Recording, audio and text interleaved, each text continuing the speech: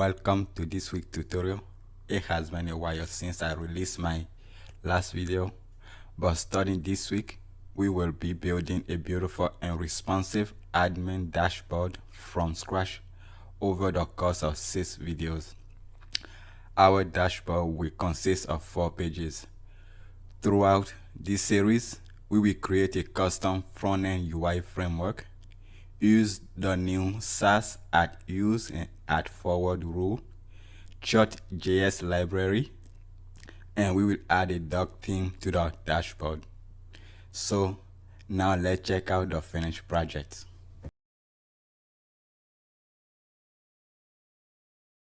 So this will be the finished project after we finish this tutorial. So from the start, we have our sidebar menu with the menu item right here.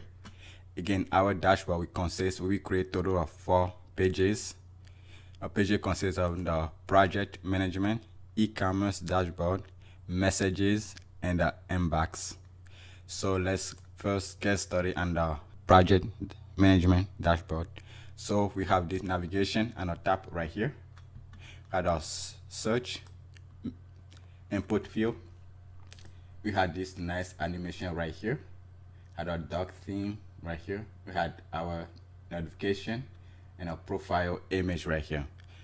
So as you can see, we have these 4 beautiful code on the tab, and we scroll down. We have this project update code right here and the project feature code right here. And then when we go to the 3rd row, we have the project overview with these charts feature right here, chart component, and we had this pie chart right here. We'll be using chart.js library for it. And then on this row right here, we had the client overview where we put our client that we're working with. So we had this nice table that put our client image, name, the project we're working on, the day the client joined, how much they have spent, their level. And on this column right here, on this row right here, we had this message update. We will show the latest messages. So we have 2 right here, and this right column we have the inbox. We give us the latest 2 inbox messages. So that's the project dashboard. Now let's check out the e-commerce one. So for the e-commerce also, we had these 4 codes on the top, and down here we had this revenue code with this line chart and a little bit overview summary of the revenue on the right here. And down here we have our recent orders code, and on the right we had a top selling category code, and as always we had a folder on the bottom right here.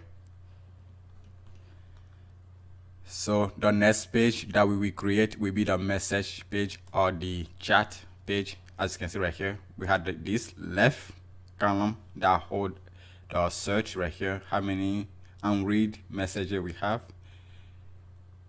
the recipient right here, who we talking with right here, and on the right column right here, we had the chat itself, had the name of the person and the online status, this person's online, and we had a bubble right here. This is the person we're chatting with, and this our chat right here. And at the bottom we have our chat input where we can put the message in, and right here we had these video chats, and we have this icon right here. When we click it, it gives us more information about the person we're chatting with. So we're going to be creating this modal that we slide in, so we can, this option right here, the action we can do, we can add to favorites, store the chat group, block the user, mute the notification of view chat history, and we had a document right here, and we had a picture that was shared during the chat. So that's the message page, and then the last page we will create will be the inbox right here. So we had this left column, and also consists our contacts at the inbox. the store snoo, send, draft, spam, and the trash.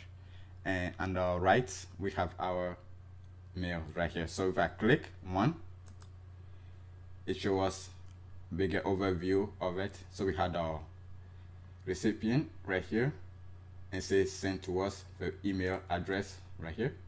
That's not the real email address, and the message, and we can reply to it right here. Again, attach, let's say we attach a file, this is how it looks like. You can send it right here. Click here, it slide away. So that's also the inbox page, and we had our menu right here. So if we go back to the home page, so this project will feature a lot of components. We'll be creating a custom framework that will help us create this dashboard, this whole project. We have one of the component will be this alerts component. We use the modal component, so we click it. We have this modal that open up right here, and we have this alert right here. We click anywhere, it hides, and we have this navigation. We will use the drop down component, so we create a custom drop down, as you can see right here. And then we had a profile again, which is a drop down, so we click it. The other drop down hides, and this profile drop down is showing right here. If I click again, it goes away. If I click, it shows. If I click anywhere else, it will go away. And we had a drop down here as well for the dashboard. So we had a project, not e-commerce. Then we scroll, we have all this menu right here, but we're only creating 4 pages. We're not creating the calendar, any other. Go all the way right here, and we had the logout button on the bottom right here. You had the employee of the month component right here, and we also will be using chart.js library to add our charts right here. All of this. Also, another feature that this dashboard has is a dark theme, so you can switch from light to dark theme. So if I click this right here, now we have our dark theme. So everything switch color, so it still look nice. You can see everything nicely right here. Also, if you go to another page, let's say for the e-commerce, even though you refresh, the dark theme stay there. So we're gonna be using local storage to save our theme option. So when the user reload, whatever theme we're using we stay. So that's what we'll be creating. We create over 6 video. So now let's break down this week video and the following week's video. Okay, so this is the video 1. So in this video, this week video, we'll be creating the framework. So this not in any particular order right here, but we'll be setting up we're gonna be using SASS SCSS. So we're gonna be setting up our SASS folder and files. We're gonna be setting up our SASS variable for course such as color, typography, and a grade layout. So we can create our 12 grade column, the offset, everything. And also we'll be using the new SASS add use and add forward. Okay, and also we create a SASS mixin that will help us loop through SASS map, generate our column, a transition, and many other. Also, we're gonna be creating our components such as button, badges, avatar, drop down menu, card, and table. So at the end of this video, we should have something like this image on the right here. That's what we'll be having at the end of this week or today's video. And the second video, we start actually working on the dashboard, and the first page will be the project management dashboard. That's the first one. We're gonna be creating the second video. So in the second video, we're gonna finish our navigation, both the tab navigation and the sidebar and a footer, and then we're gonna actually complete the project page itself, the whole thing from top to bottom. And then we're going to integrate the JS library for our chart, as you can see, like this. And then the third week video, we're going to be creating the e-commerce dashboard. And also that one, we're going to be finishing from top to the bottom. That's what we're going to be doing in our third video. In the fourth video, we're going to be creating the message application, the chat application. As you can see right here. That's what we're going to be creating in the fourth video. So when we get to there, give a little bit more information, kind of feature, functionality, all of those we accomplish. In the fifth video, we'll be creating the inbox itself right here. And once I get there, get more information about what functionality we have. And the last video, the sixth video, that's when we're going to add the doc theme to our project. Right here, we're going to update the CSS variable for the doc theme, and we're going to be using the local storage to save our action. So when the user refresh the page, we still have the doc theme right there. Before we dive into the project, a quick side note. About a year ago, I developed a front-end UI framework called Romance 8, which I only use to create my premium HTML templates, which I sell on Template Monster. But now I plan on releasing it publicly sometime this year. I need to change the documentation a bit. Once it becomes available, I will announce it on my channel so you can download it and use it on your project. And I will also be using it frequently on this channel as well. So this is what it looks like, the homepage of it right here, and this is the documentation right here. I need to change it a little bit because, like I say, I only use it for my premium templates, but now I want to change the documentation a little bit so you can use it for your own project. And I will leave a link in the description so you can take a look as you wish. Thank you. And now let's get back to this week video. Since this is a big project, there will be a starter folder for each week. There is a link to my GitHub page in the description box where you can download this week's starter folder. Go ahead and download it and let's get started.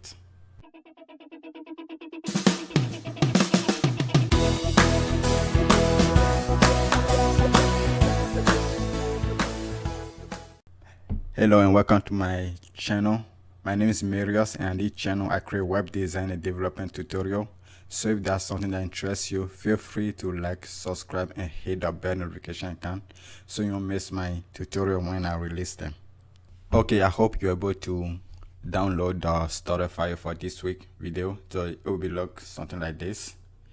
And I'm going to be using VS Code and also for my SASS, because we're going to be writing our CSS in SASS. I'm going to be using Prepros to compile my SASS.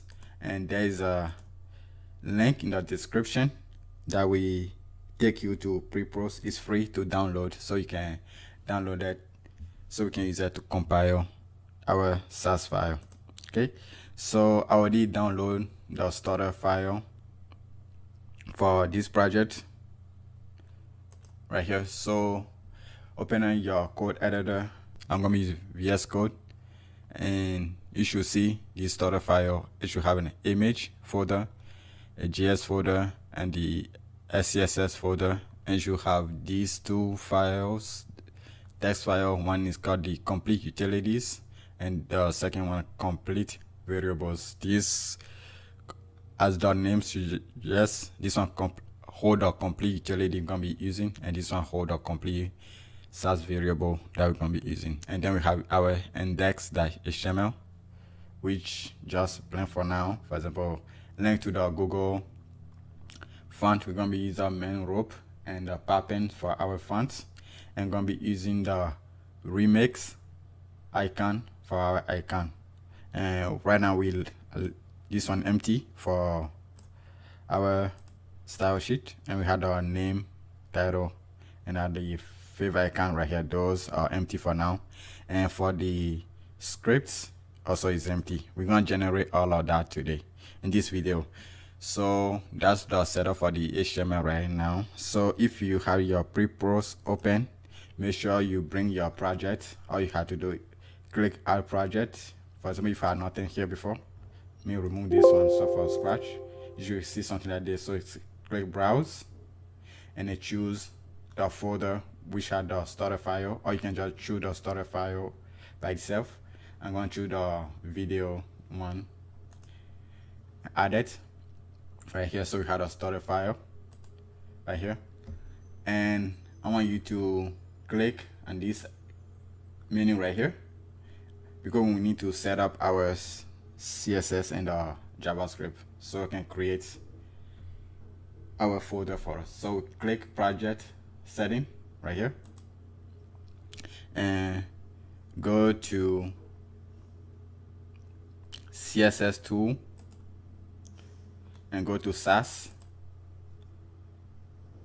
and make sure you have replace segment selected, and here put dix, that is slash. So it will create, when we save our SASS, it will create a dix folder and also the CSS folder to save our CSS file. So also for this one as well, like this. Okay, that's all you need to do. And then from there, choose the JS tool right here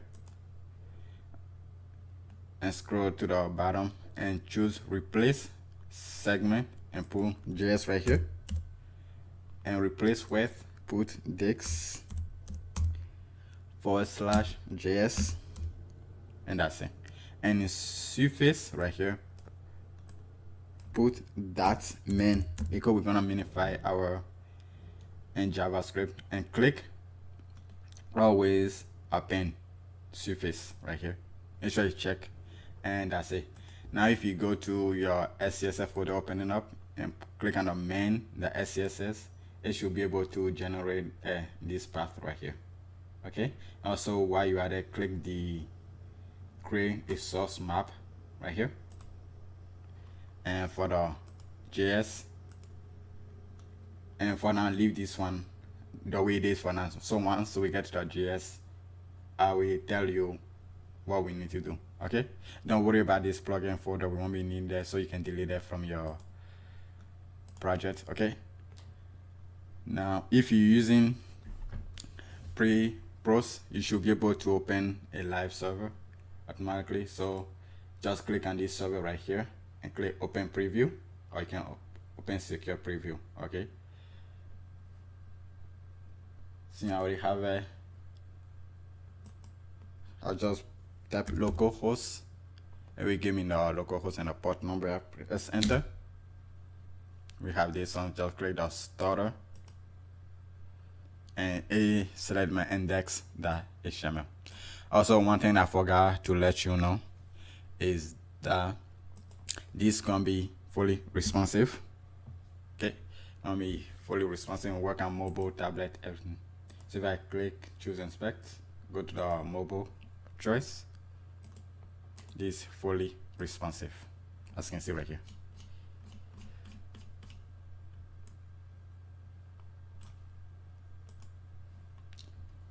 So let's get started. So first we start with the variables. So open your SCSS folder and you will see another folder say abstract. Open it up and you see mixin the SCSS and that underscore variable that SCSS. Those are the partials, and these are the main SCSS file. So click on this to open it up. You should just see the add use SASS map.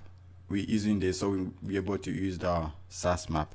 So we start with the colors. Okay, so this is the design of the actual dashboard and where the colors are coming from. So we have the primary, secondary, we had the orange, the green, the blue, the red, and the gray. This should be our background color. And this is actually the design that I did. Few things they changed when I was coding it. For example, this chain and this one changes because when I was start coding it, then didn't really fit, so I had to change the design a little bit. But this, the actual design. But we're gonna be starting with our colors right here. So start here. Create little comments. It's a color. Also, by the way, we're gonna be using the CSS custom variable, but we're gonna be using SASS to generate those colors. So I'm gonna create a SASS map, color deep map. So it's SASS map with another map inside of it. So the basics SASS map will look something like this. Give it a name. I'll just call e-colors.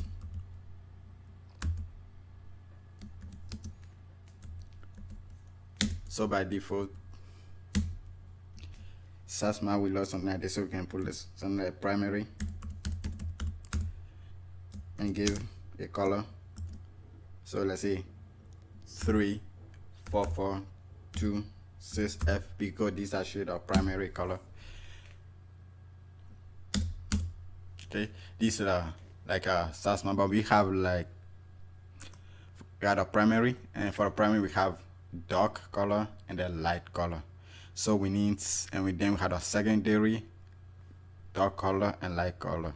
So we're gonna create a nested map that we can loop through to generate those color for us. So first one gonna be our primary. So put the quotation, put our primary, put the colon, and down here now it starts specifying them. Now I want the name to be primary, so we can generate a primary color set. We use this name to be able to generate the class name for each one of the colors. Now create a variation.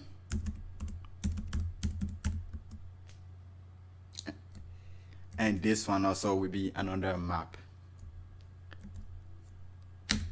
And the first key will be the main, and this will consist of the actual main color of the primary, the actual primary color. Let me open my browser. So is hash 34426F. That's the main primary color. Then we're gonna have the lightest with 100, and this one is hash A9B0C2. Okay, so we need to draw 600. So this 100, the second one be 200, and this one is a A0 A8BC. Now you don't want to sit there, watch me type all of this one at a time, because there are total of there are 8 different colors, have primary, secondary, all the way to the dark theme colors. So that's why I create this complete variable right here. So this one had to gray. We add a dark one once we get to the dark. So I want you to copy this one and this one. Just copy from this right here all the way to where it say E variable, E color. So I copy this. So I come here, I select this and I paste it. So we have these, okay? So we have our colors. Now we need to generate them as CSS custom properties. So down here, create my add roots.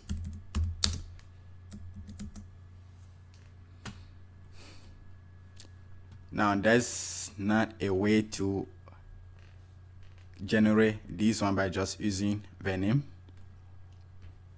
So we're gonna create a loop Okay, we're gonna loop through these all of these to generate each one of them. So we're gonna use the SASS at each. Okay, so first we need to loop through the first level, which is this one. We need to loop through this one so we get to here. So it's say first level, so it's gonna be at each. I say block, say children,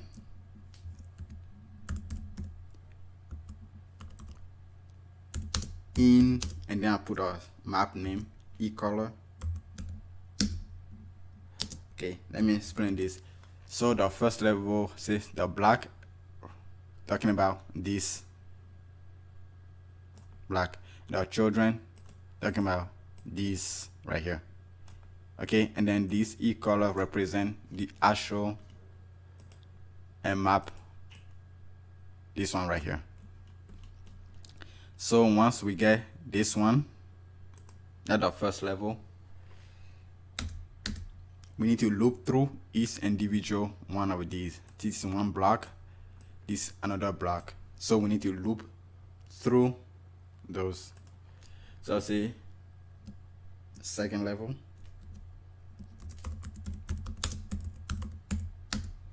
so another at each,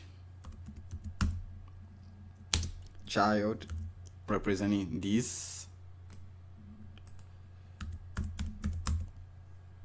say value, now this. Okay, in children,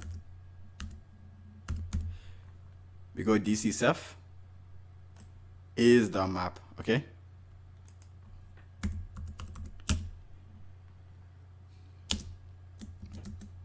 so now we in this one, now we are looping, getting each one of these now. Okay,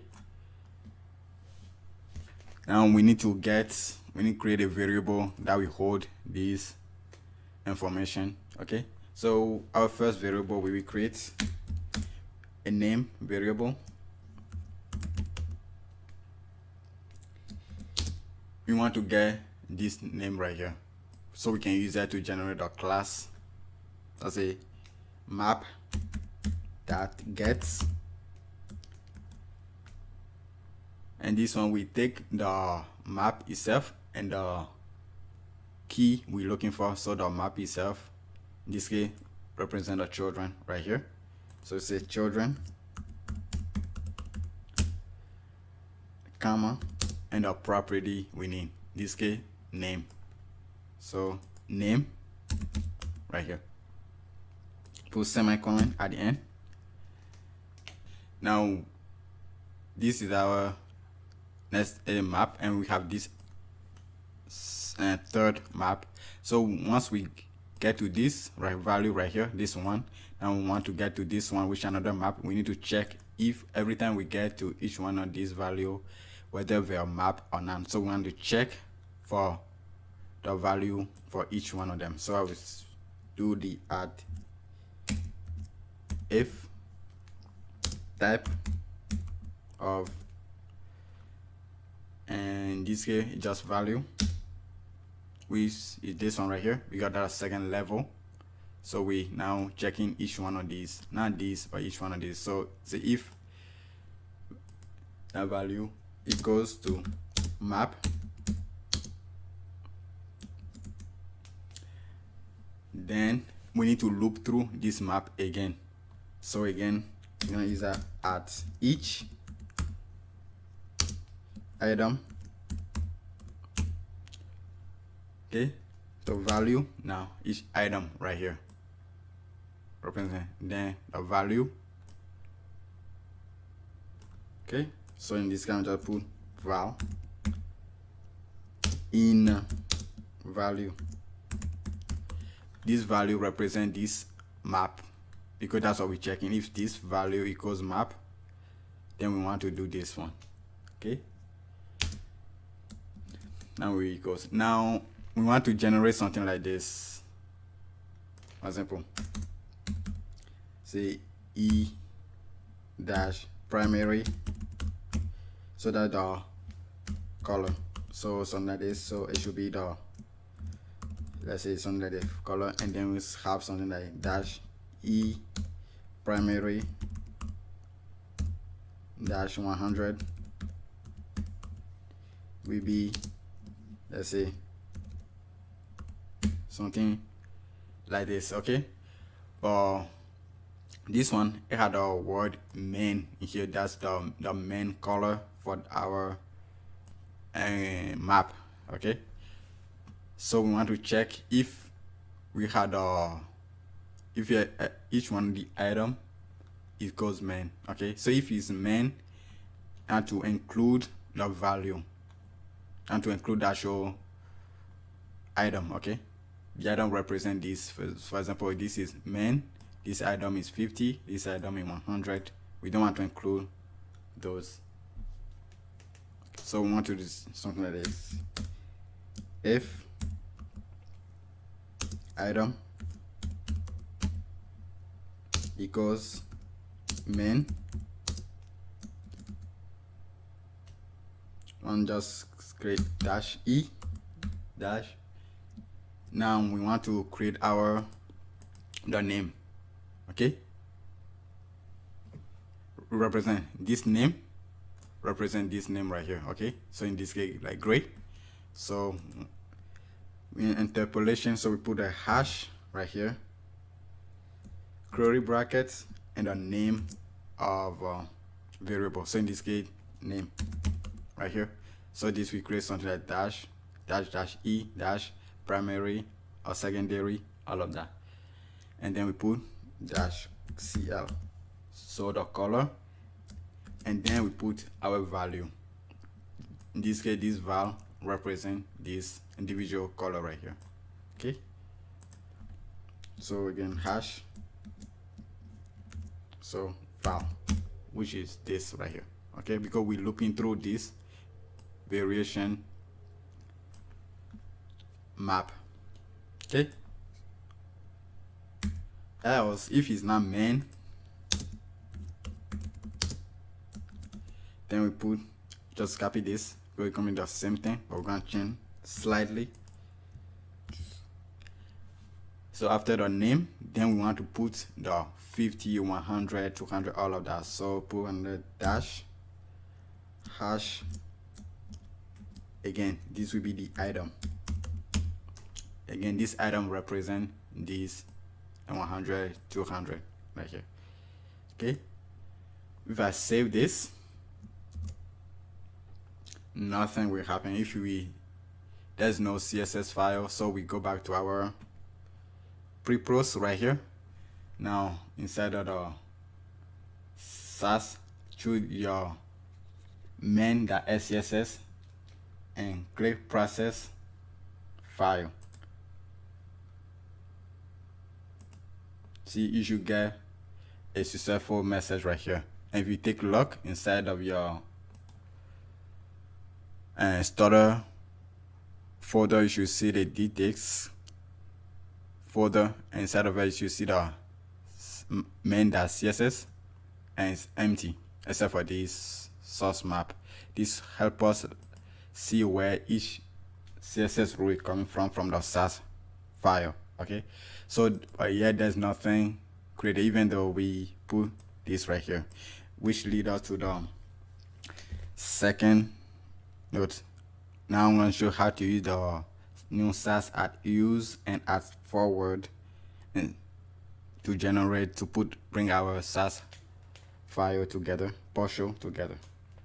So first thing we do before we use this file to generate our CSS, we need to forward it first and then use it.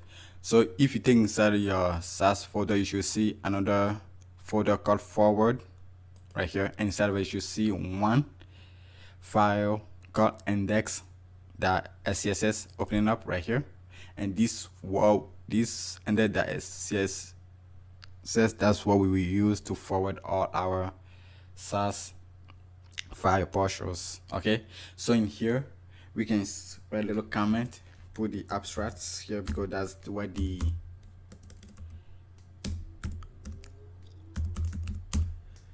variable is coming from, and we put the add forward right here, just like this, colon right here. Now we need to point to the variable file right here. So we are inside this, so we need to get out one directory, we go the abstract, and then variable the SCSS right here. Okay, we don't need to put that SCSS, put a comma, semicolon, we save it, take a look at our CSS, nothing, see here. Now we need to bring all our forward inside our main. Okay, so in here that's why we use the add use rule. All we have to do, we need to point to all our forward. Okay, so all we got to do is put add use colon, and we need to point to this forward folder. Okay, so just forward,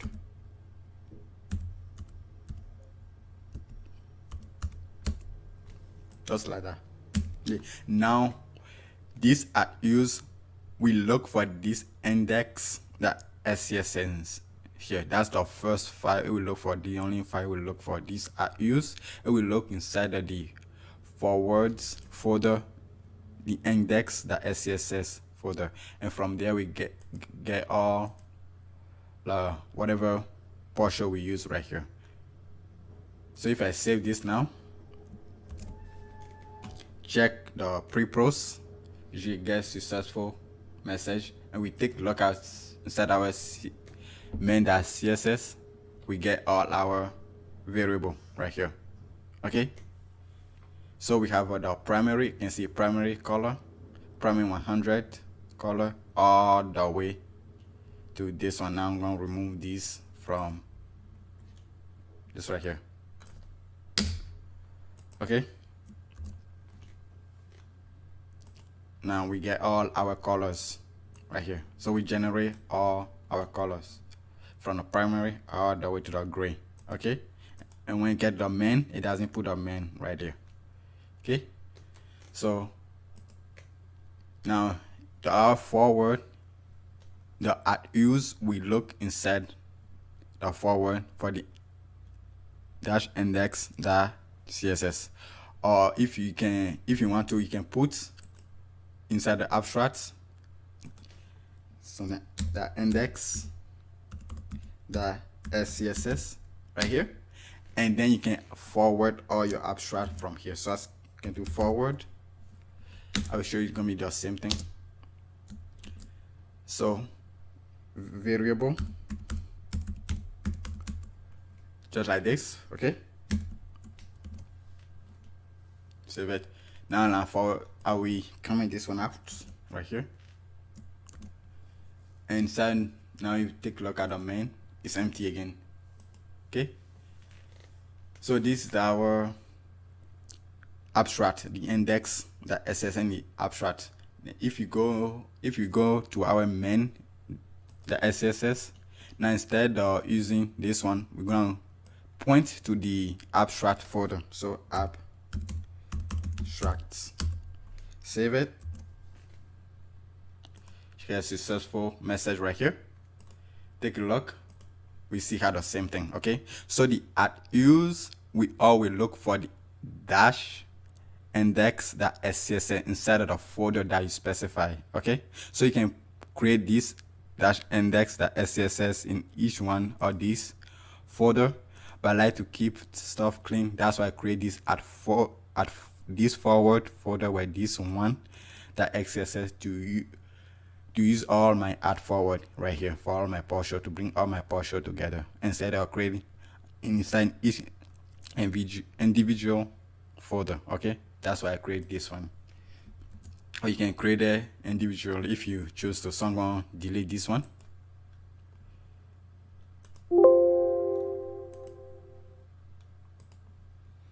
and leave this one the way it is. I'm going to save it and back to the main.scss. I'm going to Control Z, go back to the forward, save it. Okay, and everything should be fine again. Okay,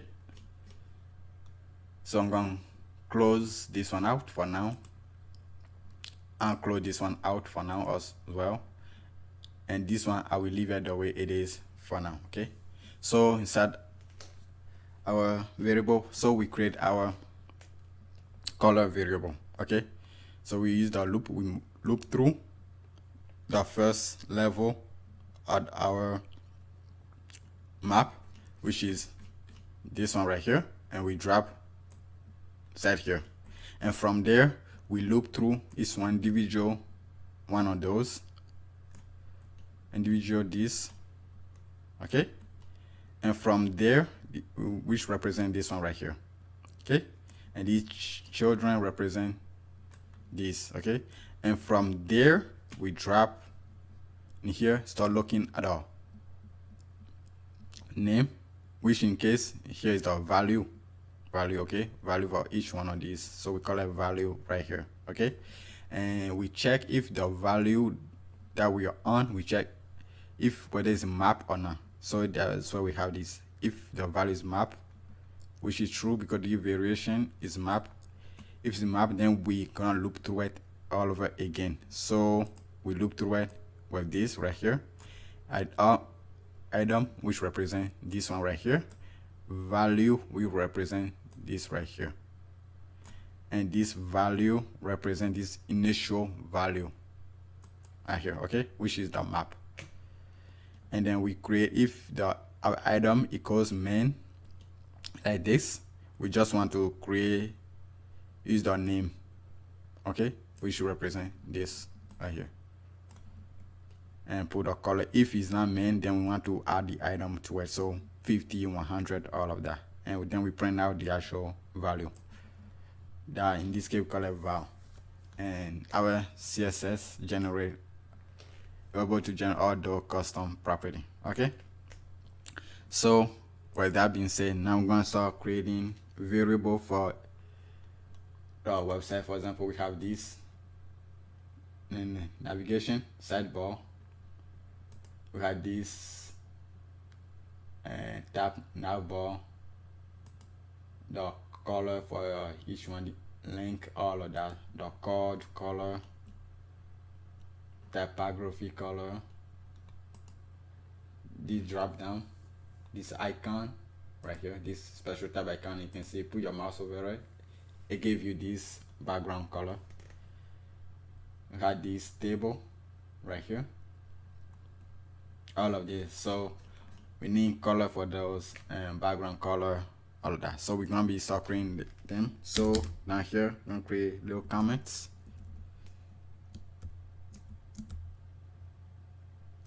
and put colors.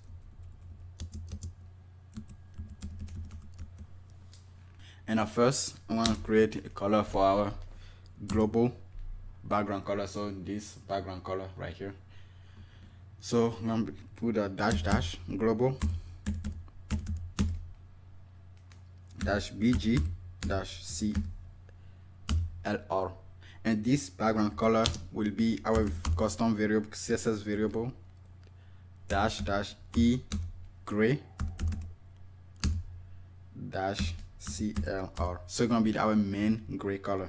Now we're able to use this because we already generated with this loop right here. So we now see it was able to recognize it. Okay, so if I save this, nothing will happen here. Okay, but if you take a look at the side of the CSS, you should be able to see it and see this gray color represent this one right here. Okay, that we generate with the SASS. Again, there's a lot of color to be generated. So the next one will be the sidebar,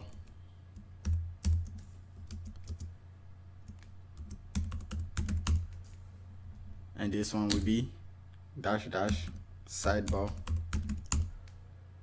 dash bg dash clr, and this one will be the main primary color, so val dash e primary. Okay, now there's a lot of color to be created for each individual. So again, go to the complete variable text right here, and you should see this color section right here. See right here. So you can copy it from tab here. Before the typography right here, copy from there to the typography. Now the typography, copy this, and down here you can just paste it. So what we got, we had our sidebar, color for the sidebar, the menu item, the hover effect. So this is the menu item right here, this color right here, and the hover effect, you can see this lights, hover effects, all of that. And we had a show navbar, which is on top right here, the background color for it, our code background color. I can see these two are the same. This is our code right here, the background color for it. Our border color, this is a thin border right here. This is what this represent. Our table header background color, if I scroll to the bottom right here, this is actually a table. This right here, this will represent this table right here. Okay, and order, we had our button. This button, we had the default button, primary, and a text associated with each one of them, all the way to the danger. Okay, and we had the inputs, this right here, the border, you can see this border around it, and the test area for our inbox. And we had the badges right here, success, secondary, one, danger. So these are the badges. Take a look, right, this one right here. Okay, and the typography, we had the global text color, the faded text color. This is the faded, this one right here, for something like this or something like this. Okay, so that's the color. If I save this one right now, so check our main, you should get them right here. Okay, now that we have our color, our next variable, which will be our typography. So that's all we're gonna set it after we set out our typography variable. We're gonna update, set up, and complete our base.scss file and our typography file. Okay, so go down here,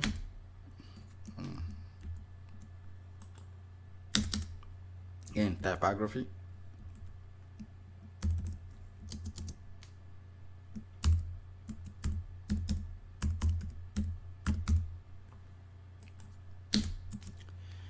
so first I'm gonna set up base font size. So the base font size represent the HTML root element font size. So I like to set it out to be 10 pixel because I like using REM for units. So, but we don't want to set it just be like a 10 pixel, because if you set it like that, it will be hard for the user to change it to different font size. So I'm gonna create a base font size, and it's going to be 62.5%, that 10 pixel, because by default the browser font size is 16 pixel.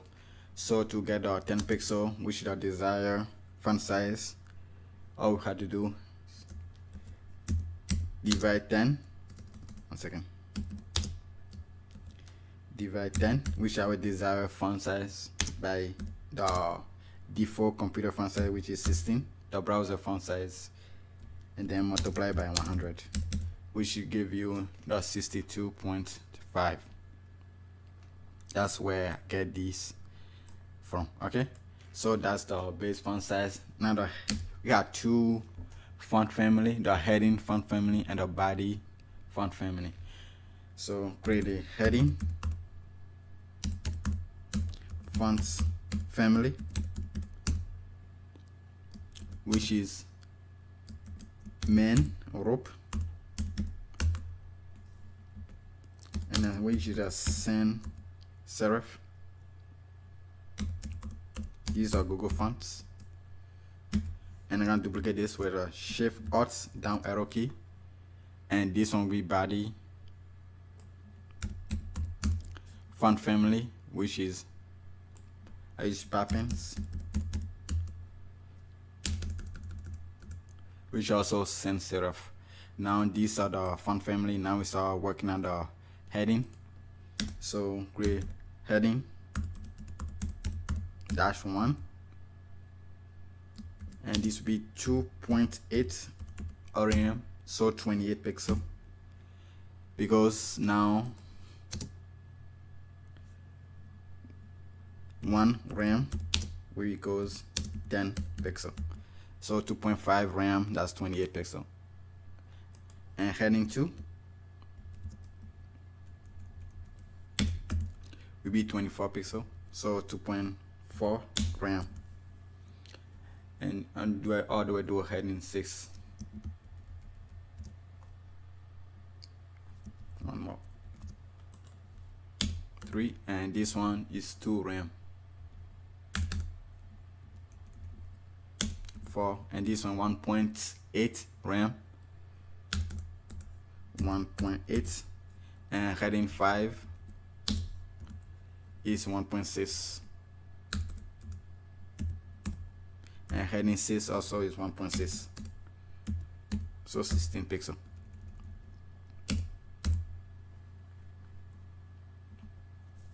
Now we have other variable, but we're going to use our complete variable right here for the typography. So we finished right here. We had our paragraph all the way to the font weight, so you can just copy before the spacing all the way from here, the typography here, just before the spacing, copy it, come back to your variable and paste it right here. So just the same thing right here. So we had a paragraph to be 1.4 pixel, the code title, which represent this one right here, is the 1.6 pixel small text, this right here. 12 pixel, the menu item is right here. That's the 1.4 14 pixel. The icon size, this icon right here. The drop down menu, this right here. Okay, that's 1.3. The badge size 1 rem, so the badge is the font size, and our button also font size. I just put size for them, and I put the heading line height to be 1.4 and the default body line height to 1.5, and I include 3 font weight: regular, medium, and bold. Okay, if I save this,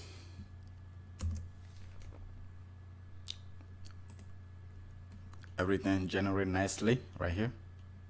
Our typography nicely right here. Now going back to the variable, open up your base folder right here. Inside of it you should see underscore base dot SCSS. Open up and we come right here. Now we start using our variable right here. So first go down and we start starting the HTML, which is the root element. Instead of box sizing to be border box, okay. Instead of height to be 100%. Instead of font size,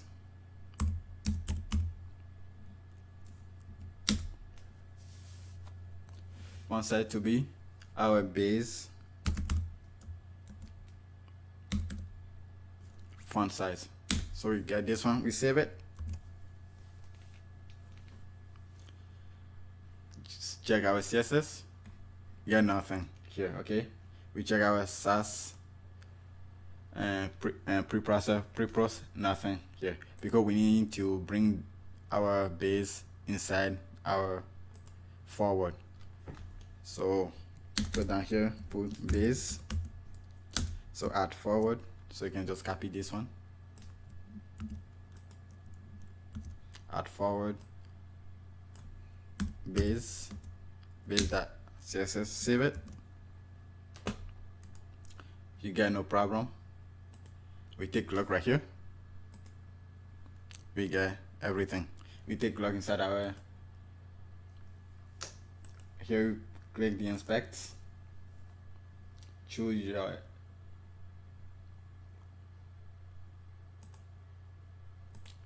HTML, and there's nothing right here because we forgot to link to our CSS from the index. So inside the link right here, the style sheet, just had to point to the CSS folder, so it's disk to save this. Now we got our roots, everything, and we have our font size right here, 62.5%. Now let's go back here. Let's say instead of using this font size right here, we create this actual SASS variable.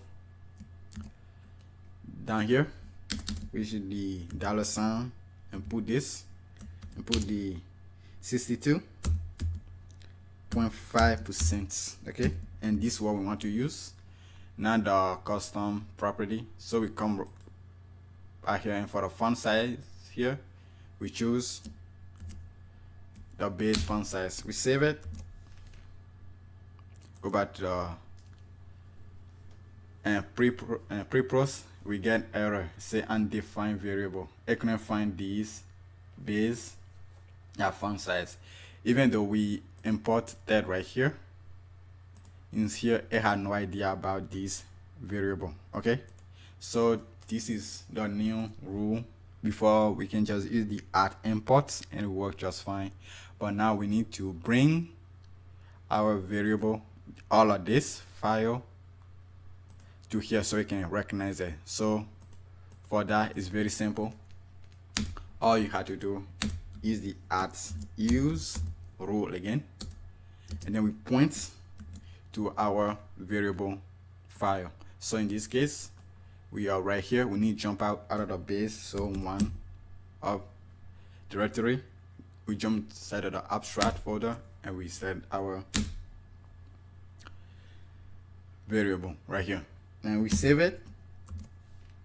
We should get error as well. Exists cannot remember.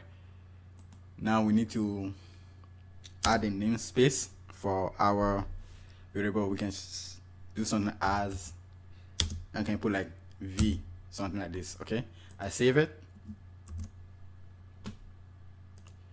STC undefined variable. Okay, so now because we gave it this namespace, we must make sure we use it here as well. So put v dash. Okay, save this.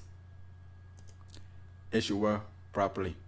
Because we say give it this namespace, we must include it right here. So any variable inside our any SCSS variable, we must include that like this, add a namespace and put the name of the variable. But we don't want to keep doing it all the time. We want to do something like this, just the $, and the name of the variable. So because of that, we use the asterisks right here. Okay, just like this, and we save it. It should work just fine. Now we can use the variable name just the way it is without prefacing it with anything else. Okay, so make sure you want to use the @use to bring in your variable so you have access to it. Okay, but we're gonna be using the custom CSS variable. Okay, so base font size right here, and everything should work just fine. Okay, actually let me do this so you can see inside of the CSS that it is actually working. So see, we got a 62.5. okay, save this. We should get this as well. Okay, so that is for the HTML. Now if you go back to the variable, you can delete this one. Now back here, create my body.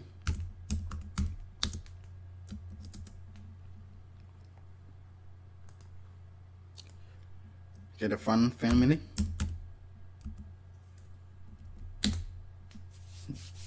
To be the var body font family.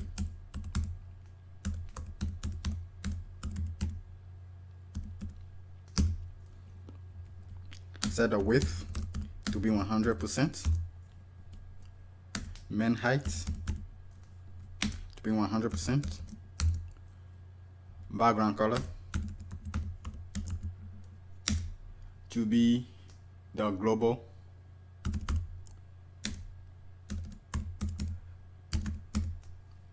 BG color, and the color of the body to be the global text color.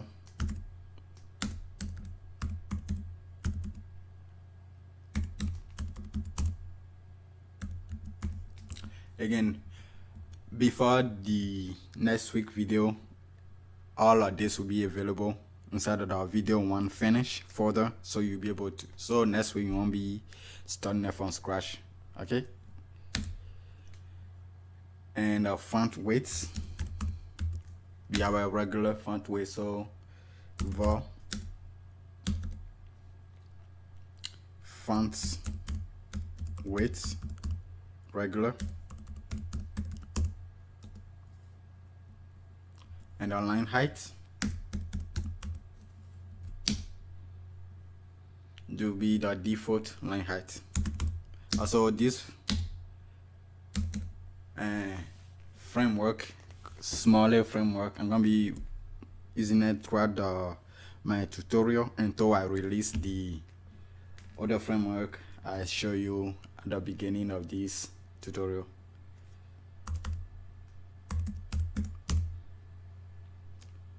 Line height, default line heights,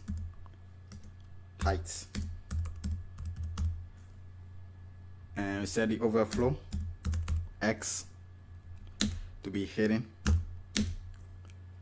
and I set the font size to be paragraph size. I save this. The background color is hard to see, but if you right click, say inspect to the body, I think I may spell something wrong. Yep, I spelled it wrong. It's a CLR. Save this. Yep, you should see the background got a little bit darker, not too dark. You should see on your own screen. If you can see it, this one you should be able to see on your own screen. And it's also, you can see it's F3, F3, F9. Okay, so if I put, let's say, a paragraph here now, say Laurent 12, save it. You can see it right here. They got our font size, which is 1.4, which 14 pixel, right here, and our color, which is this 1cis 1C2F. Okay, so that's the base. Now I'm gonna style a few other stuff, which is the image tag. By default, images are set to be inline and have very responsive, so we're gonna set a max width to be 100%. Set a height to be auto. Set a display to be block, so the height auto can take shape, and set the objects fit to be cover. So that's images. Now I'm gonna start the anchor element, the eye element, and a span element. This I just want to set the display to be inline block, just like that. Now this, we had no have effect on this one yet. Okay, so that's our base finish. Now let's move to our typography and start that one as well.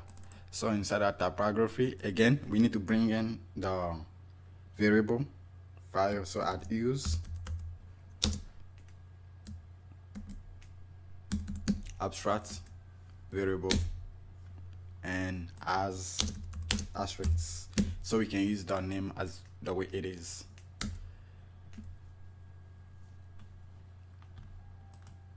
Now we need to bring in our typography so it can actually work right here. So we go back to the index right here. So we bring in our base.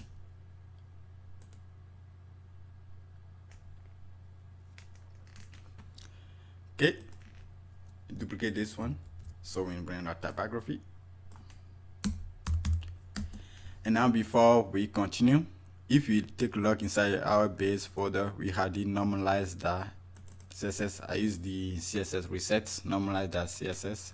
So we need to include this one for basic CSS reset. Okay, so everything load nice on our browser. So before the base, I need to bring it right here, base, the normalize that's SSS. If I save this one now, see, because instead of normalize, we remove the padding and the margin from everything.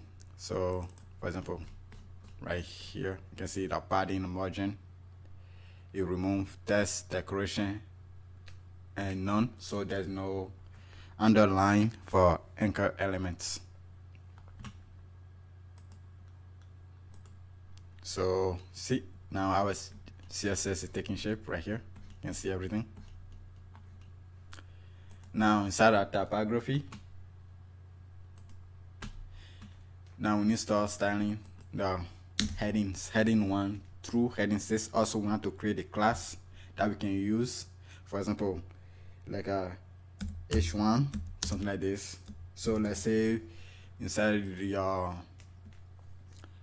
paragraph, maybe you want your paragraph to look like a h1, you can see the class like a h1, something like that. Okay, so even there's a paragraph, it had the look of a h1. Okay, so that's something we want to create inside our typography. Okay, so create h1 and a class we want to create for them dash e dash one preface all our framework class with e dash h1. Okay, and we need to the 6 of this, so you can duplicate all of this. So this one will be Control D to and select 2 of them, 2. Go down 3. No. Back up. Give me 4. Give me 5. Give me 6. Okay. And after this one, we're gonna open our CSS rule right here, and then we're gonna set a font family for all of this to be our heading font family. So for headings font family right here, I say color to be inherit. So whatever color we set on the body, we're gonna inherit it. Inherits. Set the font weight to be the font weight bold.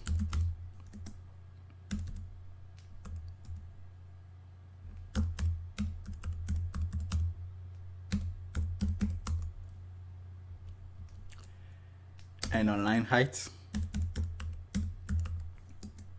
to be var heading line heights. Okay, and then I'm going to remove the margin from the bottom, just even though we already remove it from using the CSS reset. So I'm going to remove it. If I save this now and let's go back here and put this one to be e dash h1. So if I save this, as you can see right here. If I inspect it, so each one. Okay, now I want to give out a font size, but I give out all this font family, the font weight, and align height. You can see right here. So I will actually create H1 through H this way. So it's on the H with a $, and I put heading $.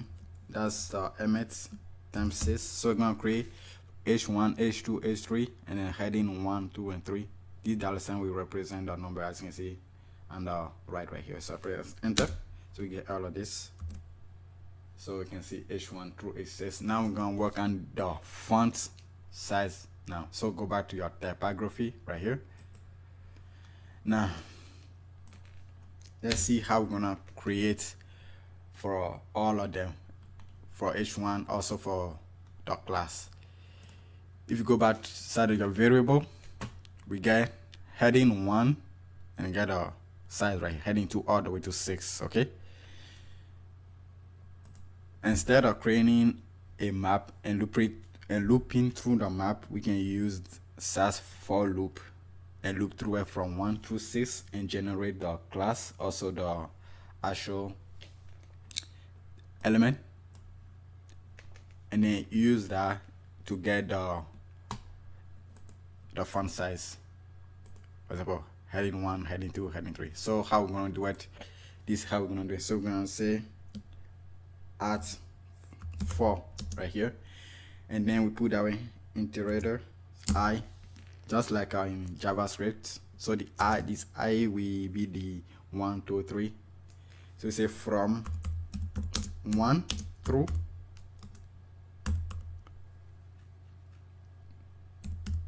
6. Go hard 6 heading. Okay, then we open our curly bracket.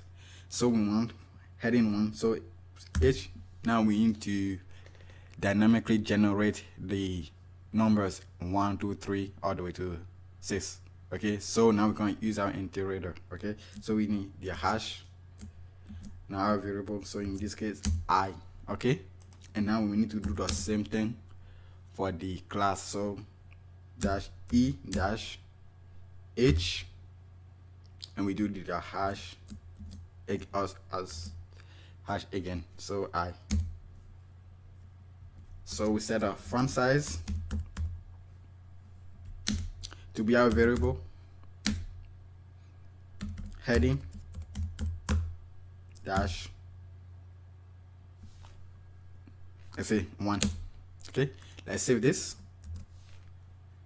Now all of them got the same font size because now they all have H1 font size. Even if I choose the third one, H3, I have a heading 1. So we need to dynamically change it like we did right here, because we get this 1, 2, 3. That's why I name it heading 1, heading dash 2, 3. So all we have to do, go back to typography, it's the same thing we did right here. So hash curly bracket, the name, the iterator, because this one we go from 1 through 6. So if I save this one now we'll get the proper heading. Okay, so H3 got 2 RAM. So variable H3 2 RAM, so 20 pixel. Okay, it's taking a look at side of the CSS, generate CSS. This is how it looks like. Okay, and the classes also got them, generate them all. Okay, so that's our typography. It's easy and simple. Okay, now I go back side of the variable. Now we start working on the next. Now we're going to create some variable for our spacing, which we're going to be using for our utility classes, to generate utility classes for like padding and a margin. Okay, we want to do that. Also, we want to create some other font size that we can use, okay, over time, but those gonna be reserved for the utility API, but we can create those variables right now. Okay, so after your typography, you can go down and create our spacing variable.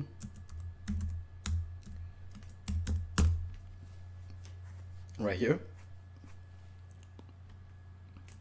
come down, and we get something like spacing dash 0, and this just gonna be 0.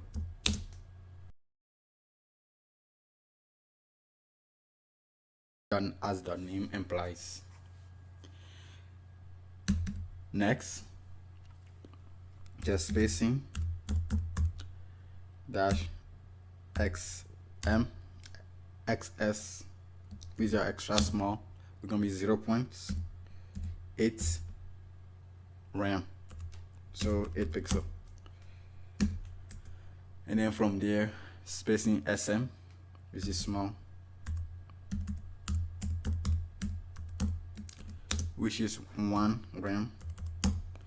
Now duplicate this a few times, and the next one gonna be MD, and this one gonna be 1.2 RAM, and next one gonna be LG,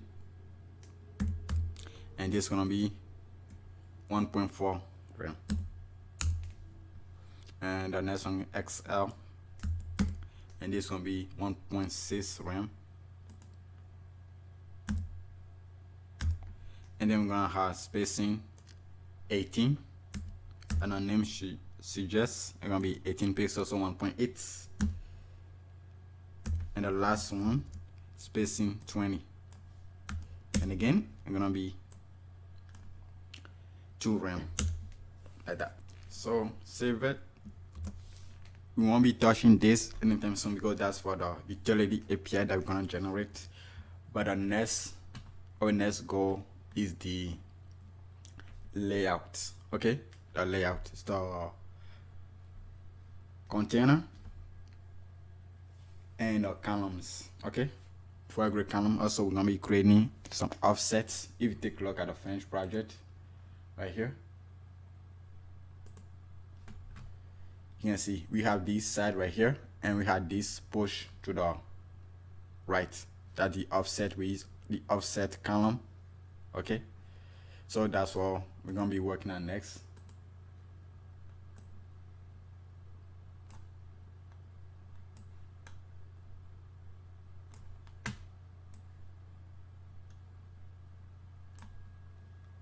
Okay, for our container, we're gonna have a total of 5 different containers.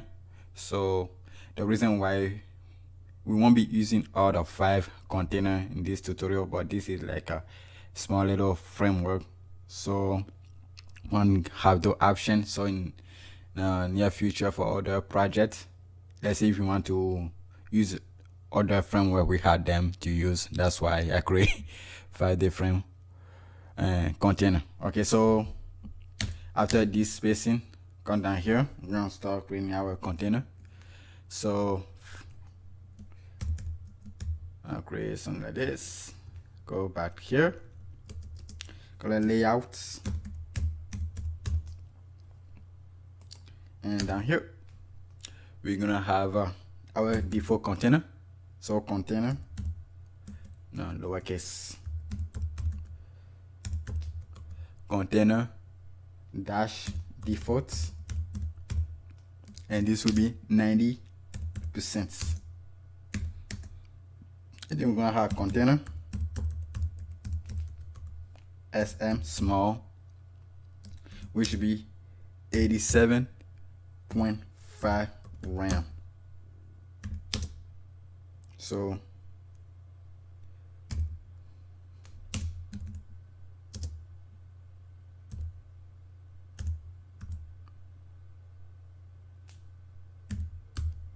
so 875 pixel.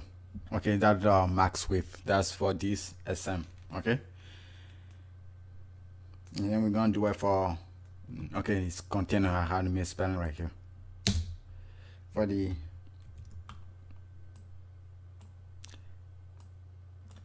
MD is going to be 121.5. So, and LG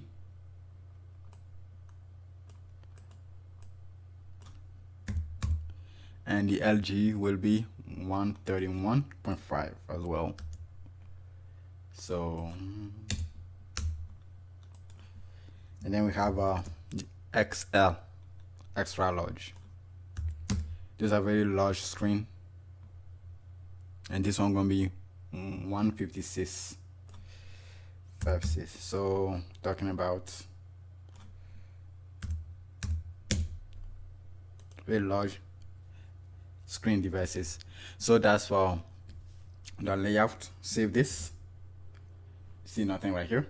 So now we need to go down to outside here to create some variable so we can use to generate our container, everything for the CSS. So I'm gonna use this also down here, put right here.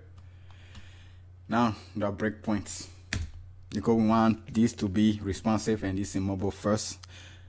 So our first breakpoints, create a breakpoints, points SM, and the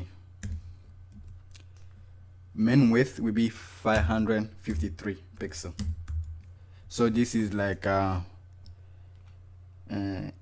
mobile landscape and a tablet portrait.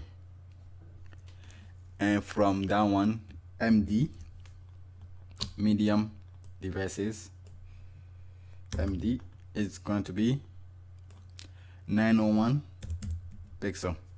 Say LG, large screen, gonna be 1281 pixel.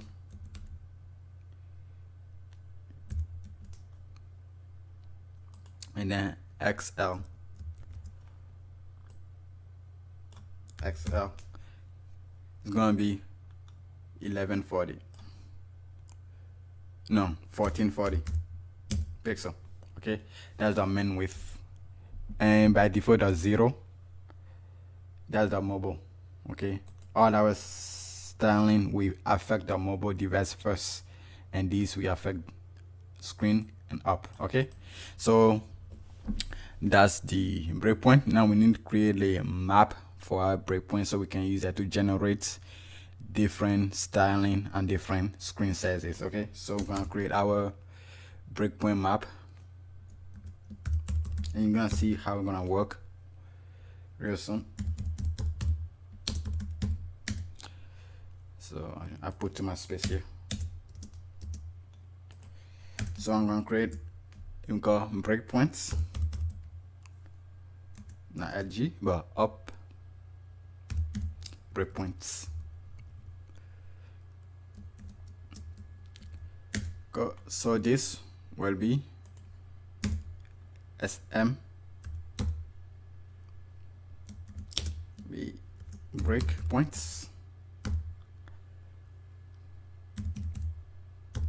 dash XM, and we need it out of the Excel. And this one gonna be MD, LG, and the last one XL will correspond to this. Save it. We should get no error, so everything should look fine. And down here we need to create our columns, the default gutter for the column. So say default gutter,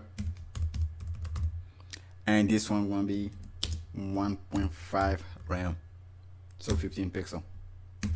That's space between each column, and then we're gonna set a total column, and this one will be 12. So this one you can change. You want 16 column and 18 column, all of that. Okay, now I'm gonna create our container map.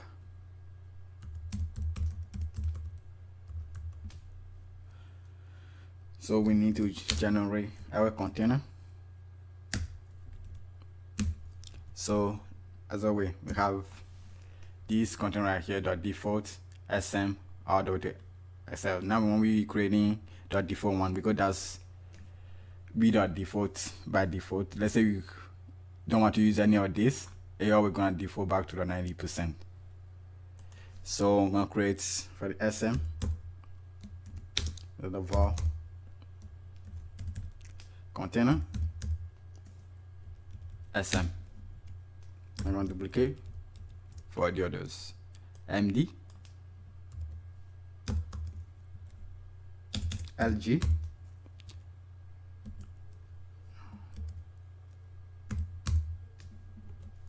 and then xl. Okay, save it. Everything should be fine. Okay, now this by itself will not do anything, so now we need to create our container rows and the columns itself.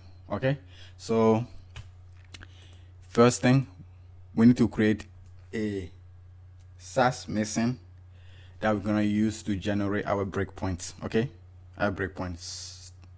So go inside your layout folder and you should see breakpoint.scss. Open it up right here and tap here. First we need to use our SASS map, so use SASS map.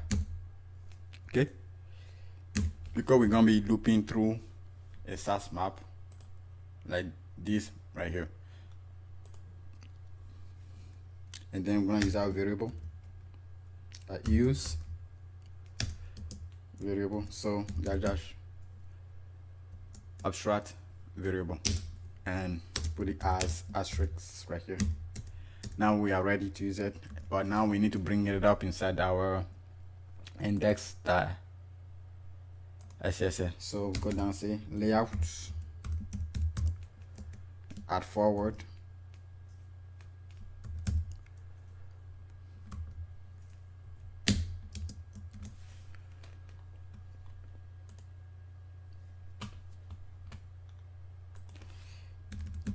so layout breakpoint, my semicolon, save it.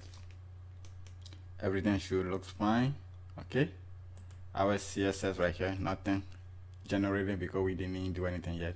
So I'm gonna close these and typography, the base right here. Now we have a breakpoint. So what is it that we want to do? So we want to create a mixin that we're gonna use for our breakpoint. So let's say inside our, okay, let me open the base one real quickly.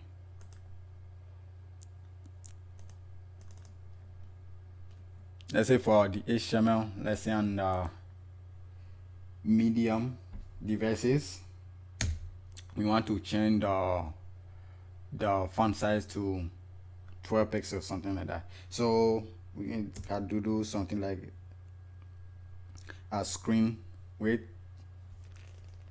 You can do like a media screen and main width, because these are mobile first.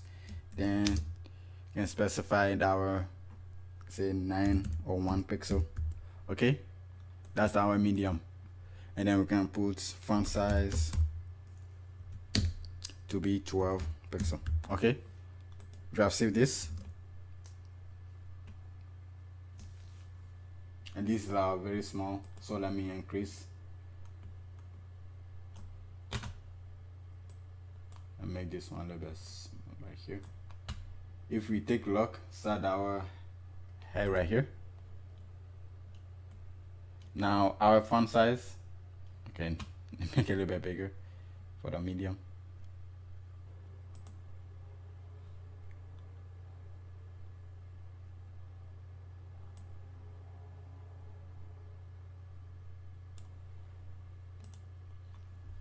And you can see the when you reach the min width for the 901, it gives us a 12 pixel. Okay, but we had to write all of this. Imagine, let's say we want to do it for this one, had to rewriting it. Okay, right now like this. So we need to create a mixin that will take care of all of this. Okay, that, or we can just call that something like this, include. Okay, and then we'll pass in the screen size, so medium, so MD, and then we can come down here and put our font size right here. So, and then we generate all of this for us. So that's the goal. Okay, that's what we want to create.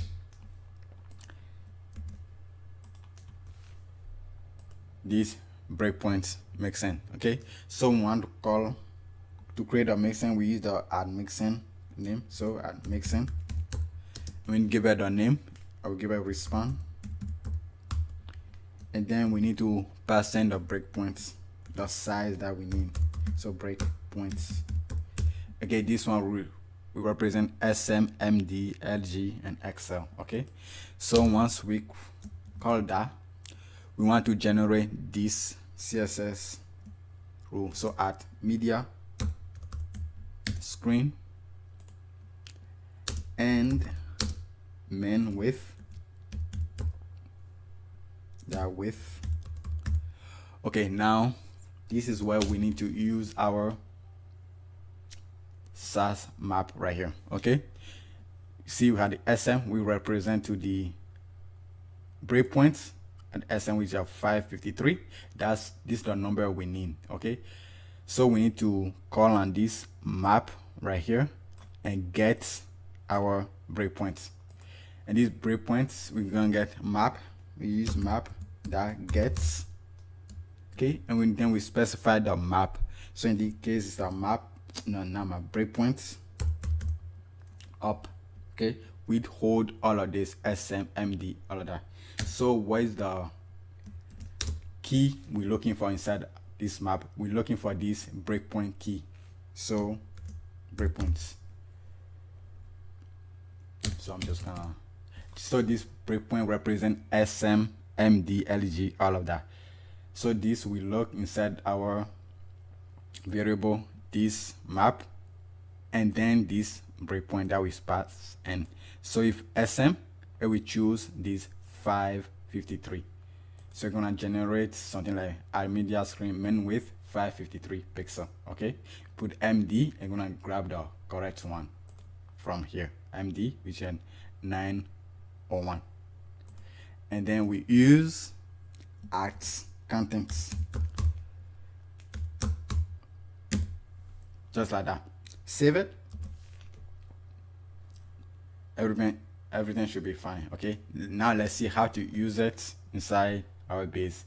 So right here, I can call it, say at include. That's how we use our mixin, the mixin name. So in this case, called response. Open it.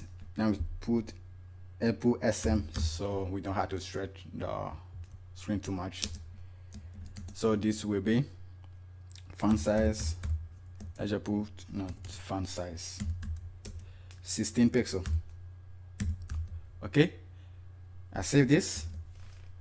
We should get error. So it's the undefined mixin. It cannot find this one, and you can tell why, because we had to bring it in here. So just like we did for this one, put at use.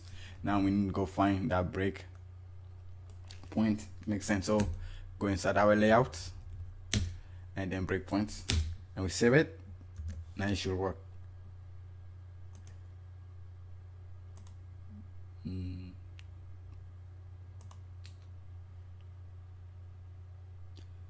One second, there's a error right here.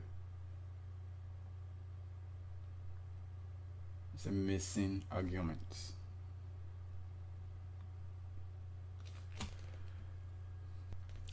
Okay, I find the error after doing some digging. So as you can see right here, the map that gets, it take the map itself and then the key what we're looking for, but instead I put a colon right here, so be the comma. So comma now colon. Okay, so this is the map and the key. If I save this one now,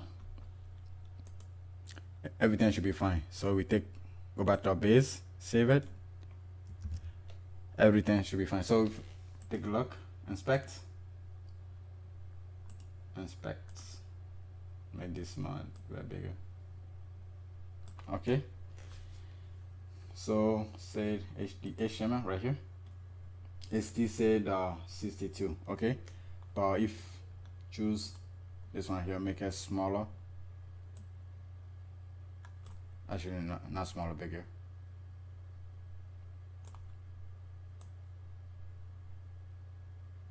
Now I say, you can see screen min width 553 pixel 16. Okay, so that's how it works. Okay, and everything got bigger. Now we go back to the smaller and went back to the 10 pixel. Okay, so that's the goal. So let me reset this one. Let me remove this.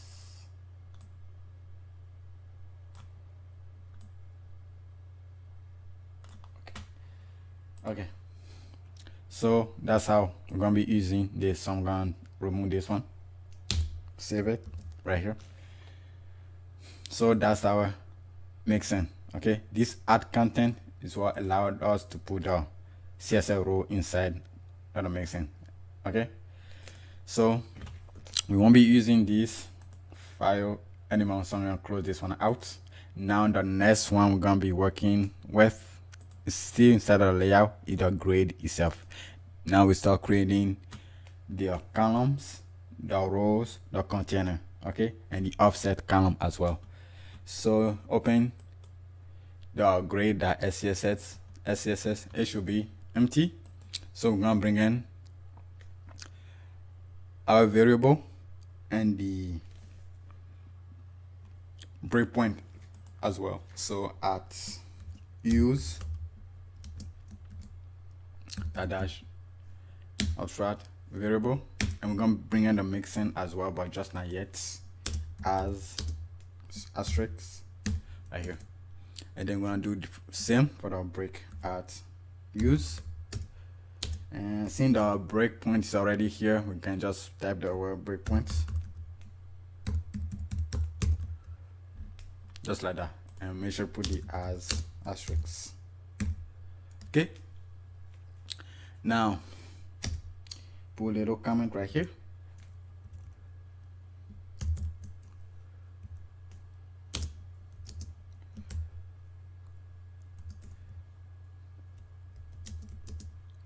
I'll call it layouts and grade. And here I'll create our container class. You're gonna have the class e-container.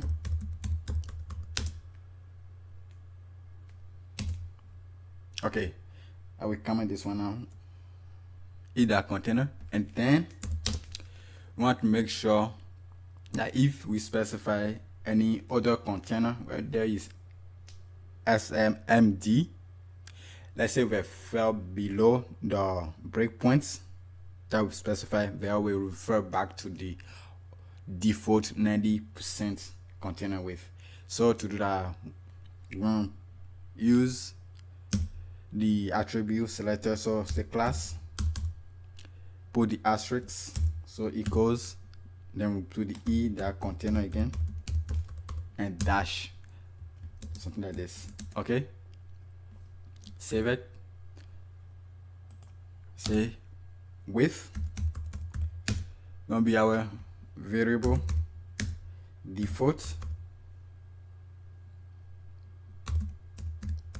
container, no container default, container default, same margin 0 auto. So I save this, nothing happens here, but let's go back inside the HTML and put all of this inside our container. So e-container, I'll wrap all of this inside of it. Remember it's at 90%. Save it, yeah, nothing happened here because we need to bring the container, okay, the grade. So I'll put right here, put grade, save it. Let me make sure there's no fault, then save. Nice.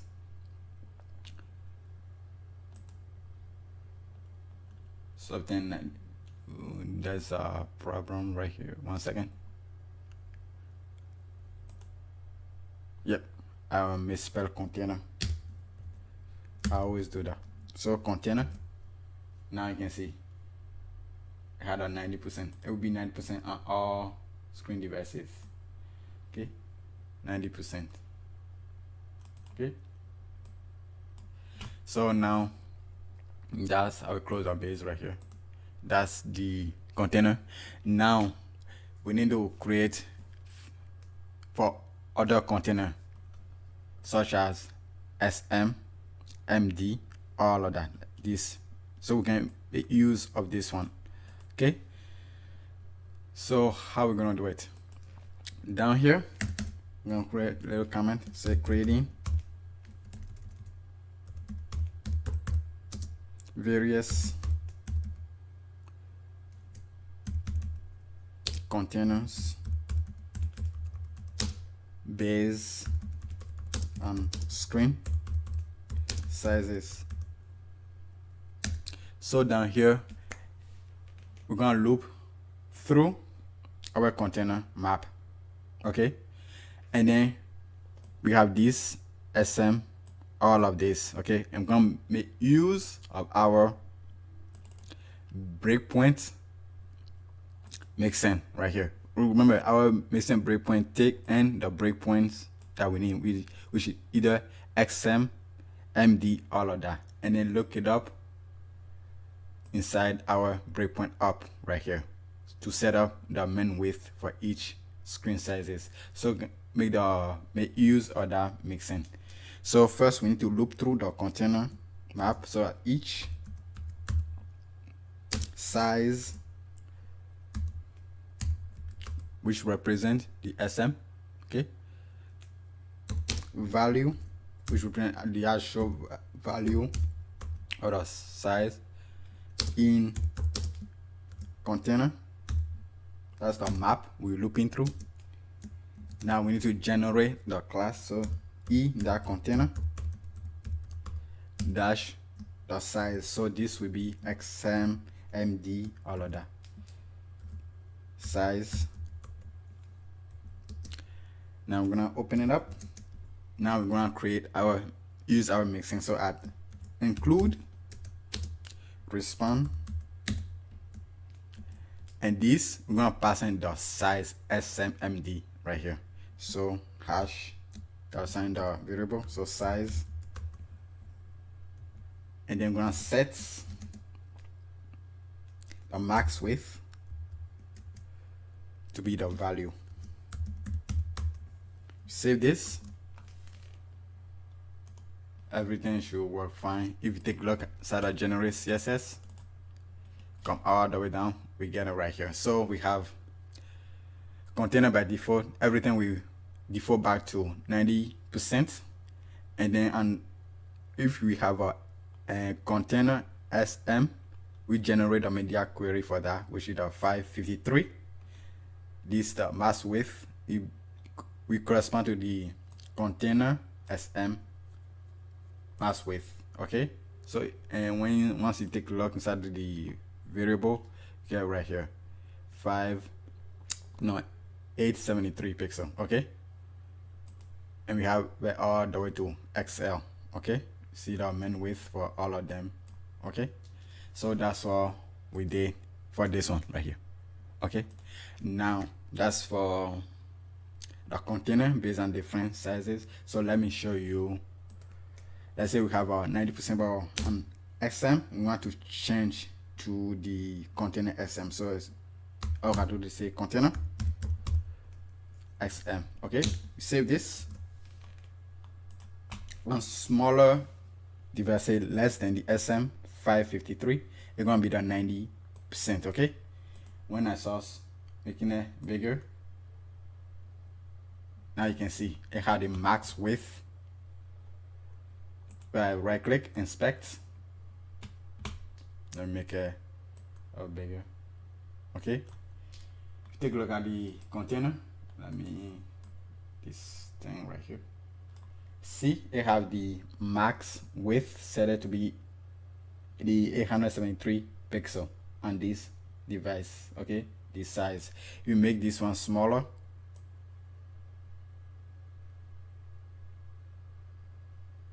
The screen smaller, and went back to the 90%.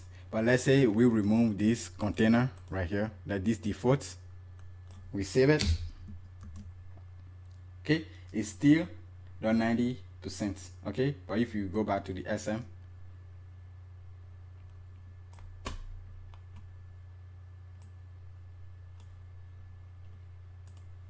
okay,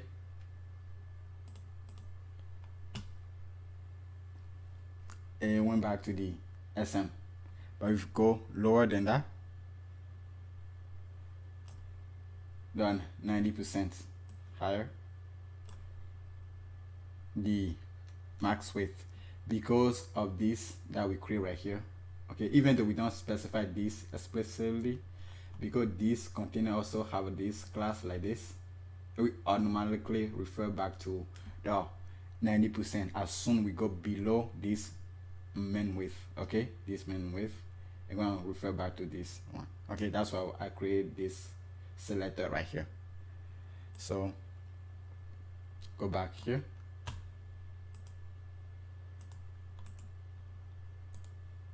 Let me close out since real quickly. Close this one.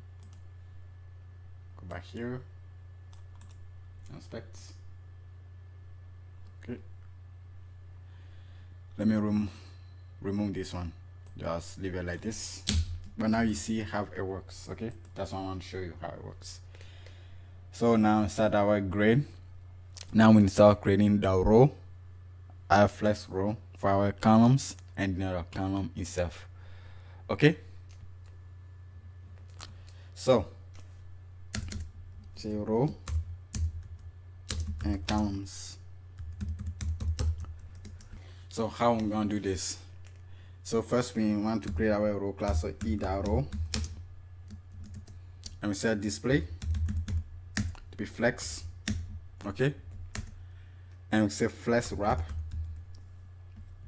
to be wrap. Say margin left with a negative the gutter, default gutter, and the margin right also the negative, because we want to set each column to have a padding that the same as the gutter to create that space in between, but at the same time we want to pull it so it matches the container width. Okay,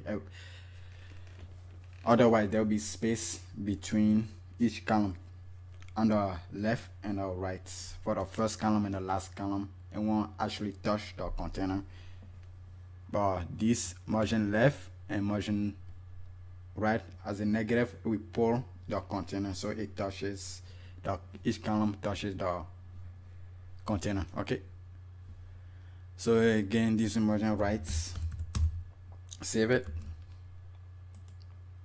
Then nothing happens here, but if you take a look inside the CSS, you can see negative 1.5 RAM. Now for our flex column, I want them to have the class e dash flex dash and then the screen size. Okay, but first before we do that, we want to make sure on the smaller devices, okay, let's say we don't specify any actual column that we want to, it's gonna be 100%. So everything stack on top of each other 100%. So we're gonna do the media selector, either attribute selector, say class that we did for this container. We're gonna do the same thing for this again. So I straight equals e dash flex dash like this, and here if you put your mouse over it, it show you, as you can see right here, anything that with this class whether it's at the beginning, in the middle of the class, or the end. You're gonna select it. Okay, so the width will be 100%. The max width to be also 100%. Max width 100%. Padding, both padding right and left to be the gutter. Okay, so default gutter, and padding left also. Save this. Okay, nothing really happens here, but I'll go to our HTML. I'm going to create my E row, and I'm going to create like 4 columns. So E that flex, something like this. Let me just put like 1 times 4. So I put like a 1, 2, 3, 4. If I save this, we get everything. Let me put like a border on them. So I'm gonna put a style border,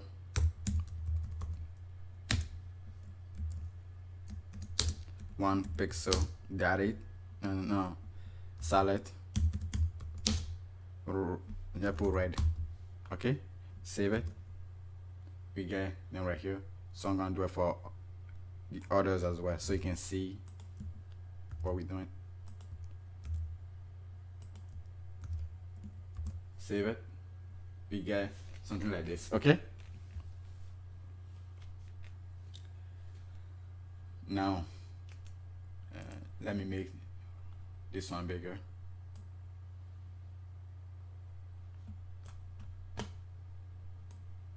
Now for now we won't change it, we're just gonna stack on top of each other, but let me put a border also around the container so you can see. So I'm gonna put dotted for this one. It won't be red. Should dash, and I'll put green for this one. I say green yellow. Save it. See, it's very hard to see, so I'm just put actual green, and I put 2 pixels. So you can see now. You see how these column are touching the edge of the container. But if I remove this negative margin left and right, but keeping the positive, the padding right and left on the container, what's gonna happen? Now you can see, because there's padding on this left right here, so it won't touch the column is touching, but there's a padding inside of the column. That's why we need to add a negative margin right here to pull it to the left and pull it to the right here, so we are touching. So if I save this again, you can see. Okay, now yet any column in between the first and the last column, or we're gonna have the padding left and right to create a gutter. Okay, so I say now we need to create for our columns like 1 through 12. Okay, so how we're gonna do this? We need to create for different screen sizes from SM to LG. Also, we want to be able to create them for even from mobile. Let's say you create like a 1 right here, and you see, you want to be able to like generate them. Let's say I say like 6. I want to do something like this. Let's say 6 and 6. Okay, and then on medium screen, I want to create 4 column, so e the flex the md the sys no that 4 no not 4 3 column, so we have to row of 4, so 3 times 4 equals 12. Do something like this, okay? So even on smaller devices, I want to be 2 columns side by side, and then larger device and medium, I want to be 3 columns, so we have a total of 4. Okay, so if I say this, nothing will happen here, so we need to go back to our grid and create that. So first, since we're going to be creating on different screen sizes, we need to first create our loop through our container. Okay, so as we did right here, so say at each break, we represent the breakpoint, SM, all of that is value in container. Okay, now we want to bring our responsive mixin, say at include respond, then we're going to pass in our break. So this will create our main width, all of the media query main width.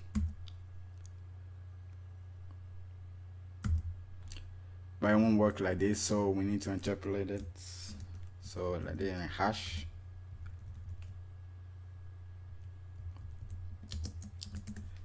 And now we need to create a class, generate class e the flex dash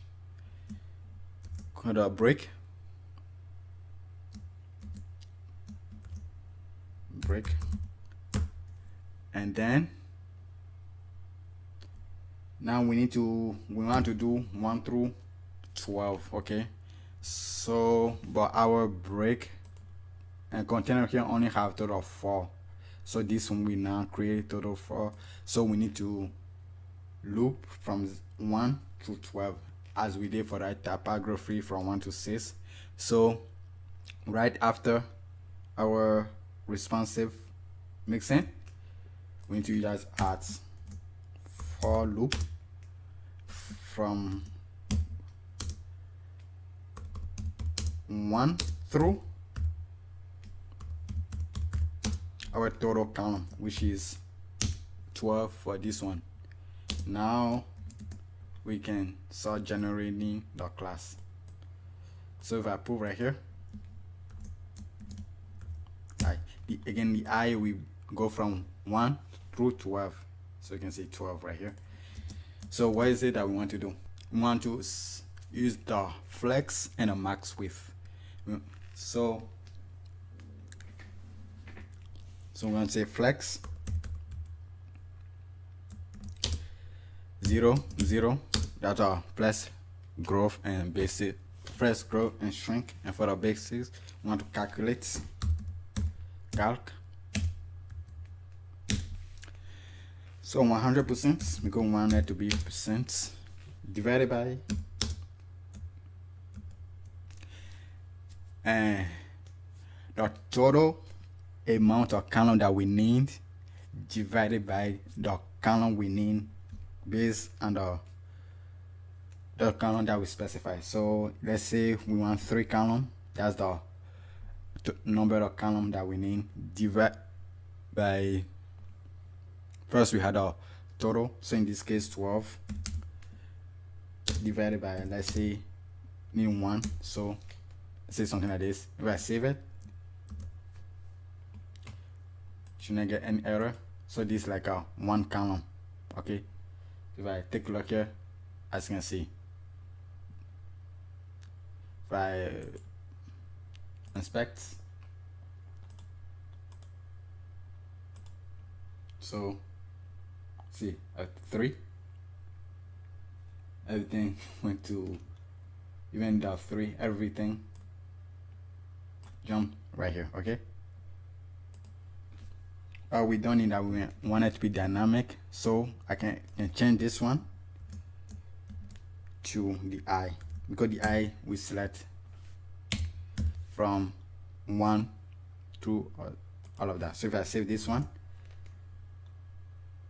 so this is 3, and you can see they are stretched nicely.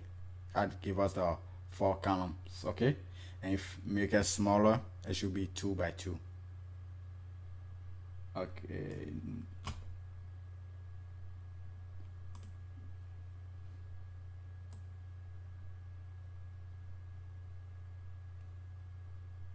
okay, well, I didn't create a 2.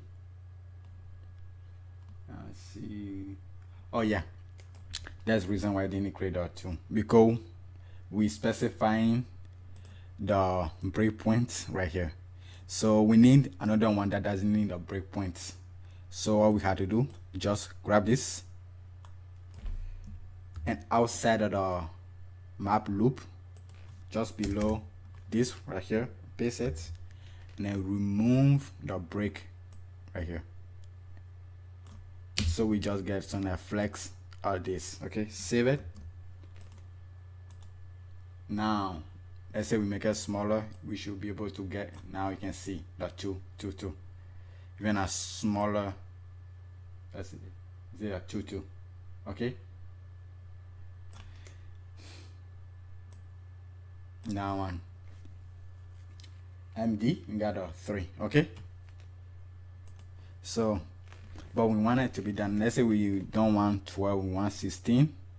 It won't give us 16, and we just say 12. So we need to update this again to be our total column. So copy this one, update it right here, and everything we just fine. Okay, so 2, and then we're gonna set a max width to be the same thing as this. So make sure it doesn't grow past the width. Okay, so I'm gonna copy this,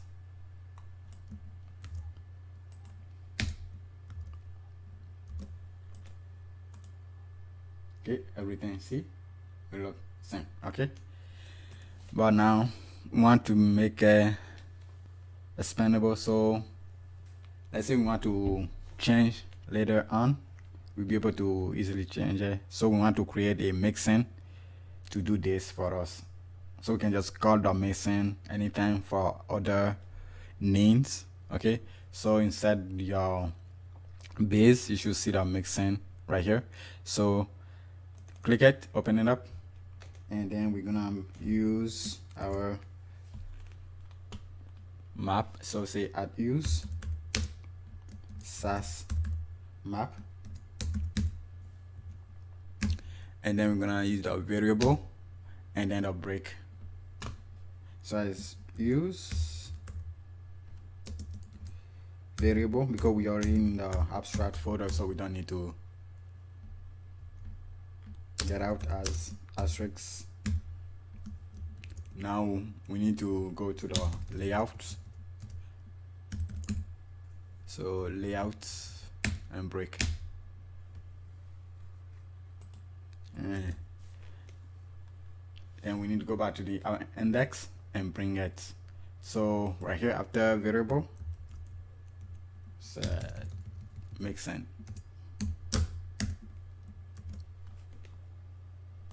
and then set the mixin. We need to create our mixin for the grade. So I say creating grade column. So I'll add mixin, give it a name called grade, very simple. Then take 2 parameters. The first one be total, we represent the total column that we need, and then the second argument number, which represent the specific number of column we need. So again, I can paste this one right here, and then max width. everything. So we copy from here, copy this, and we paste it right here.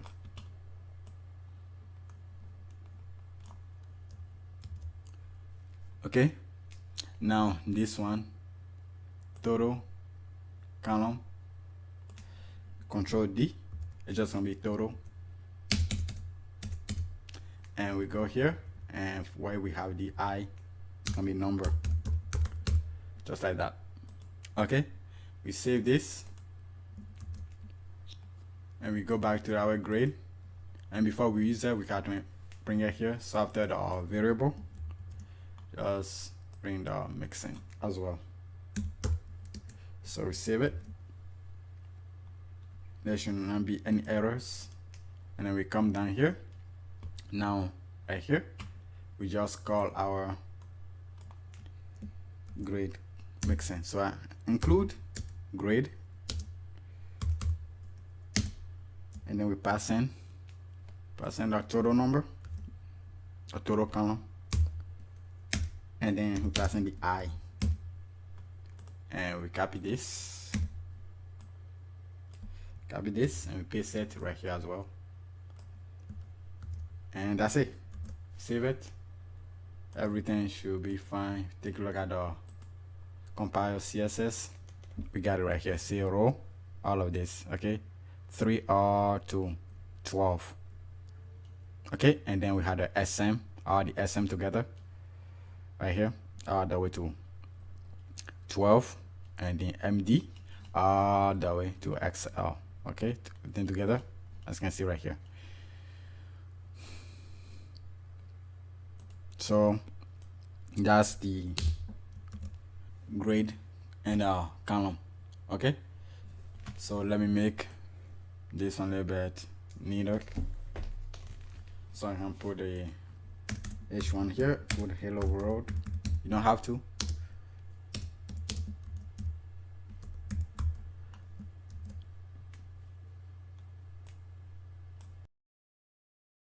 So you get, so then I just clean it up a little bit. Okay. So yeah, that's how you're gonna use the containers and row and columns. Now you can change it, play with it, see how it looks. Okay. So next, if you take a look at a finished project, like I said, this is like an offset column that we push to the right to make room for this one. So we're gonna be creating offset column next. Okay, now moving to the offset column. So how does the offset column works? Let's say we have offset 2.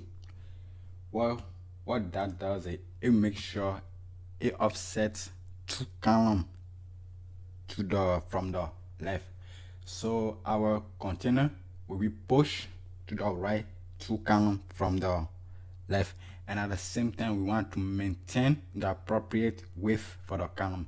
So since we had, for example, we had a 12 grade column and we have the offset of 2, we make sure we push from the left 2 column, and now the offset column we have a width equal to 10 column. Okay, because we took 2 column from the left. Okay, so to do that we use the margin left.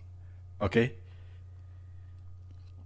and that left margin will be equal to 2 column width, and so the rest of the width will be the 10 column. Okay, so we want to create that. So let's say if inside our HTML we have something like this, I'm going to create that offsets that 2, and we put something here, say hello.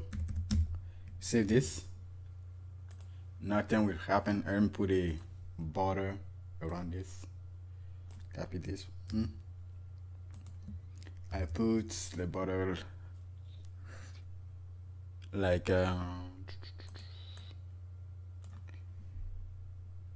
blue, and then add some padding as well. Say padding. Put 10 pixel. Type of pattern 20 pixel. Definitely right. If I save this, like nothing will happen.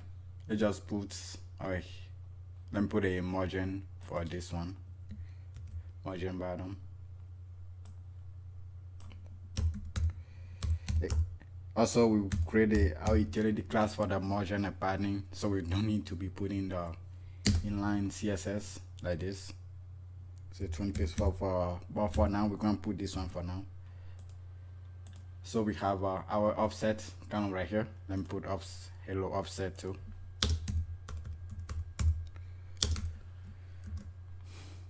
Now nothing happened, but our goal is we need to push this one 2 column to the right, and this whole column we now equal to 10 column. We had a width of 10 column, okay, because we had 12 column. So we're going to be using the margin left tricks to create that. Also, we'll be able to not only to set the offset, but also to determine specific column that we need. For example, we can have offset 2, so we offset 2 column to the right, but then we want it to be, instead of 10 column left, we want to be, let's say the flex, let's say 6, something like this. So we maintain 6 column, even they push 2 from the left. Okay, so let me save this one. And also, let's say all the way to from 1 to 12, but once we get to 12, instead of pushing all the way, we go to that like 12 column, the whole thing, we want to be 100% of the width, so it won't actually move anywhere. So for example, we start with that 2. So how we're gonna do that? Inside the grid right here, outside of our row, collapse this one, okay, because the outside, we want to be able to use it outside of the row, and also want to make our offset responsive as well. So an SMMD, all of that. Again, want to do 1 through 12 because we have 12 column. Okay, so we're gonna use our for loop for, okay, then the iteration from 1 through 12. So in this case, the total column, so maybe we want to do 12 column. Then we're gonna generate our class, so that that offset dash hash, and then we specify the number 1, 2, 3. So by using the I, then again, let's say if we have like a offset 12, that's the total column, we want to be 100% of the width and don't have to move at all. So we need to check that if we are at the total number of columns, so we can do some if statement to check if, okay, the I iteration, that is keeping track that the index equals our total column. Then we say margin left be 0, the flex to be 0, 0 and 100%, and the max width to be 100%, 100% as well. But if it's not the total number, so it's not 12, so it's else, then margin left, we want to calculate the margin left. So this is the formula we're going to use in the calc. This will be 100% divided by the total column, that the margin left, okay, total column divided by the iteration, how many column we working with. So same as the grade. If you take a look at our mixin, see 100% divided by the total, okay, and divided by the number we need, that the margin left, okay. So maybe something like, so in this case the total total call, okay, divided by your iteration, so the I at the margin left. Save this. Now you can see our margin left.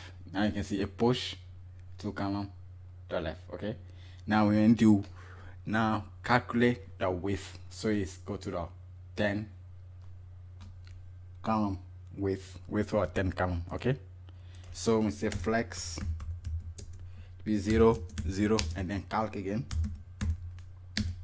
and this is the formula we're gonna use. 100% divided by, and this one is gonna be, make sure put the parentheses and another parenthesis inside of this one. Okay, so it's gonna be the total column,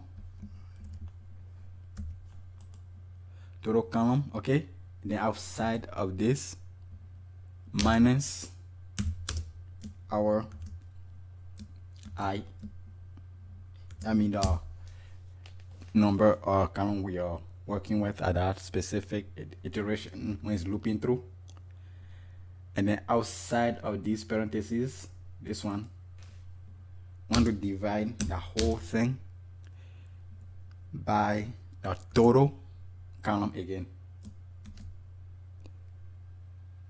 Okay, so total call. Okay, so you have two parentheses at the end right here. Okay, save this, and we're gonna do for the max width will be the same thing as this one. So just copy this one,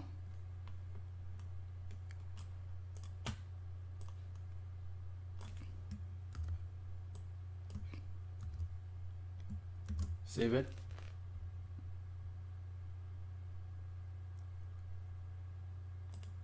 so get this right here. So this actually equal to the 10 column.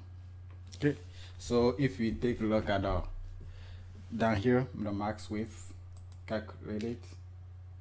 When you go to a computer, put max width, let's say 100 pixel, which is off right here in a second.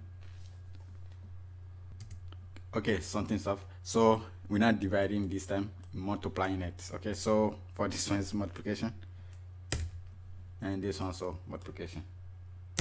And if I save it, now we see is at 83.333. okay, that's the max width. Now let's try to check it with 10 column and see the width of the 10 max width of 10 column. Okay, so let's say we come here and put another row right here.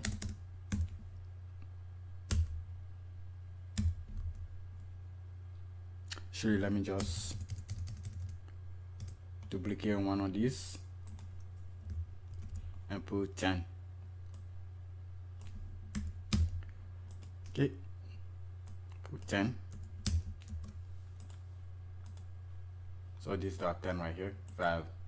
You can take 83.33%, and also this 10, also 83.33%, which is the same width as this one, because there are two columns from the left, and we automatically recalculate this one to be the remaining at this. Okay, now we want to be able to also specify how many columns we need.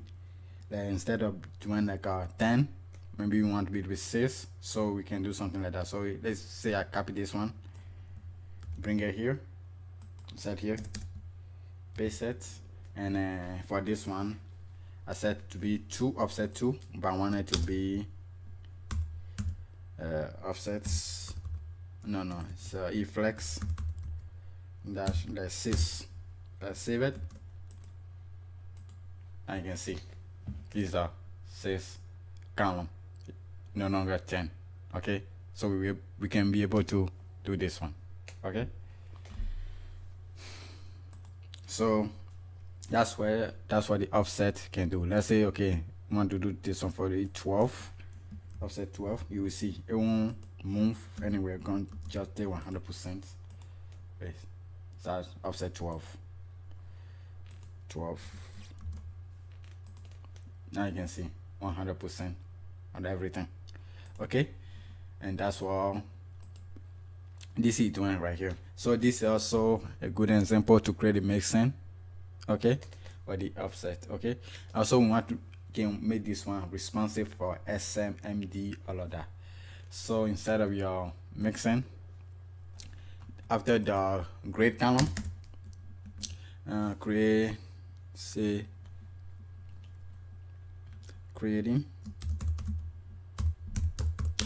offset grade. So create my mixin. Now include mixin. Say offsets dash grade. Again, we want to take the total column that we need, and another argument that responsive, whether we want it to be responsive or not. So this will be a boolean true or false. So when we check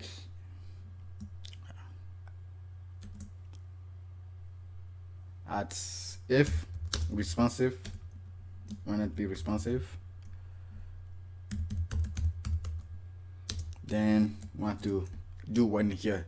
Now we need to loop through our container. Okay, so at each break value in container,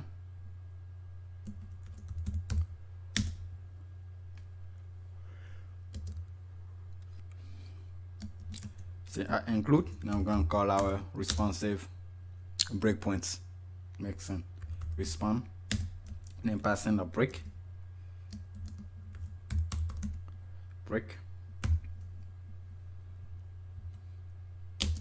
Now all we had to do is just go back to the grid right here, copy all of this through the loop X, and then paste it inside here. Okay, now we want to add the SM, all of that. So I'll take offset, another dash, we put our break right here. Okay, and the rest remains the same. Okay, if I save this now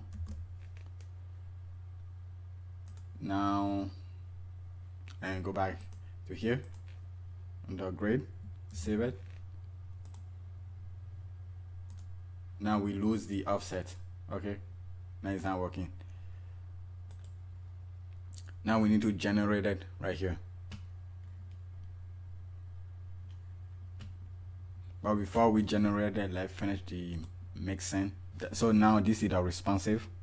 Okay, if responsive right here, else.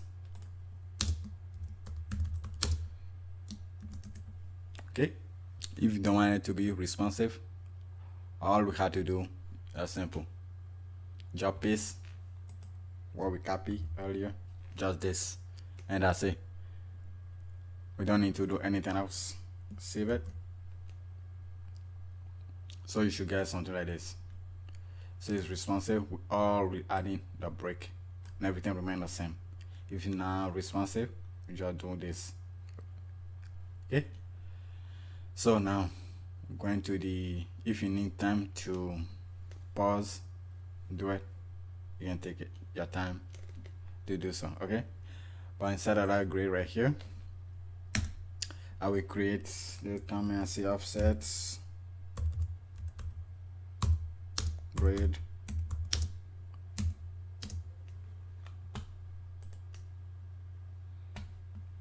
and offset column, say column, and this will be non-responsive, and we gonna just gonna call our mixin offsets grade. Then we're gonna pass in the total, our total columns, and then say false because these are not responsive. And then we're gonna do one for the responsive. Duplicate this. So responsive, and this is gonna be true. We save it. Everything should look good. Come back here. Voila. You see how our offset is working again. And we take a look. Start of finish CSS. Now we have the now responsive offset right here. That way. Okay. Now we won't be using every single one of these, but again, this is like a framework, so we're setting this one up. So down the line in future project, we can use them until I release the Roman 8 framework, which I talked about at the beginning of this tutorial. Okay, so this is what we got. Okay, and you can use it. You can play around with it, create different kind of offset and see how it works. Okay, so with the grade being finished, so we finish the layout, we finish the color, typography, and layout. Next on the list is the utility API to generate our utilities. Okay, so stuff like overflow, font sizes that we can use later on throughout the HTML, and stuff like spacing, padding, and margin, display element like flex box, CSS, utility classes, so on and so forth. So that will be the next one. So I'm going to close the grade out and go back to my variable right here. So after layout, we already had a spacing right here. Okay, starting with the utilities. So first I want to create some font sizes. So if you take a look at the complete variable, you should see this typography section right here. So copy it from here all the way to this font width right here. Copy this. So our variable right here, just above this layout outside of the custom CSS variable, paste it right here. So this is just like some font sizes that we can use throughout the HTML from 6 pixel all the way to 44 pixel, 50 pixel. Okay, now we won't be using all of this in this tutorial, this project, but it's there. And we're gonna create like a utility classes for this, the font weight. So utility classes for the font size, utility classes for font width. Okay, now the spacing for our margin and padding. So again, instead of the complete, you have this spacing right here. So copy this and instead of the right after the typography, paste it right here. So this one correspond to this right here. Okay, so we got this. That'll be it for this one right here. So now how is the utility gonna work? So we need to create a giant map, just like we did for the colors right here. And we need utility for different stuff. Again, like I say, typography for this one, the margin, padding, flex box, utility classes, overflow, text alignment, all of that. Then we're going to generate all of those. Okay, and you can add more to it or remove some. Okay, so this section going to be a little bit involved. There's a lot going on. We're gonna create like complicated mixin, not so complicated, just like this mixin, something like this, but a little bit more involved. So I will try my best to explain as much as I can. So again, at the end of this video, before next week video, like a couple days, they're gonna be a finished folder. If you download, then gonna be a finished folder inside of the video 1 folder, and that finished folder we have everything that we work on for this week. Okay, so you want to start from scratch for next week or next video. Okay, so if you take a look inside of your app base folder, you should see utility the SCSS and utility API the SCSS. Okay, so open the API one. The API one is where we're gonna create the gigantic map, and the utility by itself is what we're gonna use to work with that map to generate our classes. So we need both of them. Okay, so inside the API we need to again bring in the use SASS map, because we're gonna be using map, and then the variable at use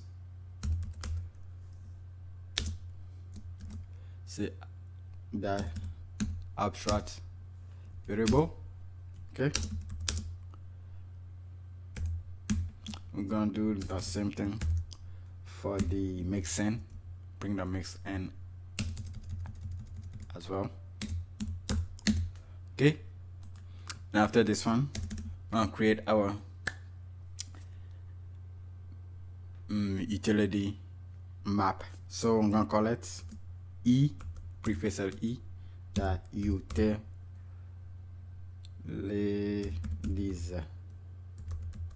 Okay,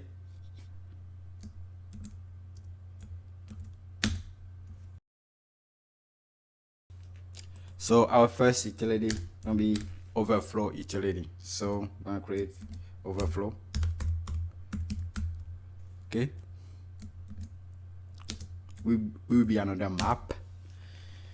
So I'm gonna be the class. Give it a class. That's the class that we need to generate. Okay, so we're gonna be the overflow dash. Okay, then set a property. That's our what property, CSS property we targeting. That's the overflow property. Okay, and then the values, which should be another map, and then these are the key and values. So the first key gonna be auto, so overflow auto, so it's gonna be auto. Second one, visible, visible, and last one, hidden, let me hidden. Okay, so that's the first utility class. Okay, now before we move forward, let's bring them this utility API inside our index. Okay, so actually before the normalize, tap here and bring it right here. So utility API. Okay, and after the typography we bring the actual utility that we can generate everything. This one right here, save it. Okay, so we have like some option to make our utility expandable. Okay, this right here, this is a map, but let's say you want to affect, for example, margin left and margin right, so something like this. So say the margin, let's say mg the left and right, that the X, I say so X, let's say 2 pixel, 20 pixel, okay, something like this, okay. So the CSS will be something like this.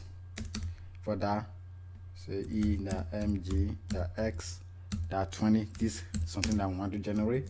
So margin, that left, be to RAM, and margin,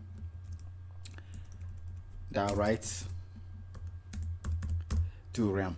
So we are affecting 2 properties, okay, but yeah, same value, okay.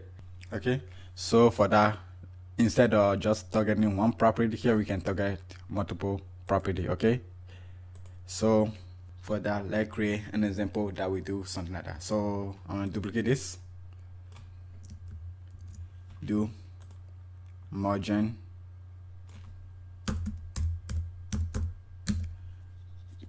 top, bottom.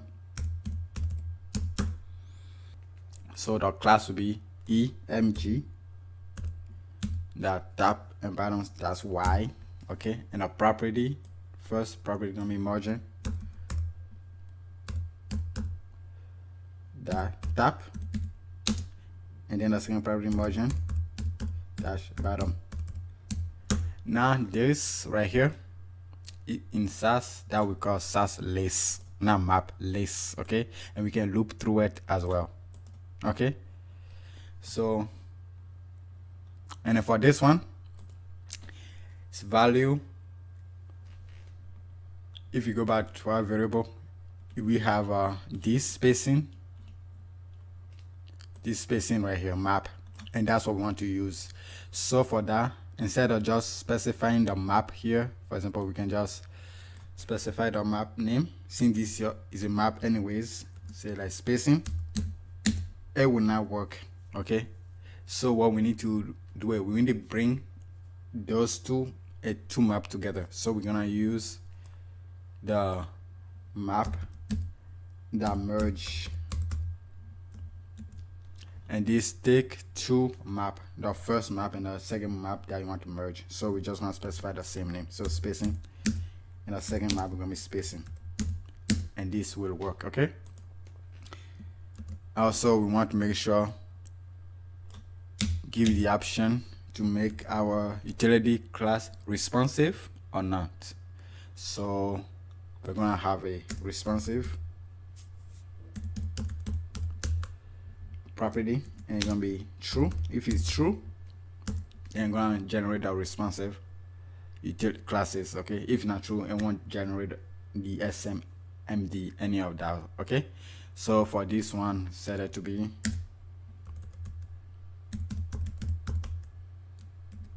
true, okay. But let's say by default, we want it by default to be true. Let's say we don't want to generate this one, so we set it false. But if it's missing, then automatically it should generate the responsive, okay, classes, okay. So I save this one, nothing will happen here, nothing will happen, because we still need a loop to generate those classes, okay.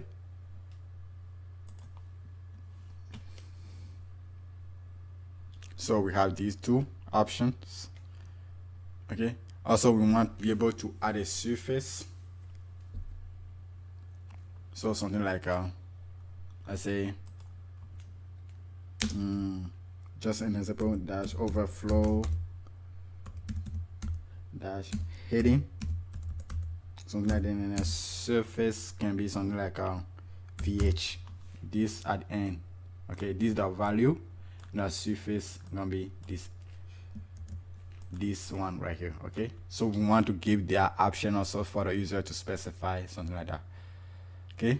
But right now we're gonna leave this one the way it is on surface to be null, okay.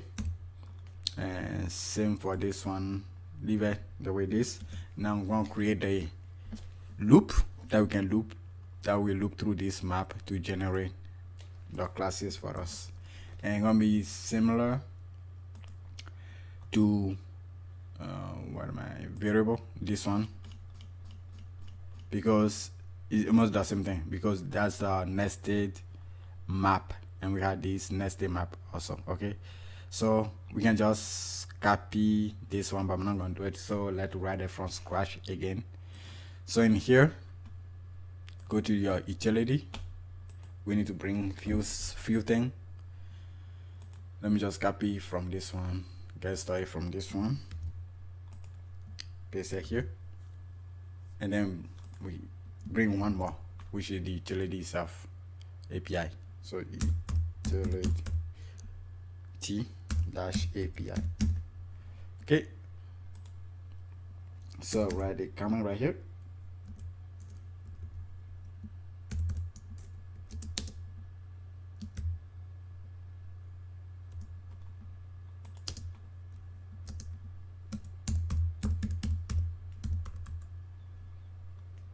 Okay, now this can be very complicated. Okay, now we're not complicated, but it's got a lot of line to it. So we want to first loop through this first, because we had this nested map. So first level, so we call first level. So has something like at each block, children,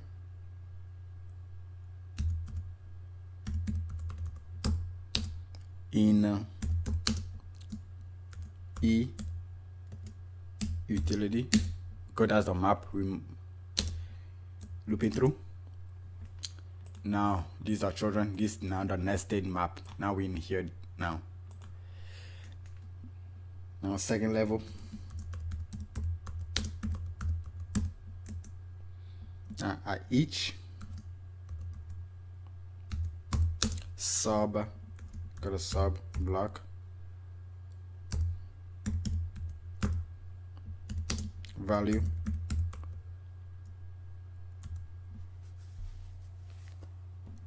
in children,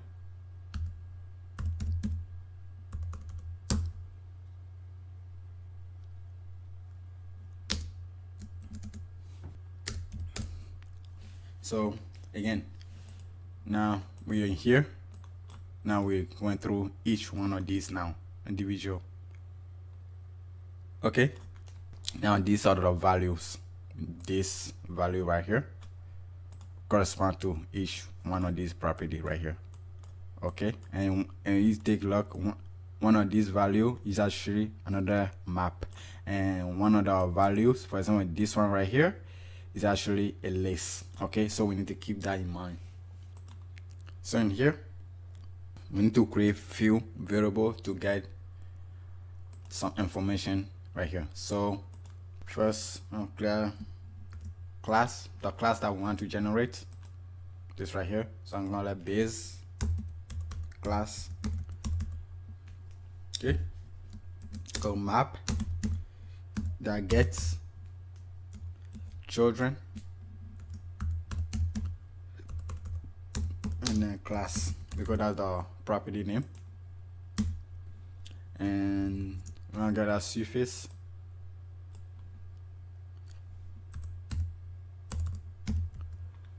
this surface,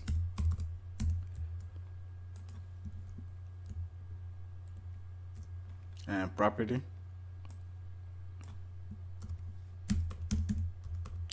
Again, remember our property can be a list or just regular property. And responsive,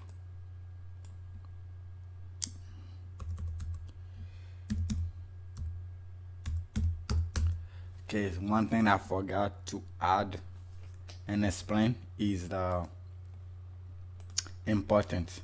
So utility classes won't be able to override other classes. So let's say we have our code have a padding, for example this, and each one of these column have a default padding left and right to be 1.5 RAM. Let's say we don't want that default padding. We want to be able to use the utility class for the padding to remove that padding. So for e.pd.0, we want to be able to remove those. So we want to add the important CSS keyword to it. So that's what I want to specify here. So for example, put important false. If it's true, we will add the important keyword. If not, then we leave it as the way it is. And again, just like responsive, if we don't specify this important property here, it will automatically set it to be true. Okay, so I will leave this one to be false right here. Please, we specify it, then we need to grab whatever value we specify, whether it's true or not. So responsive, for the responsive, we want to check if we had that property. If you do, we need to get the value. If you don't have that property, automatically we set it to be true. So we're gonna do something like this. Say if map, okay, has a key, then we're gonna check children.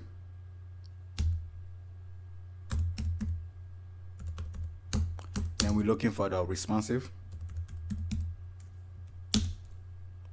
comma, map that gets children responsive. Else,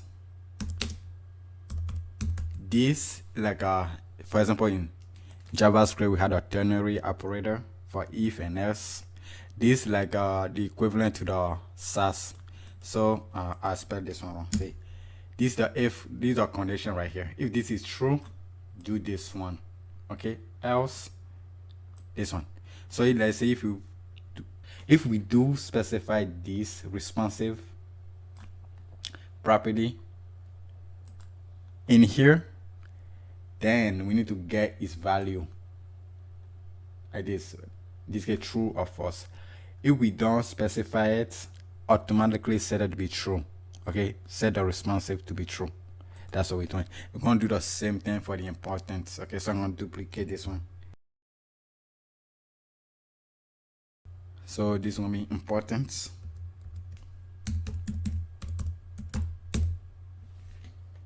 Okay, save it. Now nothing will happen here. Everything looks fine. And outside of that,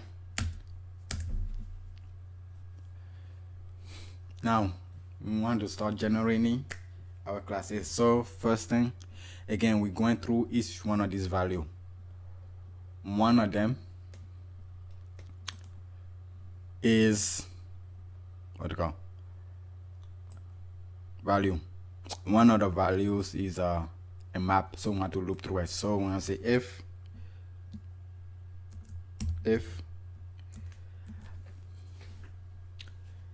type of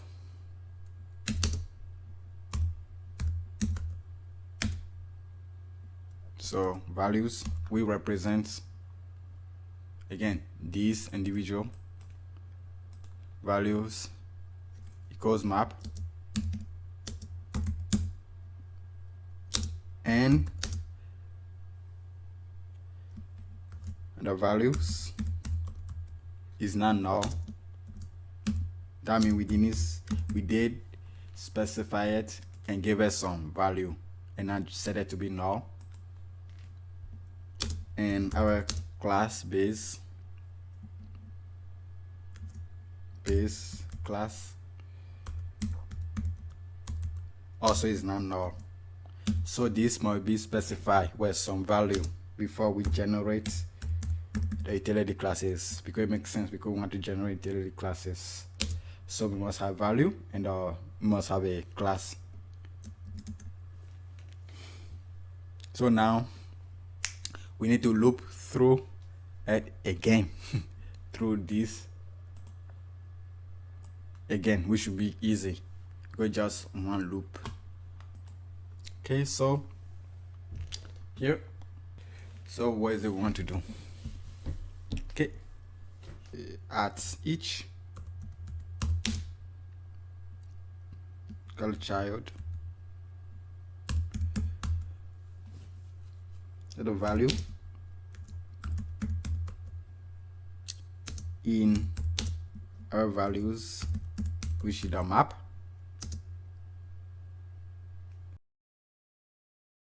So we have a if value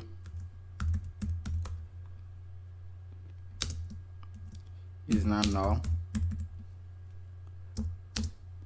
but if the base class it is null. The reason why specifying here, want to say if base, I will explain to you later why base class is null.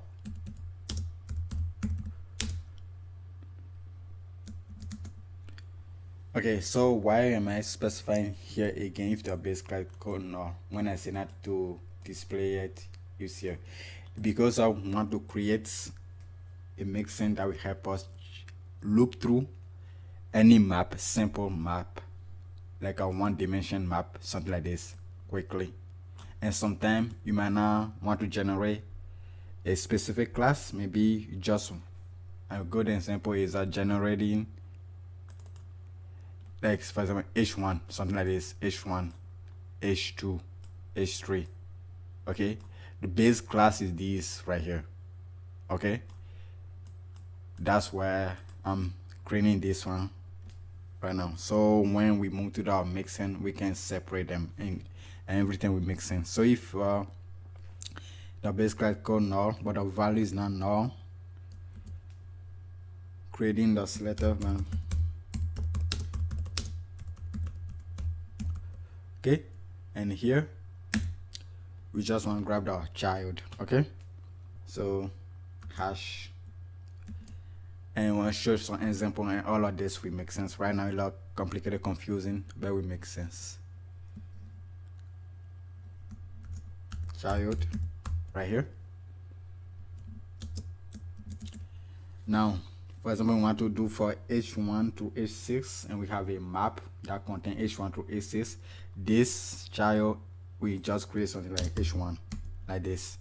Okay, that's what this one means. Okay, so now we want to create our properties. So how we gonna go about our property? Again, some of our property is a list right here, and some is just regular right here.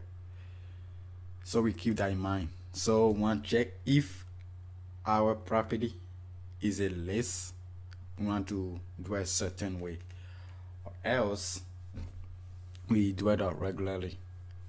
Okay, so I say if type of property, this one right here, so specify property proper d equals list. We're gonna open curly brackets, okay, and now we're gonna loop through that list, loop through a list. So how do we do it? Say h again, letter h here. So we only need two: the current property property in the actual list name to indicate property. So this one we hold the current property. So in this case, when it comes here, this will be the current, and the next iteration this is going to be the current. Okay, and the name that other list is this one right here, which we get from this one right here. So we loop through it, and then we're gonna echo each one of them property. So property, so no, not property, current property. Okay, tap margin left, and then we want to specify the value. So this value, this one right here, correspond to this. Okay, so in this case it corresponds to the value right here, 0 and all of this. Okay,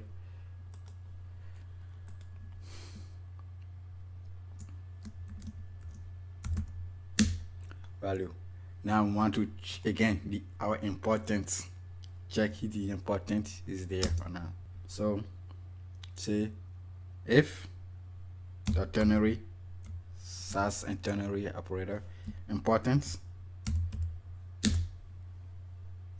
then we add the importance keyword, or else we can put a quotation. Okay, I will leave it like this and I'll show you why the data. Okay, put a semicolon right here. Okay, now if this is a list, if it's not a list, so else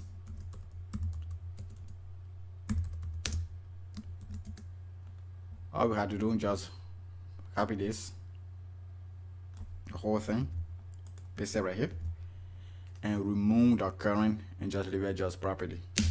Okay, and leave this one the way it is. Okay, so that's what it is. Okay, now this is if our base class is null, so we just do something like h1. But if we do have a base class that, let's say, want to do something like h1 like this, then after this if right here, here's put it else. Okay, and for this else, so we just selecting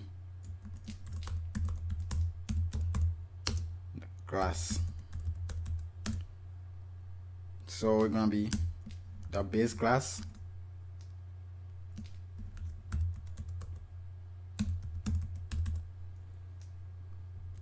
then the child, again the child represent to each individual property inside of the map.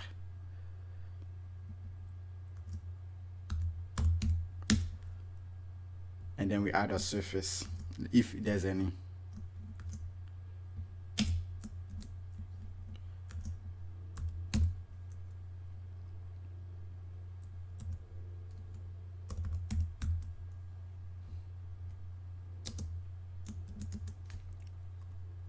And what we do the same thing, this one right here, all over again. So to copy this, don't worry, we're gonna make everything look clean. Okay, so we got this for now. Save it, and let me check. Okay, everything looks fine, no issue right here. So let's check our CSS right here. So we are, if you scroll to the top,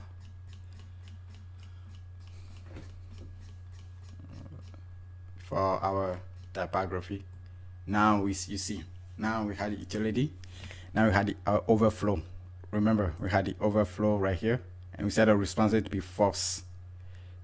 We literally put the responsive to be false and the suffix to be null, but we had a value auto, all of this. So we take a look, we have it right here. Okay, now we get to the what am I doing? We get to the margin tab. We had a class and we had a property. Remember this list, and we had the important to be false, and we had our variable, and our value to be this right here. So 0, 8, 10, 12, all of that. So we take a look right here. We have a margin, top and bottom, 0, 8, 10, all of that. So it grab the correct stuff, but we set the importance to be false. And inside our utility, we have this right here. If the important is true, put the important keyword. If not, put false. Okay. Okay. And with this here right here, put the important keyword here because we omitted, so automatically put it there. Set it be true. But now here, it put this quotation mark right here, which now valid CSS. If we take a look, so that here, let me just put margin Y to be 0 for this one. Save it. And which one is that? Let me just put texting. We got this one. We inspect it. If you inspect it, we get this right here. Okay, and we had these quotes right here, which doesn't look like a valid CSS. So we need to remove that from our CSS. So how we do it? Here we want to write this keyword on quotes, and then put this to parentheses. Okay, just like that. And we do the same for this one. So we remove a space. If I save this, and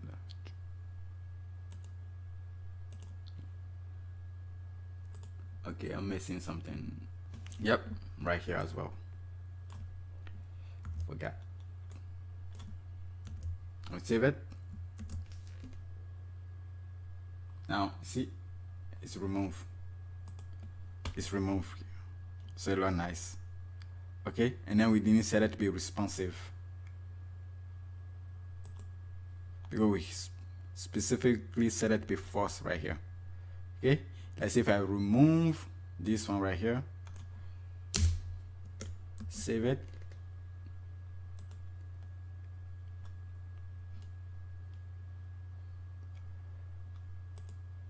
Now editing did the responsive code, we didn't create that yet, but it should be able to work as soon as we add the responsive option.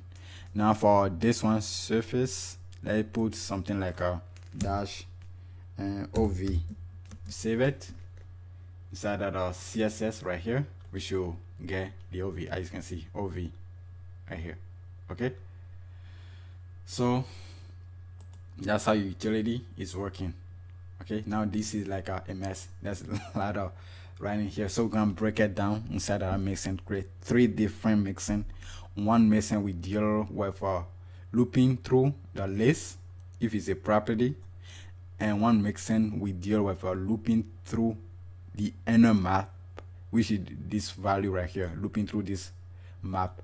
And then we had a bigger map that we deal with all of this. Okay, bring all of this together. So before we move to there, I need to let me remove this one. Just remove the whole thing. Save it.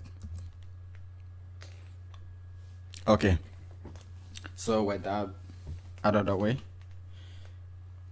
and for the responsive one, it's just very simple. How do we just loop through the container for this, and just copy this one and do the same thing over again.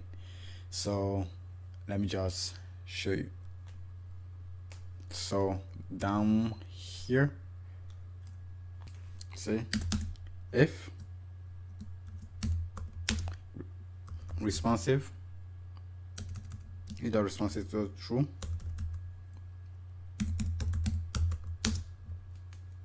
what we had to do. First, we loop through the breakpoint map.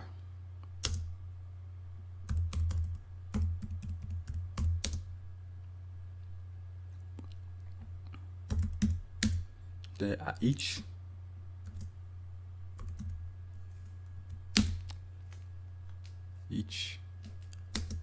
break value in container breakpoint up. Okay, we don't need comma for this of the value.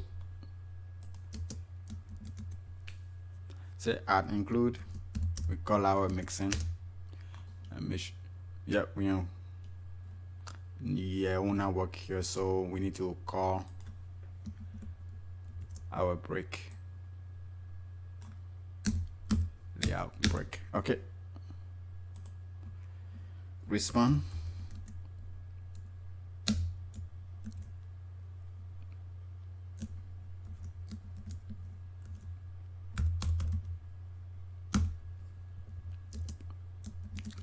And all we have to do, just copy this again.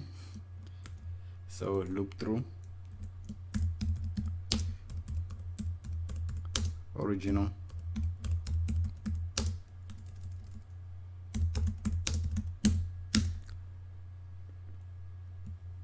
space it.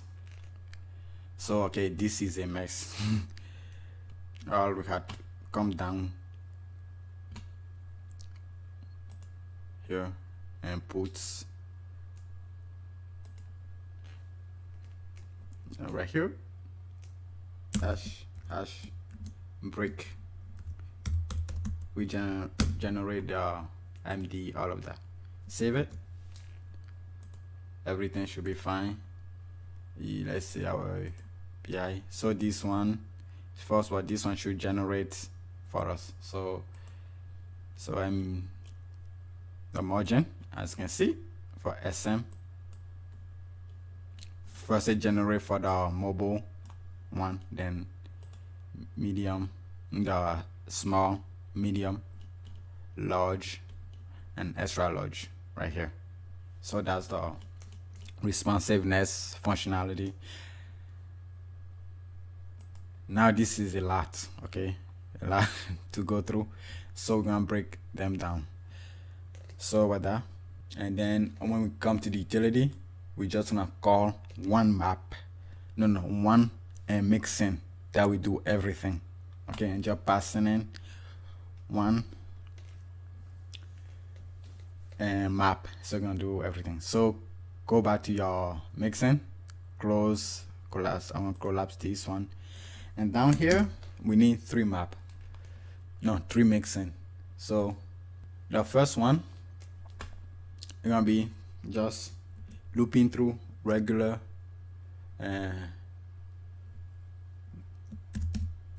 loop through simple or one dimension,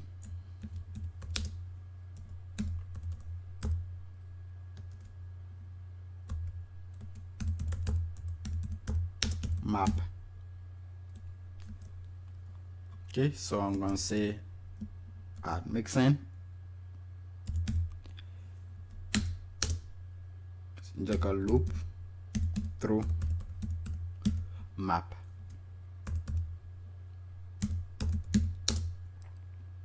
And this, we take some parameters. So the first one will be the map itself we want to loop through. The second one comes the base class. So base class, remember, I'm gonna set a default value for this one called e dash, okay, and then the other option can be the surface, and this one by default can be null,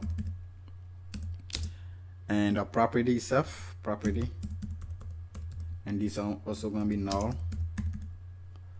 responsive, and by default we set it to be true, and then the importance is also default to be true. So let's say if we omit the important and the responsive, it automatically generate anyways. So I'm gonna open this and we can start work. So if we go back to our utilities, right here. This is what we're doing. This one right here. This right here. Okay, so from this at each right here, I copy this one.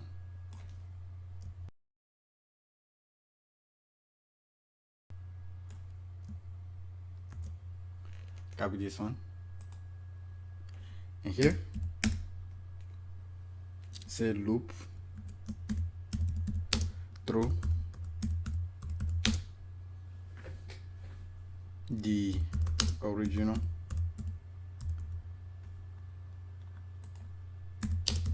map and paste it right here. We're gonna change few things. So in this one, it won't be value anymore. It will be the map that we pass in. So map right here. And this one remain the same except for this. Now we need to create another map for our property. Okay, so because we don't want all of this here, because it's a mess, because we have the same thing here and the same thing down here. So we need to go up here on top of this loop and create our looping through property if it contains more than one. So I'm gonna create mixin called loop list property.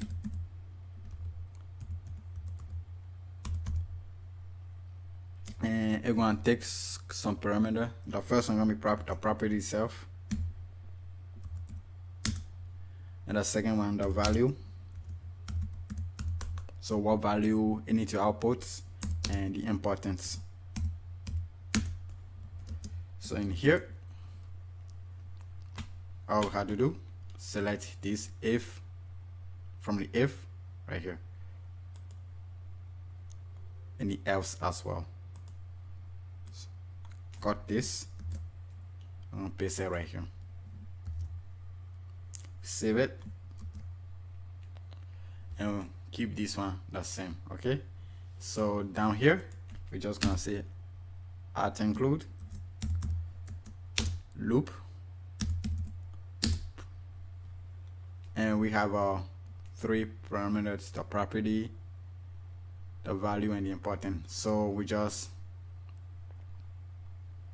see we're gonna pass this one in. Okay, so property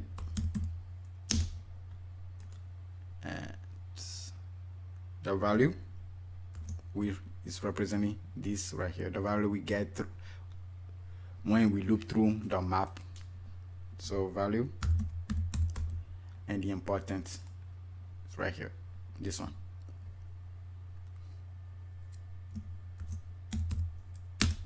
And then we do the same thing right here.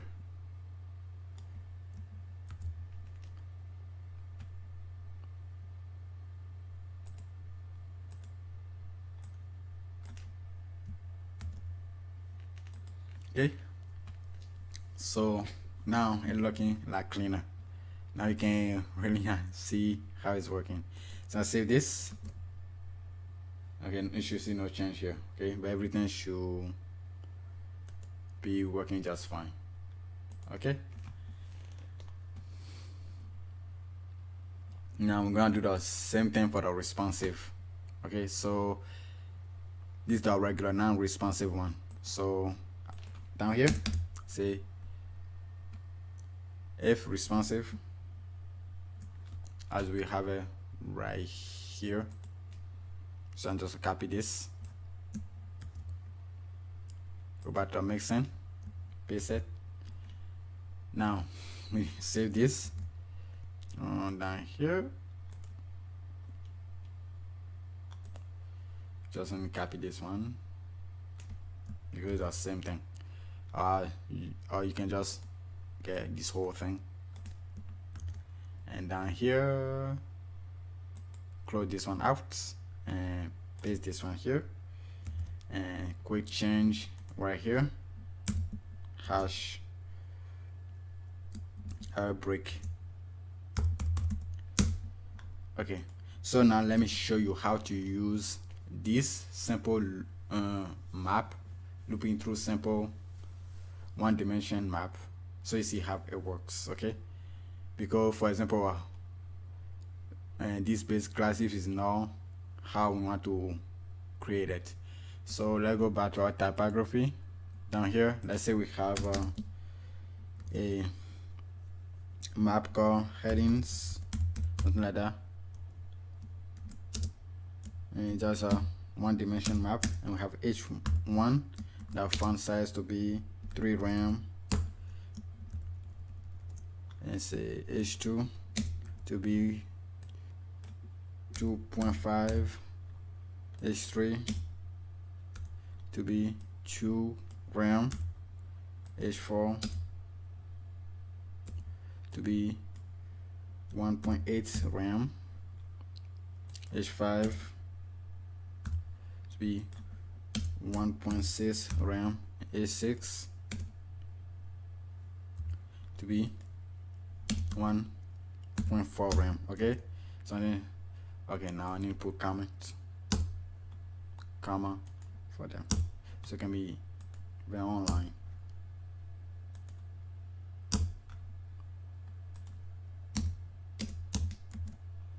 So we get something, let's say we want to loop through it, we can call our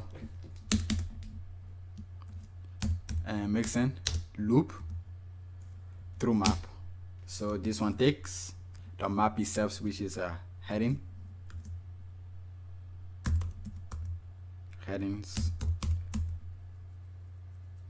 Now we don't specify the base class, and our don't specify the base class,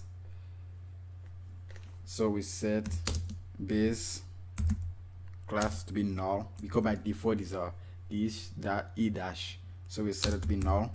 That means we don't specify, we leave the rest the way it is. We save this.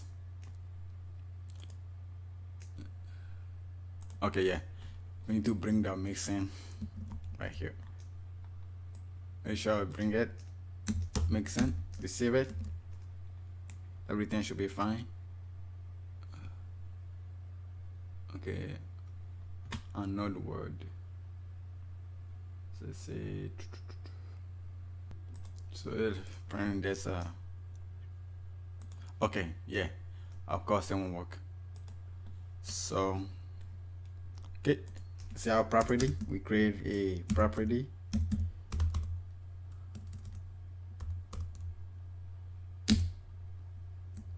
and we want to affect the font size.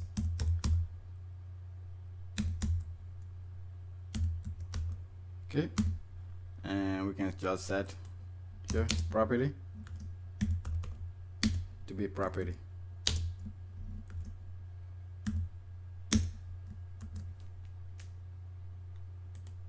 Okay, everything looks fine. So we're passing the heading for our map, the base class we omitted, and the property we set it to font size. Okay, so we take a look here, we got it. So it didn't create any class.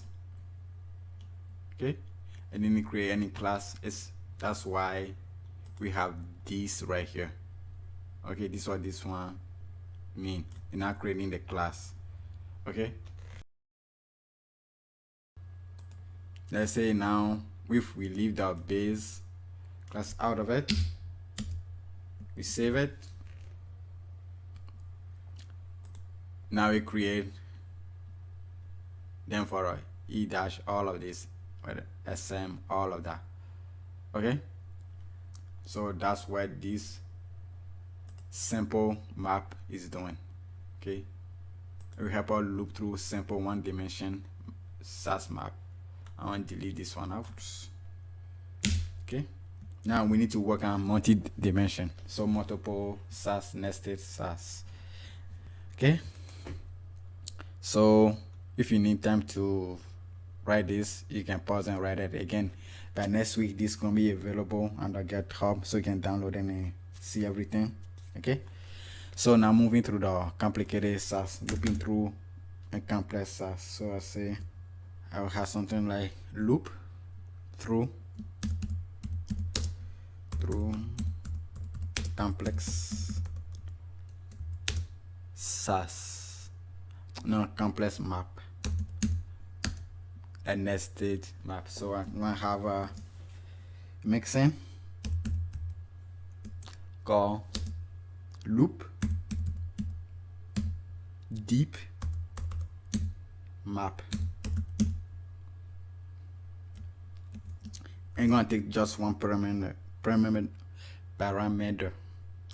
So deep map, just like that. So gonna be the same as we did for the utility right here, this right here, without any of these. So what I will do for this if right here, inside this, inside the if, I'm going to comment this one out. Okay, and I copy all of this all the way to here. Copy this, save this one,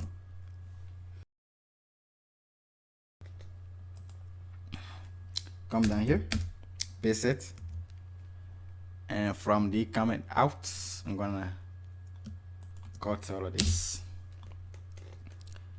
and we have all of this. So a deep map. Only thing we need to change is this right here.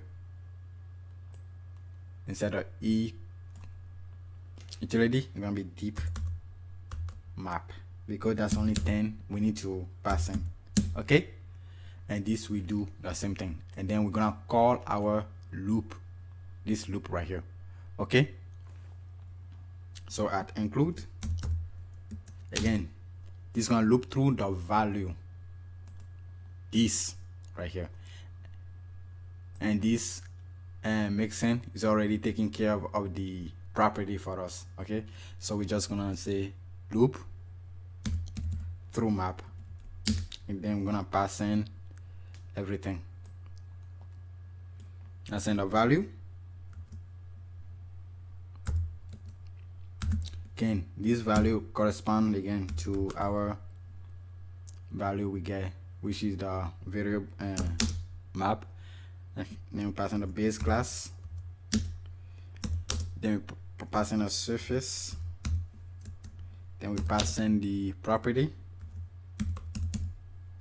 then we pass in the responsive boolean, and then we pass in the important boolean. Okay, now we save this, everything should be fine right here. Okay, now we go the moment of truth. We go back here, comment everything out, save this, and we take a look inside our CSS. We don't have it anymore. We just had the typography here. We don't have the utility class here anymore. Now we need to call our mixin and include and loop deep map, and then we pass in our deep map. So in this case, just the e utilities right here. We save it, everything looks fine. So we take a look at the utility again, overflow, visible, everything.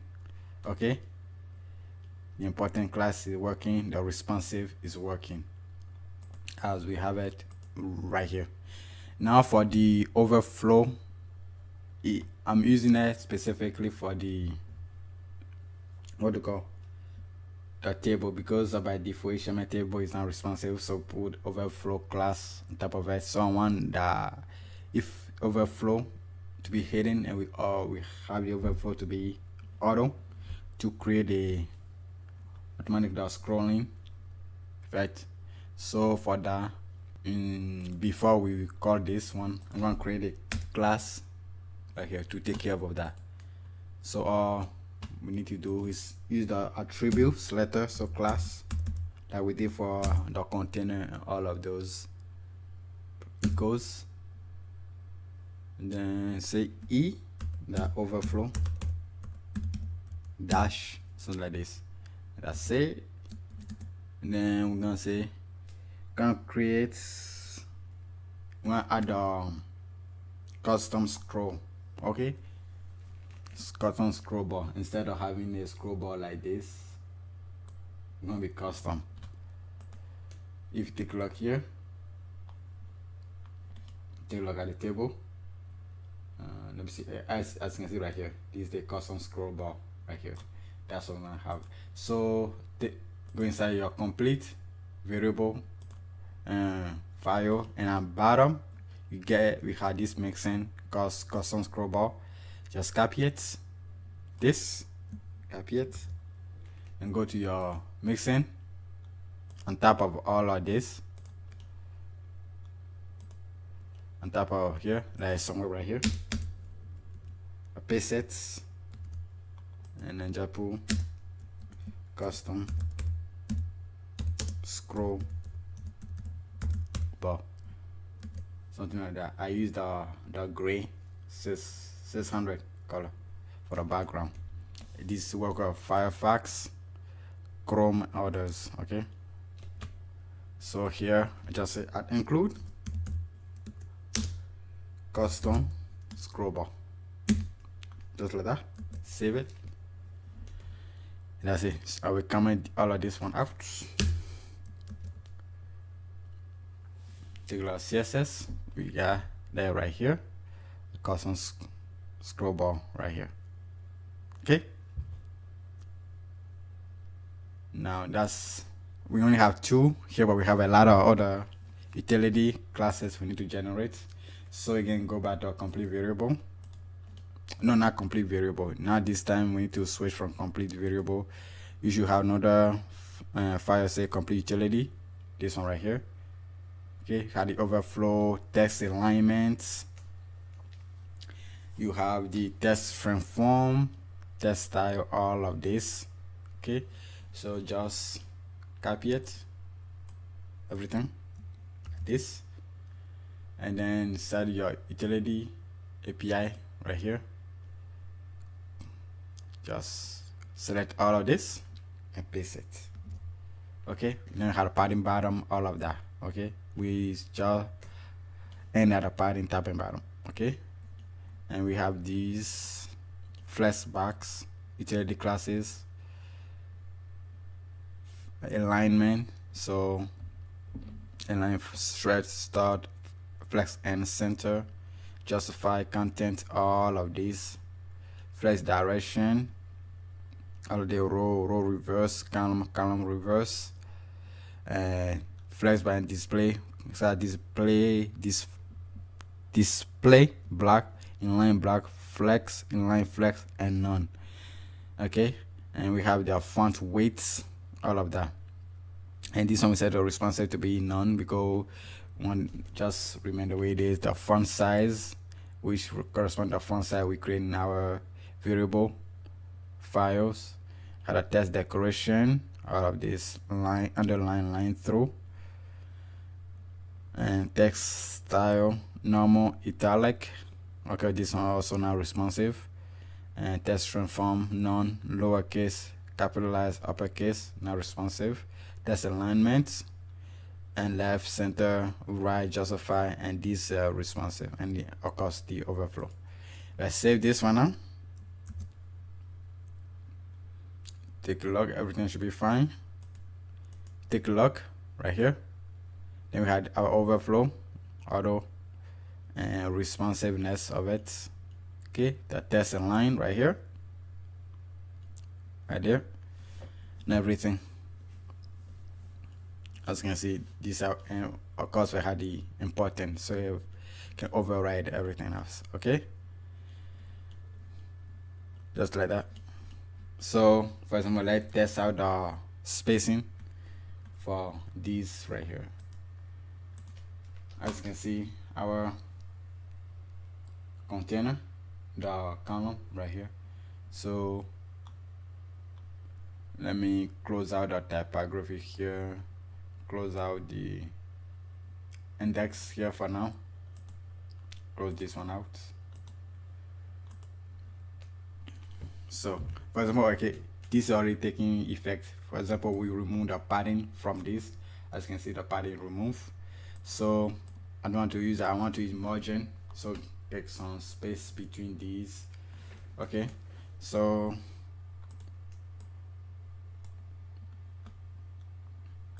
say E, the MG, the bottom, let's say to be 20 pixel. Okay, let's save this. Now you can see 20 pixel.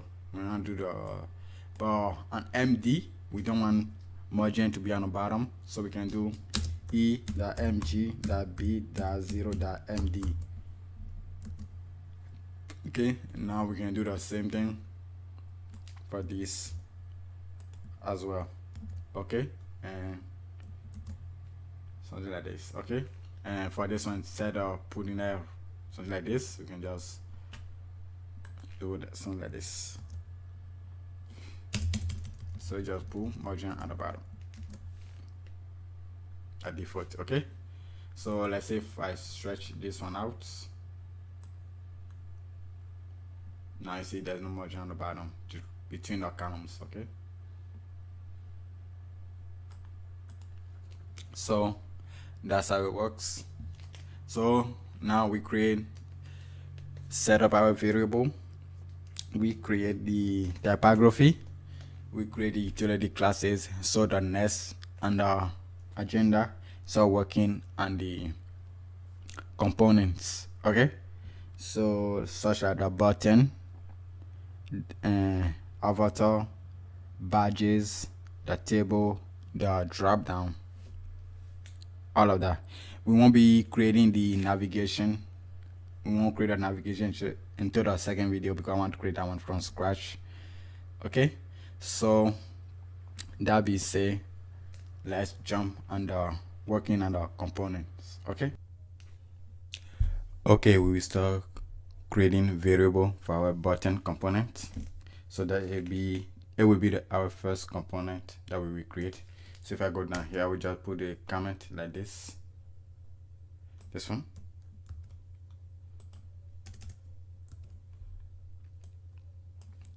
put component,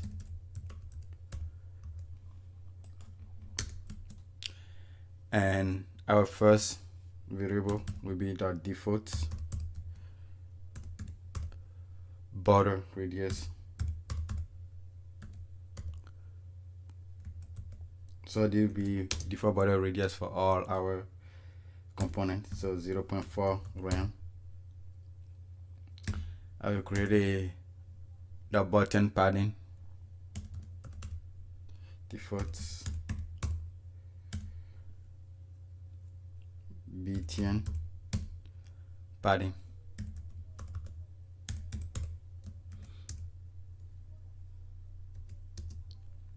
and that will be 0.9 rem top and bottom, and 3 rem left and right.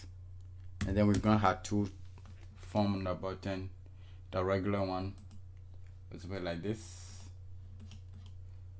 big one, something like that, and the small one like this one. Okay, so I'm gonna create a pattern for that one also. So just duplicate this one,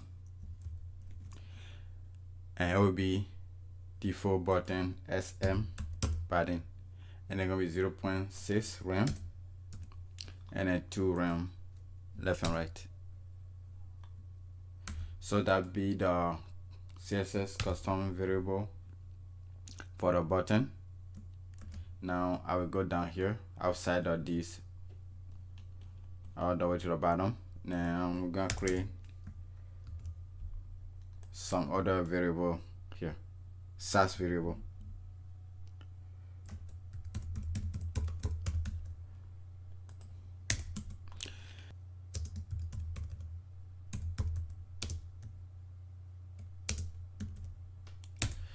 So we have a total.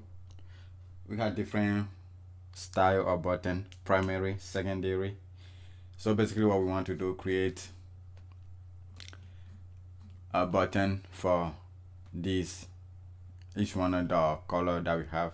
So primary, secondary, warning, success, info, those kind of stuff, danger, those kind of stuff.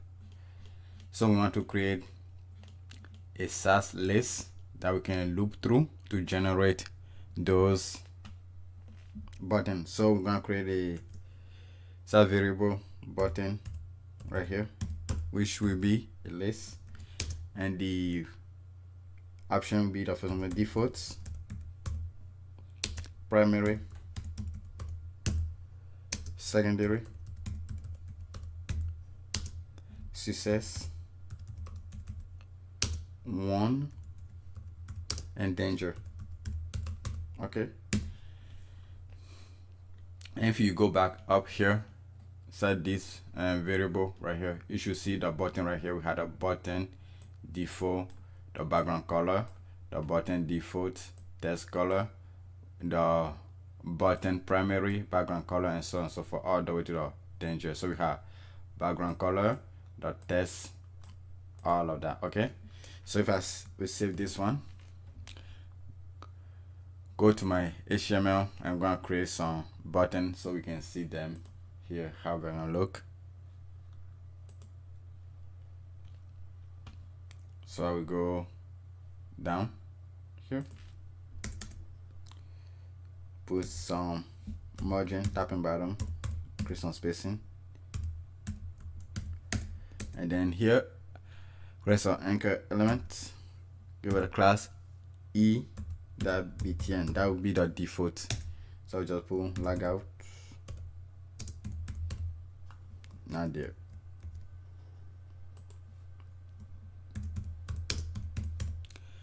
Then I'm going to duplicate this one, and this one I'm going to have the button primary, so e.btn dash primary. I will just put primary for this one, duplicate it, and this one will be secondary.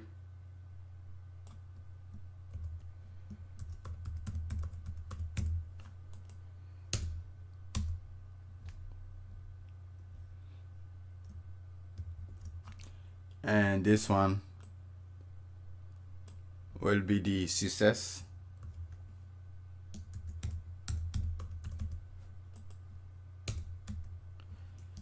And the next one gonna be the warning.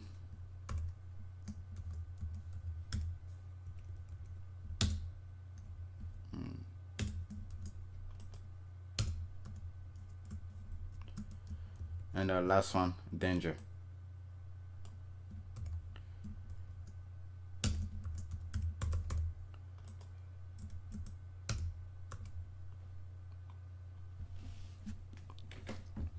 And then, like I said, we're gonna have a small button as well. So I'm gonna use a button element with the class called e.btn.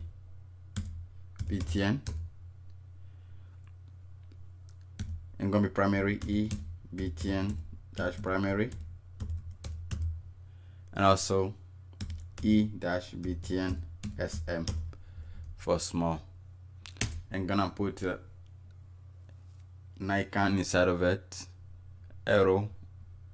So I'm gonna put I dash, one second, arrow dash up dash line,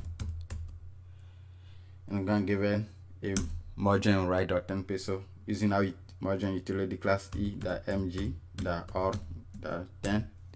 Okay, and I'm gonna put the word export right here. Okay, save this, we get all of this. Okay, now let's open up our inside your SCSS folder. You should see the component, see the button, the SCSS. Open it up, it should be empty right here. Now go to the forward, open this one up, and copy this one, paste it right here. I'm gonna change from layout to component.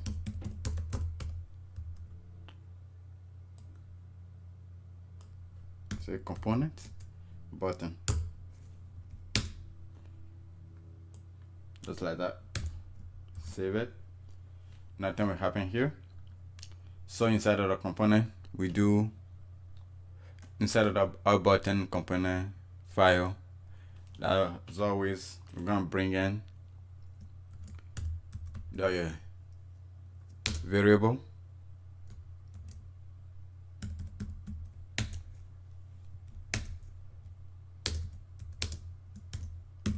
and also the mixin.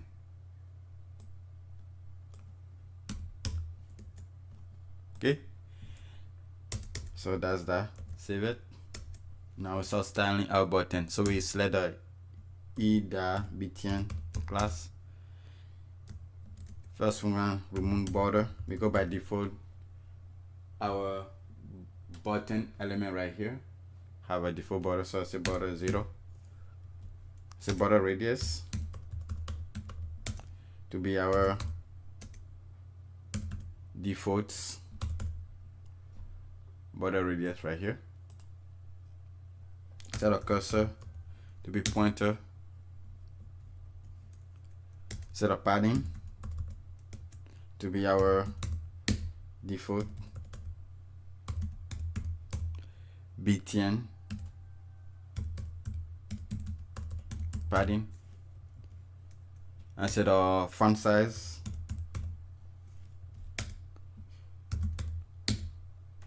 to be btn size.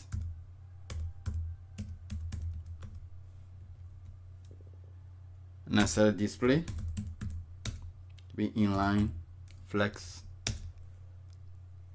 Set a justify content and inline item both center and test inline center.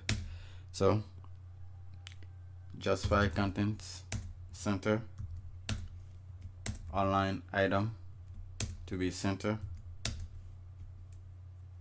and text inline center. Okay, I save this.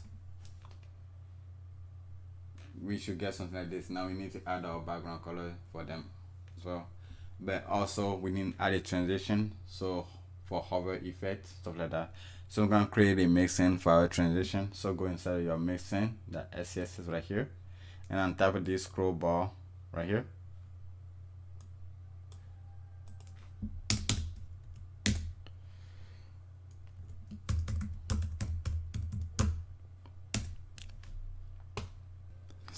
create my mixin,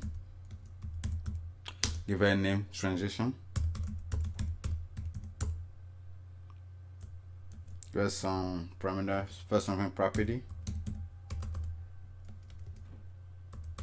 So this is the property we want to transition. By default we set with all. The duration 0.3 second, delay to be 0 second, and then easing function will be the ease out. Okay, and then we're going to set a transition.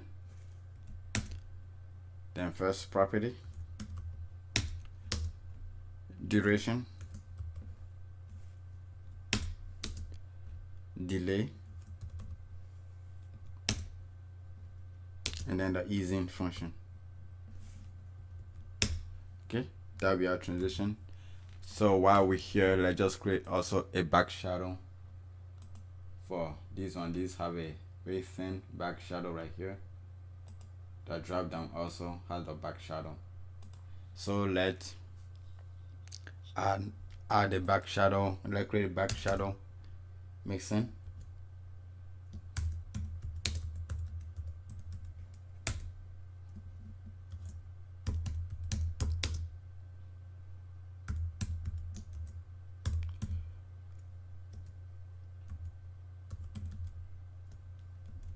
and just going to take the X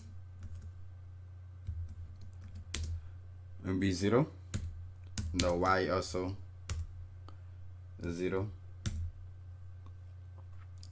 the blur to be 0.15, RAM, the color to be RGBA, set the color to be black, and opacity 0.14.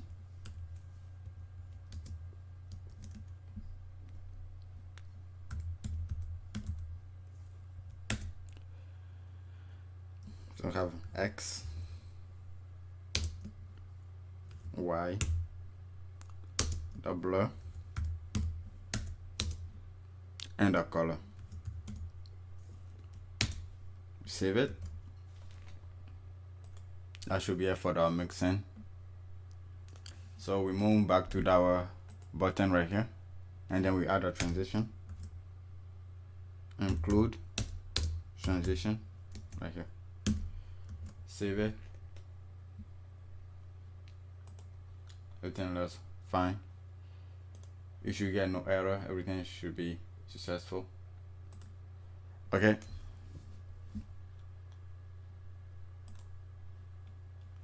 Now we need to generate different style for this one. These are default, primary, all of that. So go down here, a little comment.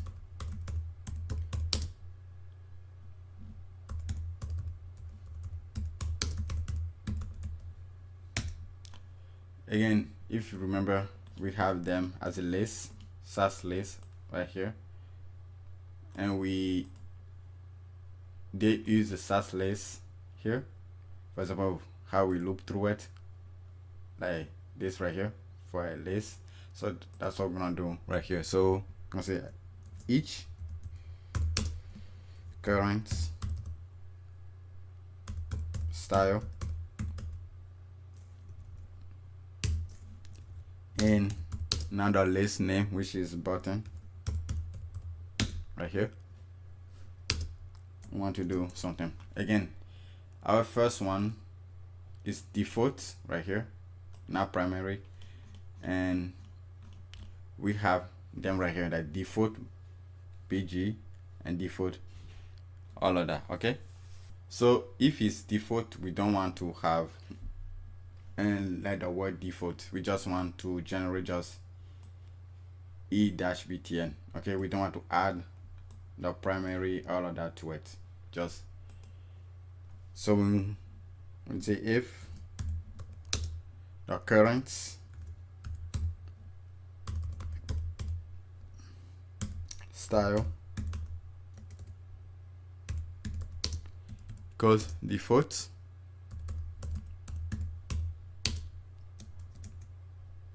then we're gonna create a CSS rule. So with the background color, we build our variable. So btn dash. Now we need to dynamically grab the name of the style. So hash current style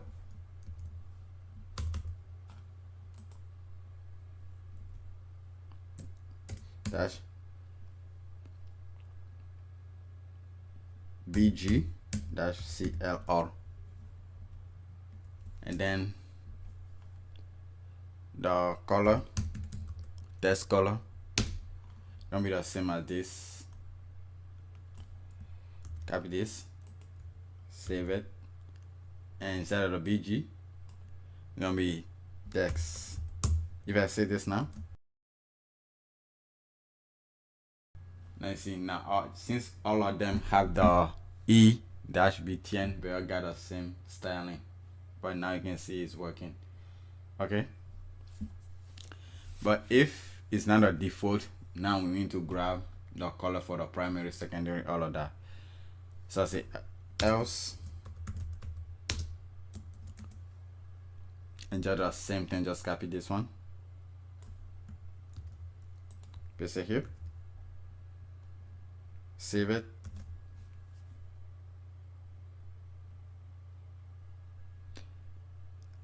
and something, yep. First, before we paste it, go down here, we need to create now the class. So put the ampersand, the the btn dash our hash, and then the current style. So we grab the, whether it's the primary, secondary. Now this we grab it. Now we can paste this one here. Now we save it. Now you can see this is the default, this is the primary, secondary, the success, the one, danger, and this is our button here. Now we want to add some hover effect on this one. So all we have to do, for example, for this, go down here, just say the hover background color to be, for all of them, the 300. So let's say it's primary, so it's gonna be primary 300, and that's our light version. Not so light, but not so dark. So see e dash the current style,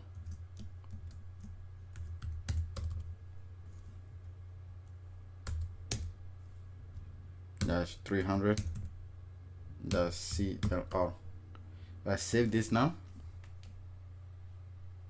I can see when you hover it got a little bit lighter, as you can see, like this. Now I can do the same thing for the primary, but gonna be a little bit different. No, for the default, not primary. And this one actually gonna be either primary, that's 600.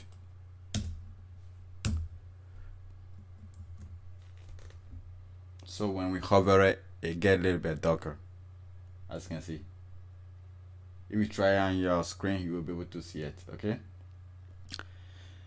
now we need to start this one, because this one right here, as you can remember, it had this extra class called small e-btn the sm.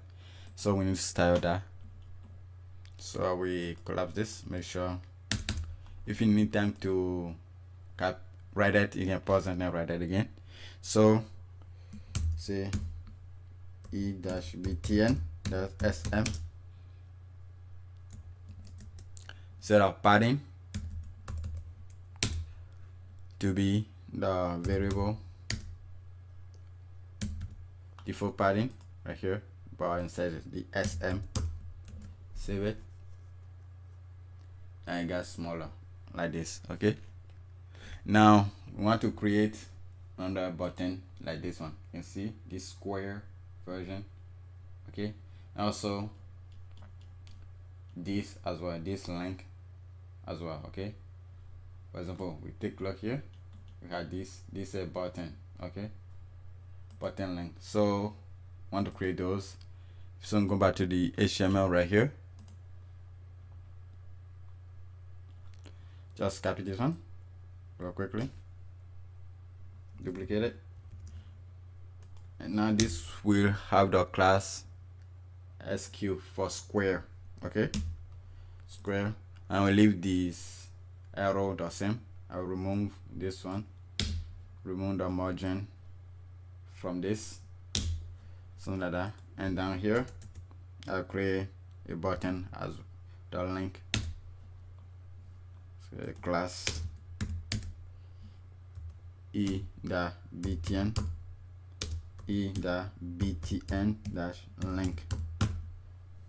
Okay, save it. So going back here, the square we get the same padding as the sm. Okay, but we're gonna change the width a little bit. So I say e-btn sq. Save it. Okay, let me change the styling a little bit for this one. Oh, actually it's here. And this one will set it to be secondary.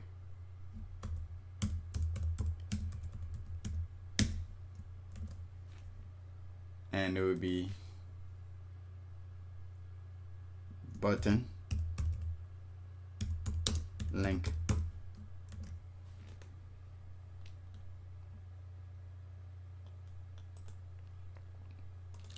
Now I'm gonna style this. I'm gonna grab this. Get its width so it's a small, so it looks a little bit like a square. So I will set width to be calc to RAM plus the button size. This is a trial and error for me to be able to come up with this formula. Save it. Now it look like a square. Okay. Now our button link right here.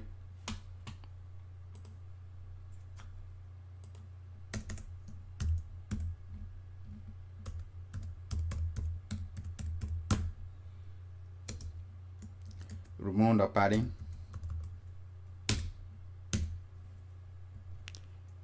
Give it test decoration. Underline. Background color to be transparent. Set text transform to be uppercase. Save it. We get this. Now when we hover it, it gives us this background color from this. So we need to remove that. So I say hover, and our background will be transparent as this one.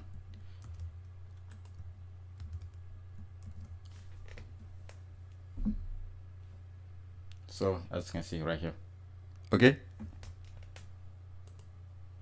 So that's the button. Next on the list gonna be our badge. This one.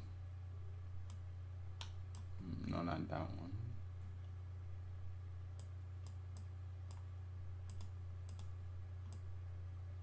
These badges right here. Okay.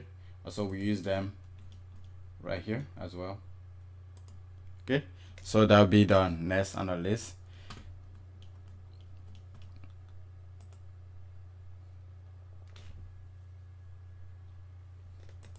So I'll close out my button right here. Go back to my variable.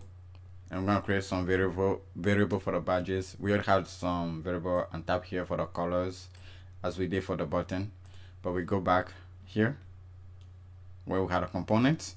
I'm gonna create some variable for our badges. Just one variable, so set defaults.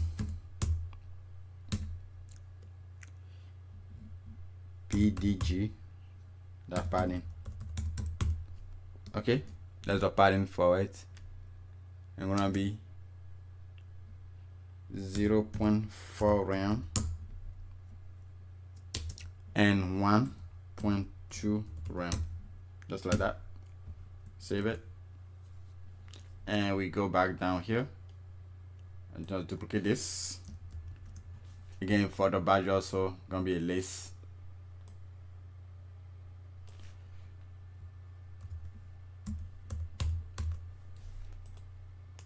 There's no default, just primary, secondary, no primary, just secondary, success, 1 in danger. Okay, so just 4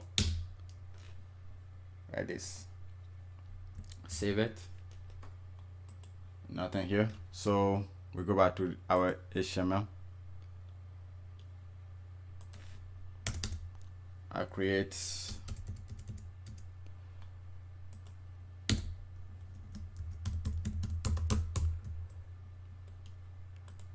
here, say badges.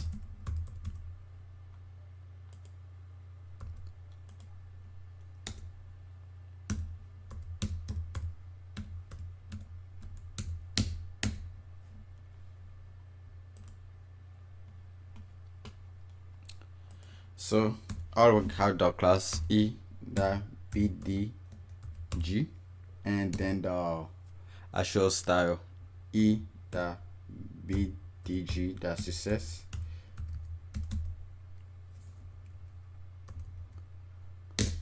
And this one will say complete. Duplicate it 3 more times. 1, 2, 3. And this one will be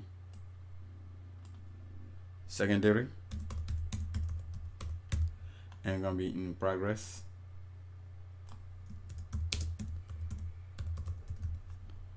And this one will be 1. And this will be pending. And this will be danger. And it will be cancel. Okay, so save this. We get them right here. We open our badges, the SCSS inside our component folder. Open it up right here, and make sure we bring it right here as well.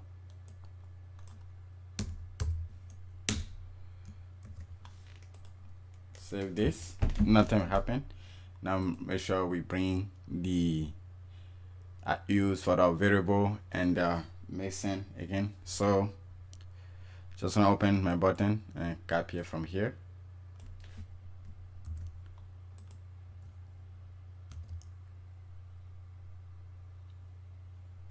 So now let's get styling. Select our badge and base class.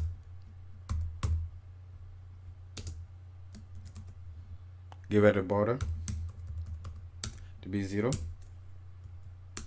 Border radius to be the default border radius. Then a padding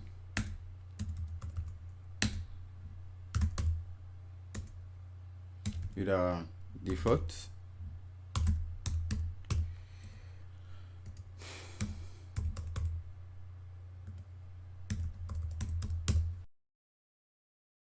Then the font size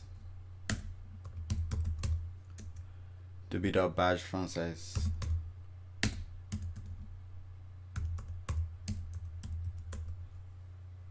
And text inline.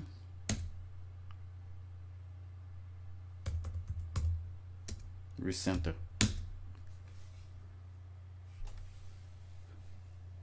Set it just like that.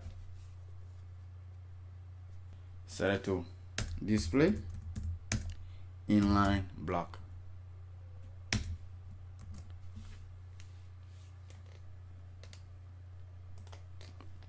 Okay, now we need to generate the style as we did for this one. So say at each again, say current style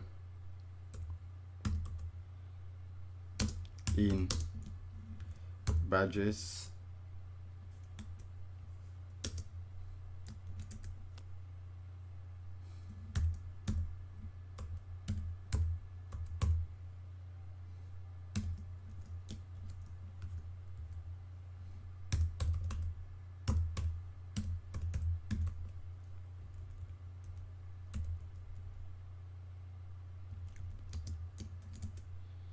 say background color to be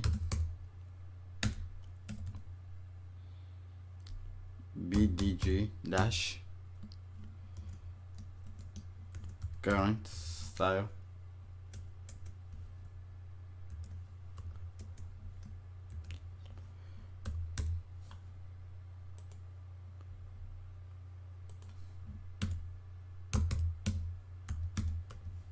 and duplicate this, and our color will be almost the same thing.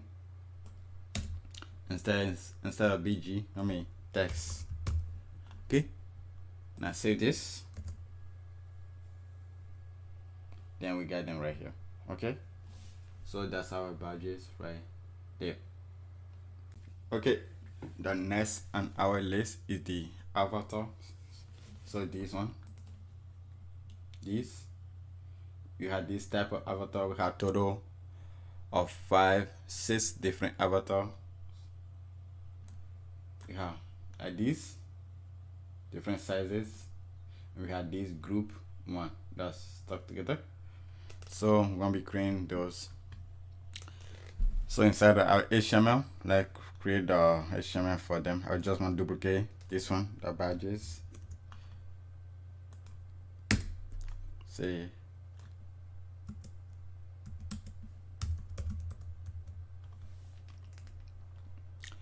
and here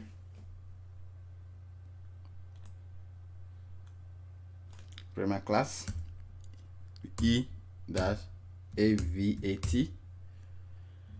and then that the default base class. Next coming the size e-avat 30. And the first size, I'm gonna put an image set here with a class e-avat _img. Okay, and the image, we go inside the images folder and grab that one, user. Okay, that'll be the first one. Save this. We should get something like this. So I'm going to duplicate this one 4 more times. So 1, 2, 3, 4, and this one be 35, 40, 45, and then 50. Save it. Nothing here, just the images. Now we're going to create a group one. So have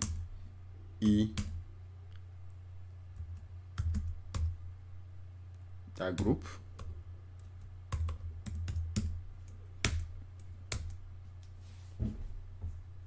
I'm just going to grab the 31 and put it right here and duplicate it 3 more times. So we have 4. So we get all of this. Okay, now we move to our variable. We don't have any variable for it for the custom CSS, so we go back here and we create one for this one for the sizes. Again, this also will be for won't be list, so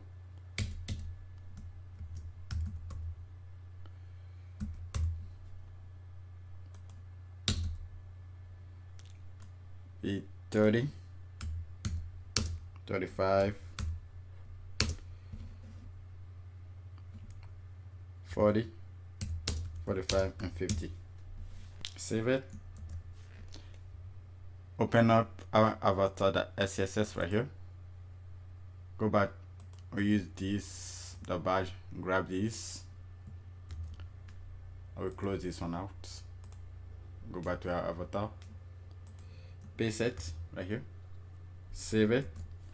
Now we go to the index right here from the forward folder and bring in our avatar file. Now let's get styling. So I'll select our base class e-avat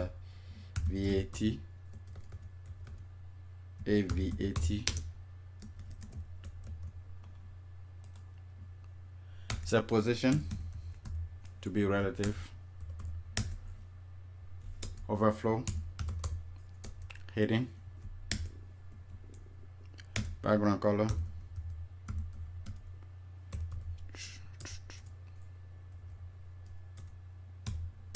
be transparent, border radius,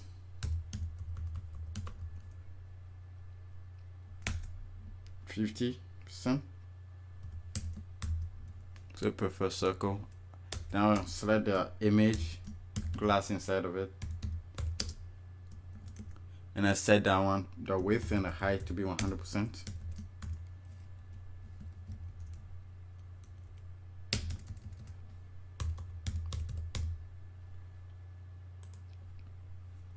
Now we need to generate the sizes. So at each current size in avatar, we need to grab the size class e dash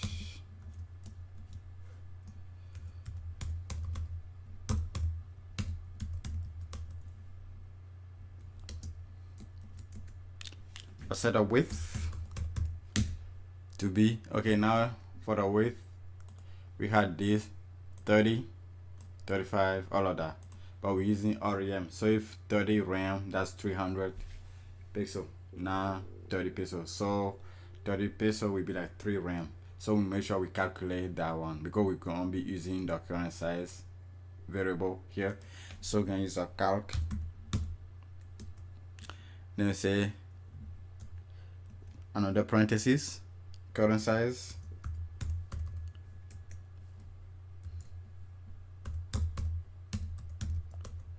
okay, divided by 10. Okay, now we want to multiply it by 1 RAM to get the units. Okay, that's the width, and the same thing for the height. Okay, we save this, everything should be working now. Now you can see 30, 35, 40, 45, and 50. Now we work on the group 1. So after the H1 right here, we select our group. So this we select e-avat.group as we have it right here. Okay, so what we're gonna do, we set display to be flex inline item to be center.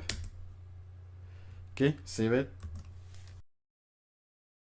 You can see now we need to push them to the left. Okay, so I'm going to grab each individual avatar. So we select the E,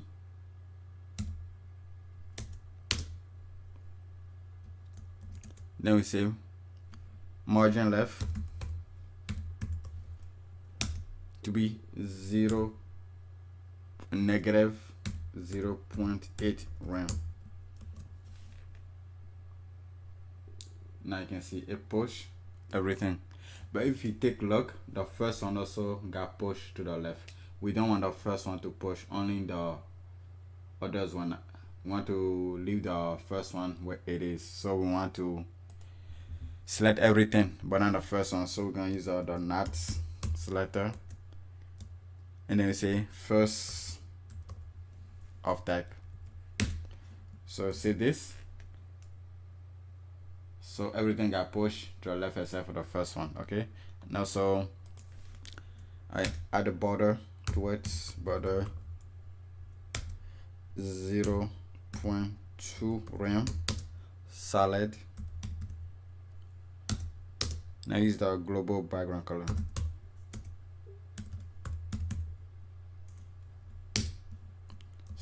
Save it. And you should see some little bit of space in between. If you're following along, you should be able to see it. Okay, so that's for the avatar right there.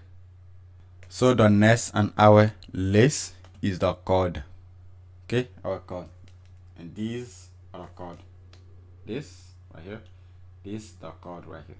Okay, so that's the next on our list. Okay, now moving to the codes. Open up my code, the SCSS right here. write a little comment. No, not little comment. Bring in this right here. This right here.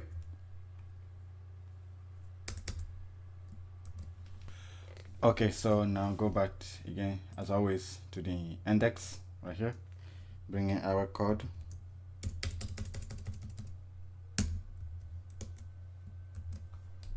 Set our HTML right here. Let me create the code. Comments right here, code. And our code, very simple. So we just had this box right here, had a title, this little icon right here on the side, and this thin border right here. That's all it has. So we're gonna create the base class e.code. That's the base class, and then we had a header. We consist of these two. So e.code underscore header, and then we had a title, the e.code underscore title,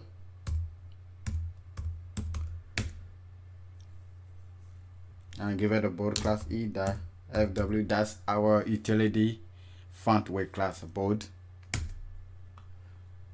I would say active projects. Okay, now I'm gonna create this one. I'm gonna create another span element and just put my icon. So this is the class I element with the class or I arrow, the up, that line. Again, I'm using the remix library, remix icon library. For this where I'm getting the class from. You can use whatever icon you want. I'm just using this one for this tutorial. And then after the header, create a code e-code body. Just put a paragraph in here, Laurent, and just say 12.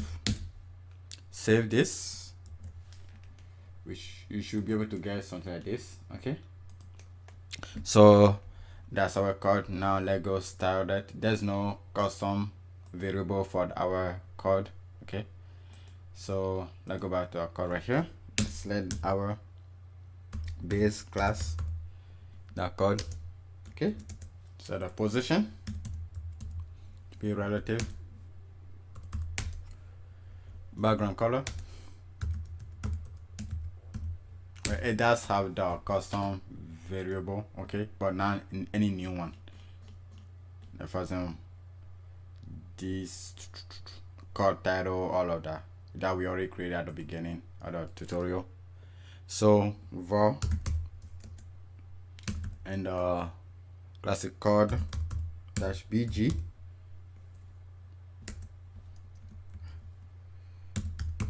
Okay, save this. You should get this white background right here. Okay, I say border radius to be the default border, non default BRD radius. Okay, I set a height to be 100%.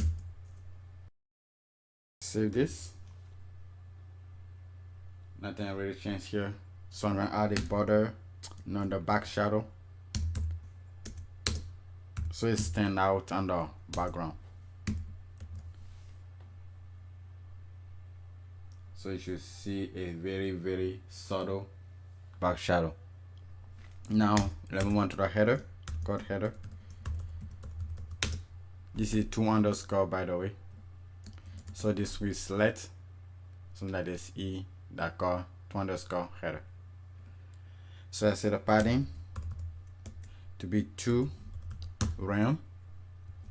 Set the display to be flex justify contents, space between a line item to be center, and then the border dash bottom to be 0.1 rem, so 1 peso, solid, and we're gonna use the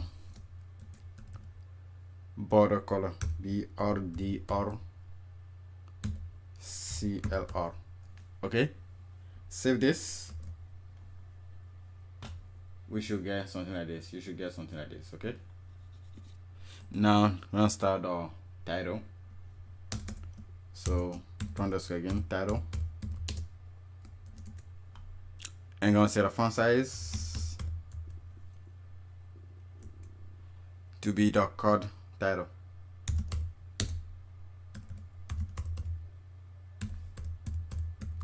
Okay, and then the font family, we want to set it to be the heading font family with the menu rope. So the font family will be heading fonts family. Okay, save this. We get this. Okay, now the body is very simple. What we just want to do, give it a padding or 2 rem, and that's it. So you get something like this. Okay, good. That's our code. Okay, next we're gonna work on our form input. This is the form input. So inside my variable right here, go down. We have just 1 and 2 variable for our input. No, actually just 1 for this one. Default input padding.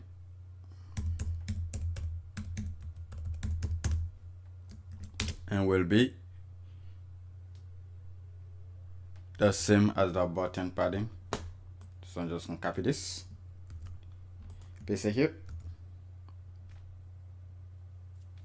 save it, and that's it for the variable for it. Set my HTML. I'm gonna create the input form input.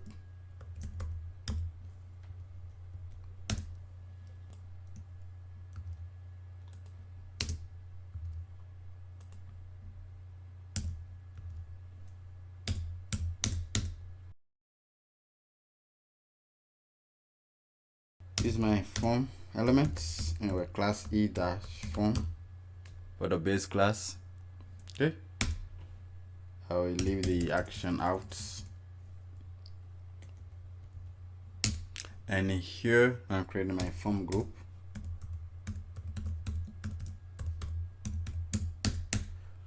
And the input elements with the class e-form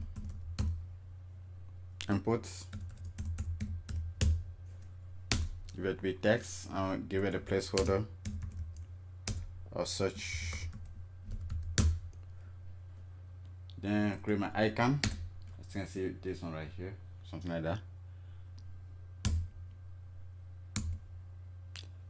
We have the actual icon that we're looking for. And the search line, and now another class of e-form underscore to underscore icon, and then I'm gonna give it a font size. So using our font size utility class e-fs.14, so that's 14 pixel. Save this, come here, we get this. Okay, now inside your component you should see the form that SCSS. Double click it, and from the code I'm gonna copy this, paste it here. Now I'm gonna close out this, and I'm mixing us as well. Save this, go back to my index and bring in the form.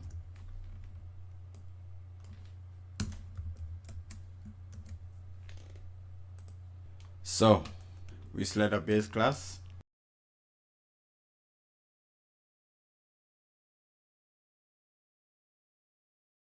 Set to be width to be 100%.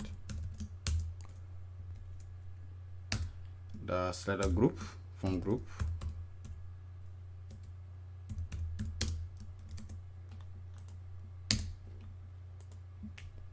The position to be relative. So also width also to be 100%.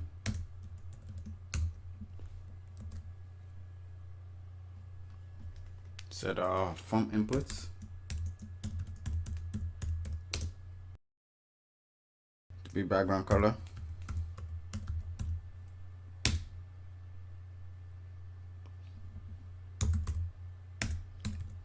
Be inputs BG color. Set the border to be 0.1 rem solid transparent. Then our padding to be our default padding. Inputs, different inputs, padding. Save this. So we get this. Okay. Again, you see it because it has transparent background. So we're gonna set that this background is the same as this background.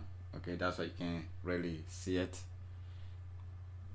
So if I remove this background, let me remove it temporary and give it the actual background. You can see it right here. Okay. So we display black. Set width to be 100%. Border radius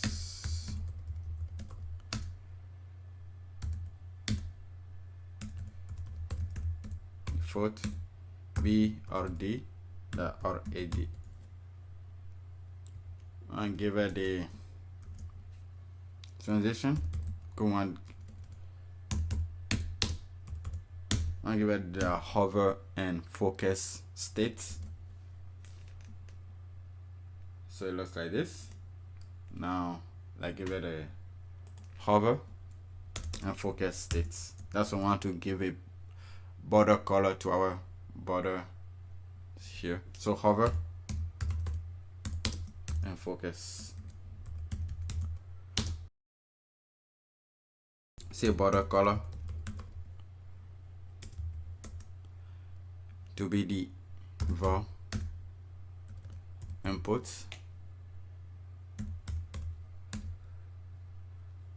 B R D R C L R. Okay, so if I save this, as you can see,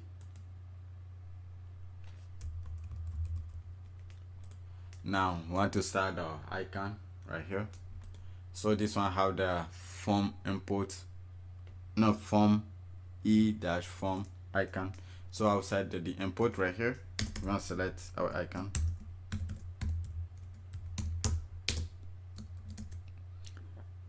So we're gonna set position to be absolute. Set up tap to be 50%. Left to be 2 rem. And transform, translate y negative 50%. Save this. Now you see we want to make sure we have like a some space on the left and right, so we add like 20 pixels from the left. Now this icon is sitting right next to our text, so we need to push a little bit more padding from the left for our input. So we're gonna update this variable right here. So I'm just gonna grab this one here and tap here. I'm gonna update it right here. So it's gonna be 1 rem from tap 2 rem from on the right, 1 rem on the bottom, and then 4 rem. The reason why we did 4 is 2 rem get to the icon, and then we add 2 more rem from the icon, so total 4. So if I save this now, you see now it looks nice. So see, as you can see. Okay, so that's for the menu right here. I will return the background color like this. So have the background color. Or we can do something. We can create our code and then put this inside of the code, so we can have something like this. Actually, let me just copy this one, so it look nice.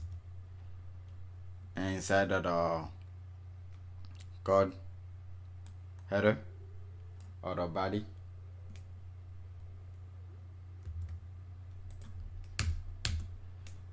right here, we can set it right here. Save this.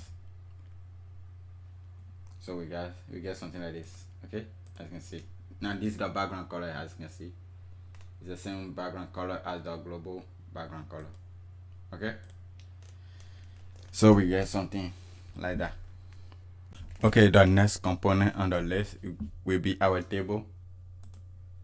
That is this table. Let's see if I make this screen bigger. This is a table, as you can see right here, nicely done. Okay,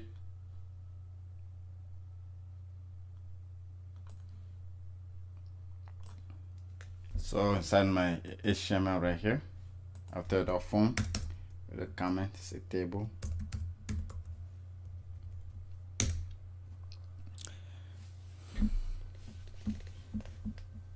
And since by default table are now responsive, we're gonna use the overflow heading. So on smaller devices, as you can see right here, I can create this scrollable right here. So we're gonna use our overflow utility class. So I'm gonna use the overflow auto.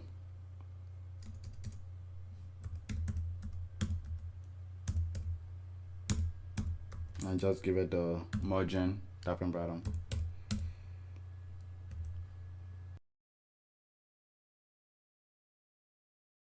And then I'm gonna create my table element where the class e.tbl for the base class, and create my t-head element where the class e.tbl underscore header, and inside of my table row,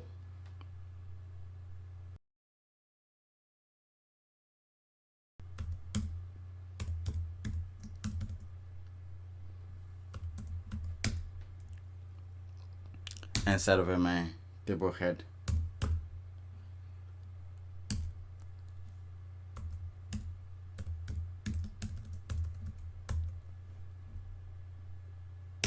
and I will just put this one ID, and I will duplicate this one 4 times, and this one I'll just name it with a name, email. You can put whatever you want, but I'm just gonna be putting this one, projects, and salary, like this. So after this one right here, so the body, t body,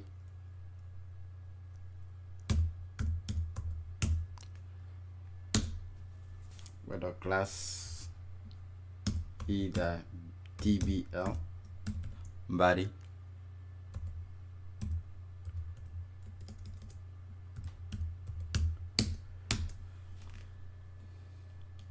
and same thing as this one, only run td, so tr with a class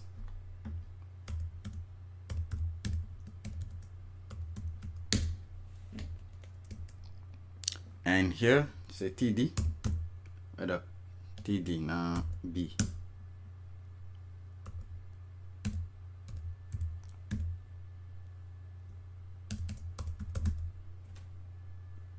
And I will just put 0.25 for this one, duplicate it 4 times. This one for the name, I'll put John Doe.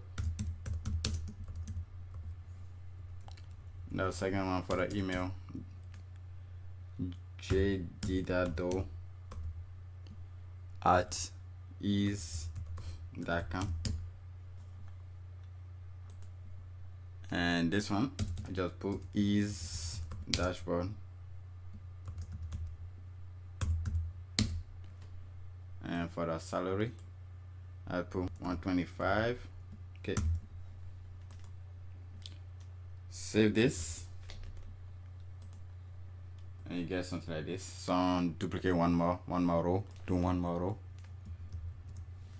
And leave it like this as well. So you got 2. Okay. Now go back to the SASS component, select the table, the SCSS, and as always on copy this one right here, paste it right here, save it. Next one, import it right here. So table,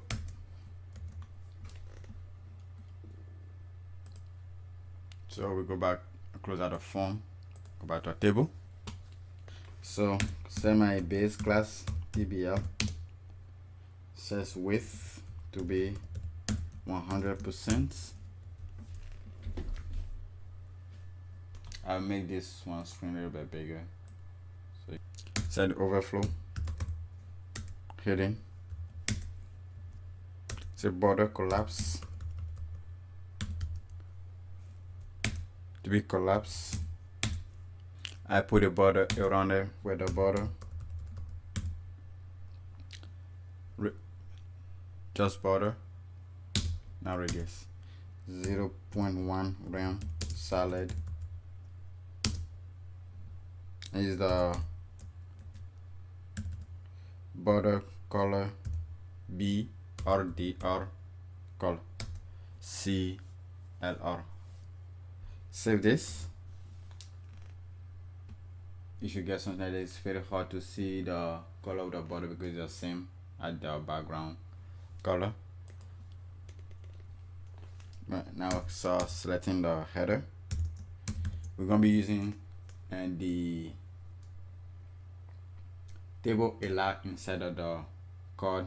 Now, since the code is a white background, you will be able to see the border. So this is gonna be header. And background color will be the TBL header BG CLR. Save this, as you can see right here. Okay, now I'm gonna target the head, this one right here, with head at this. So this, okay, so let me write little comments.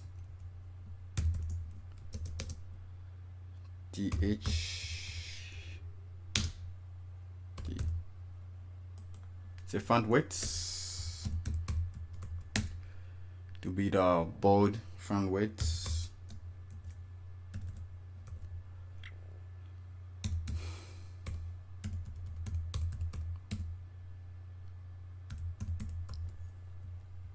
Font family,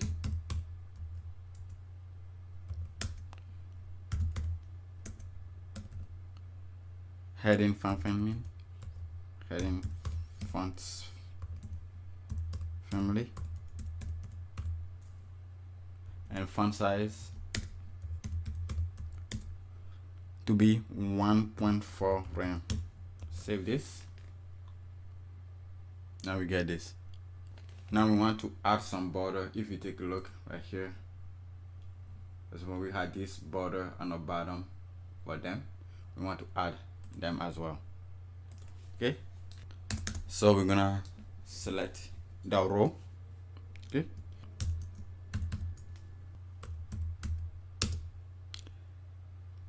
and say border. Let me just show you border. The bottom 0.1 gram solid red. So you get them right here from this tab all the way to the bottom, but we don't want the bottom to have any border on the bottom, so we need to remove it by using the nuts attribute. In this case, it's gonna be last of type. Save it. Now I remove it right here and change it to that show variable color. It's gonna be border color, this one right here. Okay, now you can see everything looks very squish. Now we can give it some spacing. So down here, I'm gonna select my head that we did right here and the data, which is this individual one.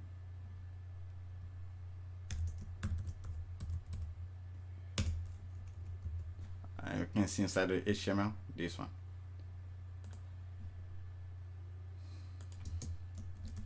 I set padding to be 1.6 RAM. Set a text align to be left, and I set white space to be no wrap. So what the white space no wrap does it? Let's say we have a lot of content, instead of taking it to the next line, it just gonna stretch it out, so it can be in one single line. Okay, so this is our table. Let me create like a what's it called, and code and put that table inside of it so you can see it. So let's go back here. Let me collapse this one. Let me create a code. Actually, let me put this one out here.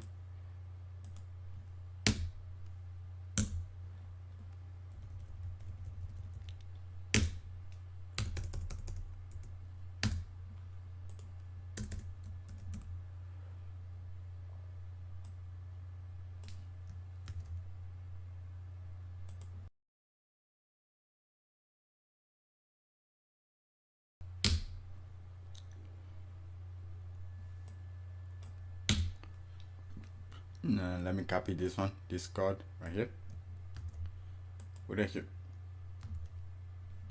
something like this. You save it, we get this. Okay, this is our code. Get bigger, as you can see our code right here. Make it smaller, then enough space, so we had this scroll bar right here, because our overflow utility class. So that's our table. The next one gonna be the drop down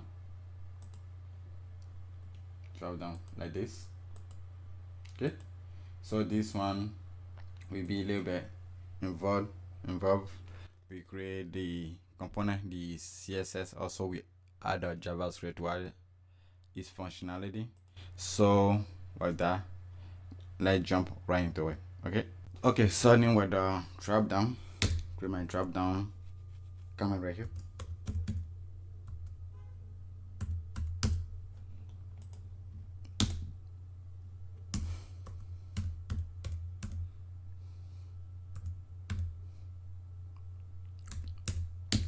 Okay, so just to give a little context about how the drop down wanted to work, is as you can see right here, its position.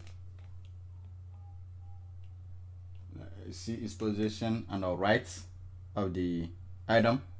We create this one also, position on the right item.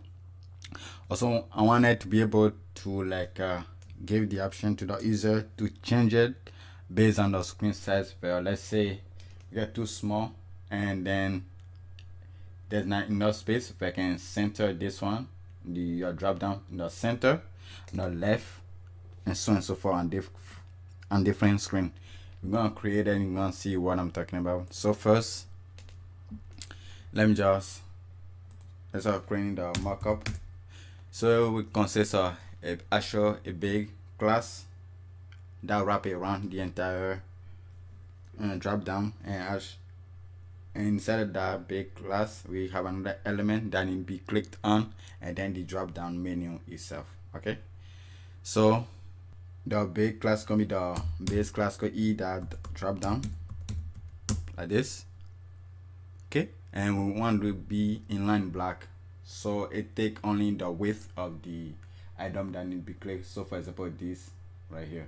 So I'm going to use the display utility class called d that in that block. Here we set it to be inline block, just like this. This is the main class right here. Inside of it, I'm going to use the avatar to create it. So I'm going to go back to the right here. I'm going to use the 30 one right here. Copy this one. Now you can use whatever you want to be clicked on. So this will be the element that needs to be clicked. So you're gonna have after the class here, put this one like this. So you see some space. A custom data attribute called data drop down targets, and this targets we correspond to the ID of the drop down menu. So when we click it, we're gonna find our drop down menu and open it up. So for example, I'm gonna put notifications. Okay, so make sure this one the requirement is the requirement needs, and then after this, then we're gonna create our menu. So I'm gonna have the class that drop down menu, and gonna have the ID that will correspond to this notification. Okay, make sure these are the same. Inside here, I'm gonna create a little kind of header like this one, something like this. For example, we'll take a look, something like this. So I'm going to use the utility classes to create it. I'm going to set the font size to be 16, font weight to be medium, and a padding to be 20 peso. And just put notification.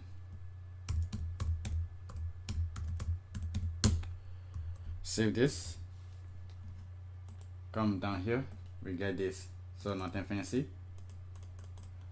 Okay, now we go back, we open up our component, sort of drop down the SCSS, and once again we copy these and we paste it right here. Our index, we bring it up, drop down, and inside our variable we name two variable for this one, custom variable, extract custom variable. That will be the width and the max heights. So the drop down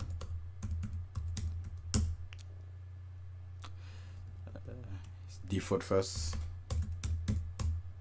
default drop down width be 22.5, so 225 pixel, and then we're gonna have for the max height. So here I just want to put mx heights and then be 35.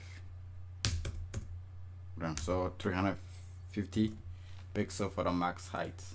Okay, now going back to our drop down here, we will start our styling.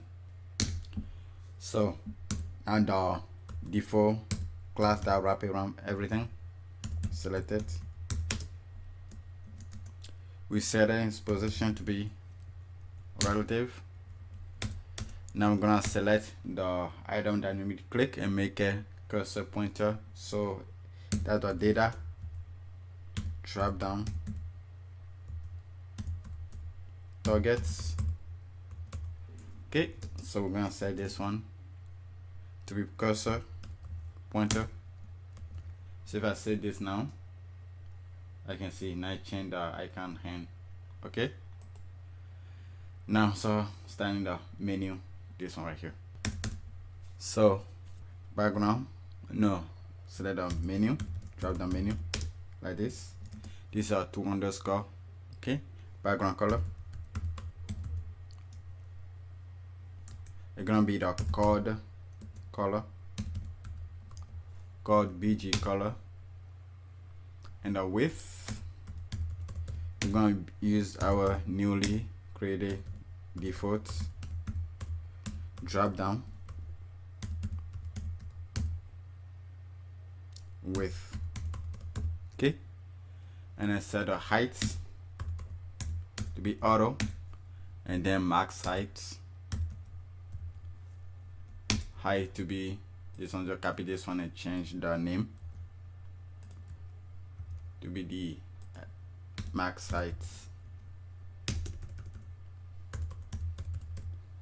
Okay, and set overflow, hidden on the X, and auto on the Y. Okay, set the border radius to be the default BRD or AD like this, and set position. I will say this first, so we take a look. So you get it right here. Now set the position to be absolute. That's why we set this one to relative. Save this. And you can see right here, I set a tab to be 120%, so you're not touching this one directly, so it creates some space. Save this now. See, it creates a little bit of space. If you following, you should see on your own screen, it's a little bit of space right here. I set it by default left to be 0. Okay, opacity. Now I will leave the opacity for now because we need to see it. So I'll transition to it at include transition, back shadow,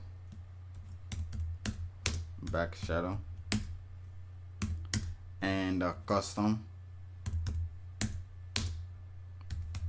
scroll bar for the overflow. Okay. Okay, like I said, I want it to be able to change its position. Let's say, for example, by default it's on the left, but let's say I want to put it in the center of the item or to the right. But this is to the right. Okay, so I want to create some classes for those. Okay,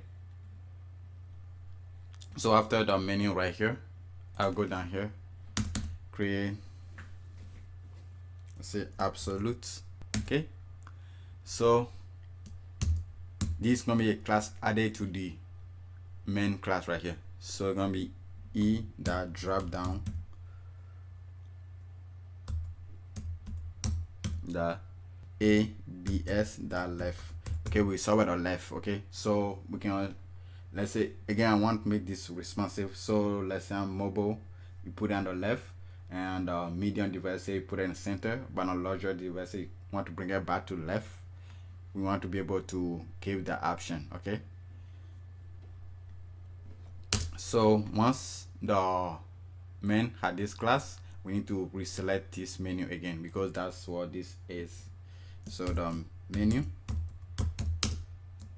so I will set the left to be 0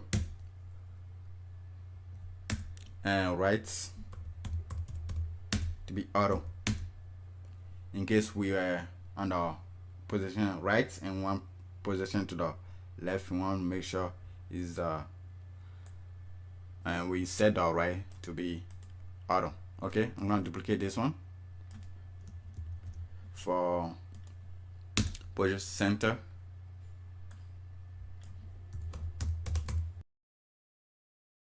And this will be left 50%. And transform. Translate X negative 50%. Okay. And then we're going to do one for the rights.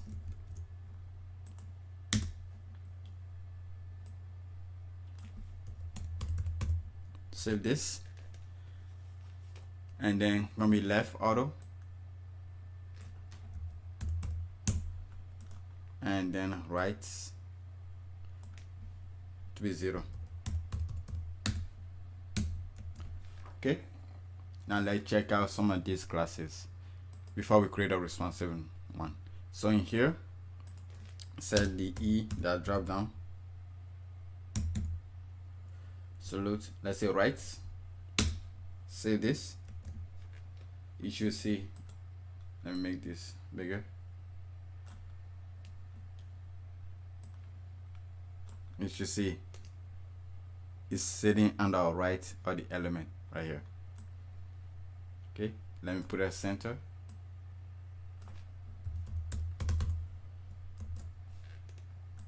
Now I see it's under in the center. Okay, now let's create a responsive version of them. So I'm going to loop through the container.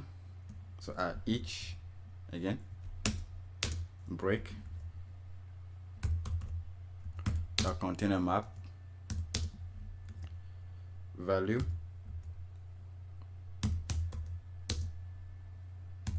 in container.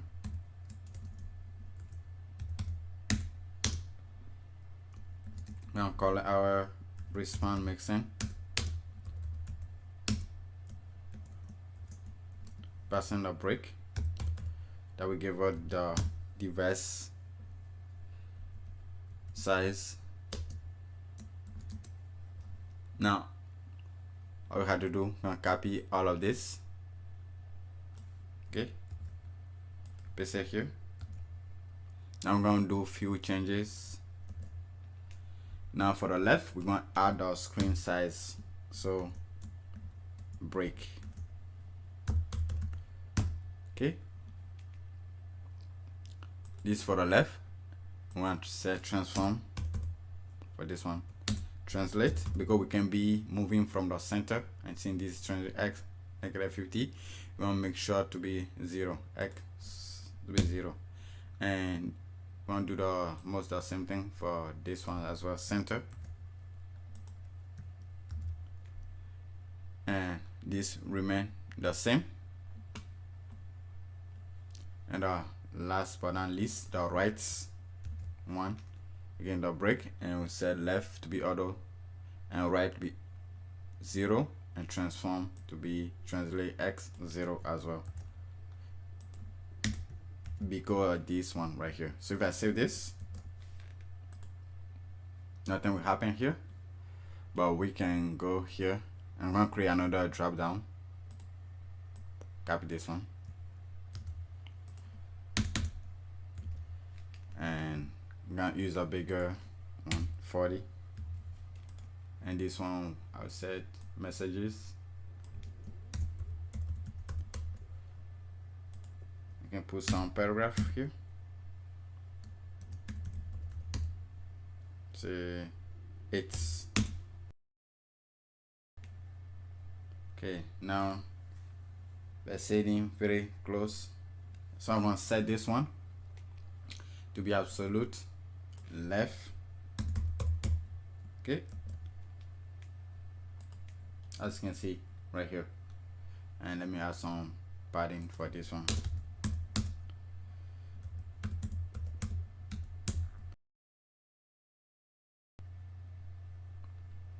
Okay, now let's say when I resize it, I want like one second, I want it to be on the left and small devices, but medium devices I want to be in the center, and on the large devices I want to be on the right. Okay, so how we're gonna do that?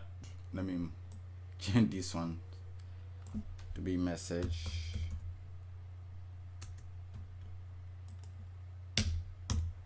and also this message,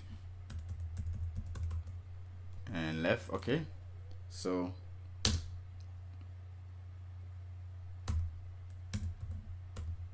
drop down,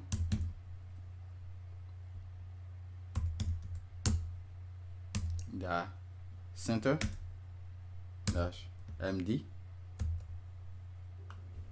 let's see, and then E, a drop down, the right, the LG. Make sure everything is fine. Oh, okay, there's a problem here that we didn't fix. Drop down. Okay, that's the reason we need to bring the breakpoints. So here, say the layout breakpoint. Okay, save this. Everything should be, yep, everything is fine now. So we added a drop down to the left, on the left by default, and a medium device we want to send it to, set it to the center, and a large devices we want to send it to the right. Okay, so let's see. Now we're on the left, and let's resizing window. Now see, we're on MD, it slide to the center. Let's see on LG, continue resizing. Again, now it's on the right, as you can see right here. Okay, now center, now on the left. Okay, now we don't want to show it like this all the time, so we need to hide it. So when we click, then it can show. So over here, set the opacity to be 0, visibility to be hidden. Okay,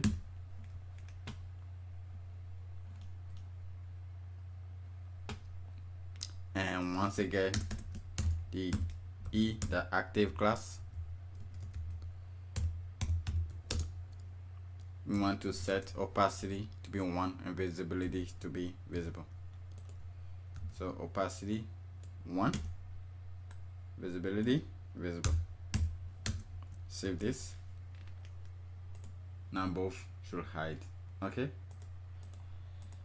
so that's it for the CSS for this drop down. Now we move to the JavaScript. Okay, so inside your JS folder right here, open up the main.js. It should be empty. Now go back to your pre-pros right here, your file, and open your JS folder and choose the main.js and choose the process automatically, create a source map, transpire web babel right here, and leave this one should be checked automatically, but make sure this one is checked. Okay, if not checked, make sure it's checked. Okay, and click process file. Okay, everything should be fine.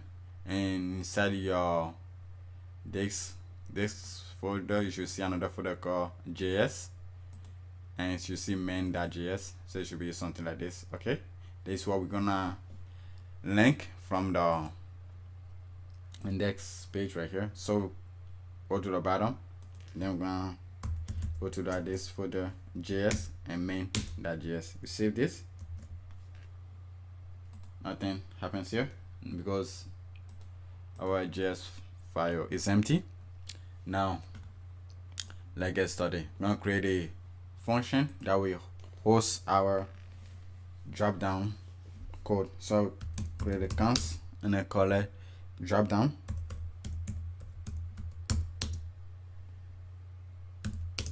The arrow function,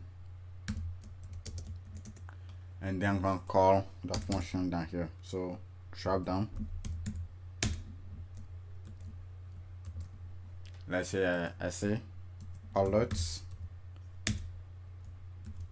hello. Issue alert. It should be working. Now we have hello. Now pre-pros take care everything for compiling everything. Okay. So create some variable for our drop down that will hold some our drop down variable. So I'm gonna create a constant again. Put underscore variable. I'm gonna be in an object where some property. The first one gonna be main that we're gonna hold the class of the string of the main class. So e that drop down. Okay. And the next gonna be the menu that we hold the string for the menu class. So e that drop down. Score menu. Okay, I spelled drop down incorrectly. Drop. And the next one will be the target that the data, the custom attribute data drop down dash targets. Okay, and then of course the active class. So it's gonna be e dot active. Okay, and down here I'll create another constant called drop down with capital D. This one we hold all the drop down on the page. Okay, so I'm going to turn an array, the bracket, the spread operator, and put documents, the query selector, all, then either string literal, template literal, and we're gonna select our all our drop down, and remember that's the name right here. Okay, the main. So I'm gonna be the $, the curly bracket, and add my variable name. So variables dot main. So you're gonna select this one and make sure you put a dot here because we're selecting the class. Okay, so let's see if I console log this one. So drop down, save this. Let me make this one a little bit smaller, and this because we're gonna be working with the console log.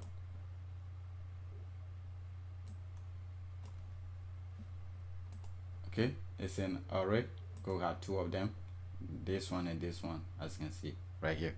Okay, now we want to add an event listener to our document. So when we click one, check what we click on, and want to make sure that we click on the drop down before we run our function. So we're gonna say documents that add event listener, add for a click plus an event. Then we're gonna grab our target, see what we click on. So constant targets. Okay, and we want right away to find this drop down. Okay, that will make sure we click on this drop down class. Okay, so I will say e the target. For example, let me just cancel that like this one. So I say cl targets. Okay, so what we click on, everywhere we e that target, we return what we click on. So I click here, let's say we click on the div, we click this one at the table data, we click this again, the span element, that's what we click this one in the image. Okay, but we want to grab the element that's wrapped around all these images, which is this e drop down. So once travel to the top, for example, when we click on image, we are actually right here, but we want to go all the way here. So we're going to select closest. Okay, and then gonna pass in the class or the ID of the element we're looking for, because the closest we travel up. Okay, so we're gonna use template label again. I'm gonna pass in to the same thing as this one. Okay,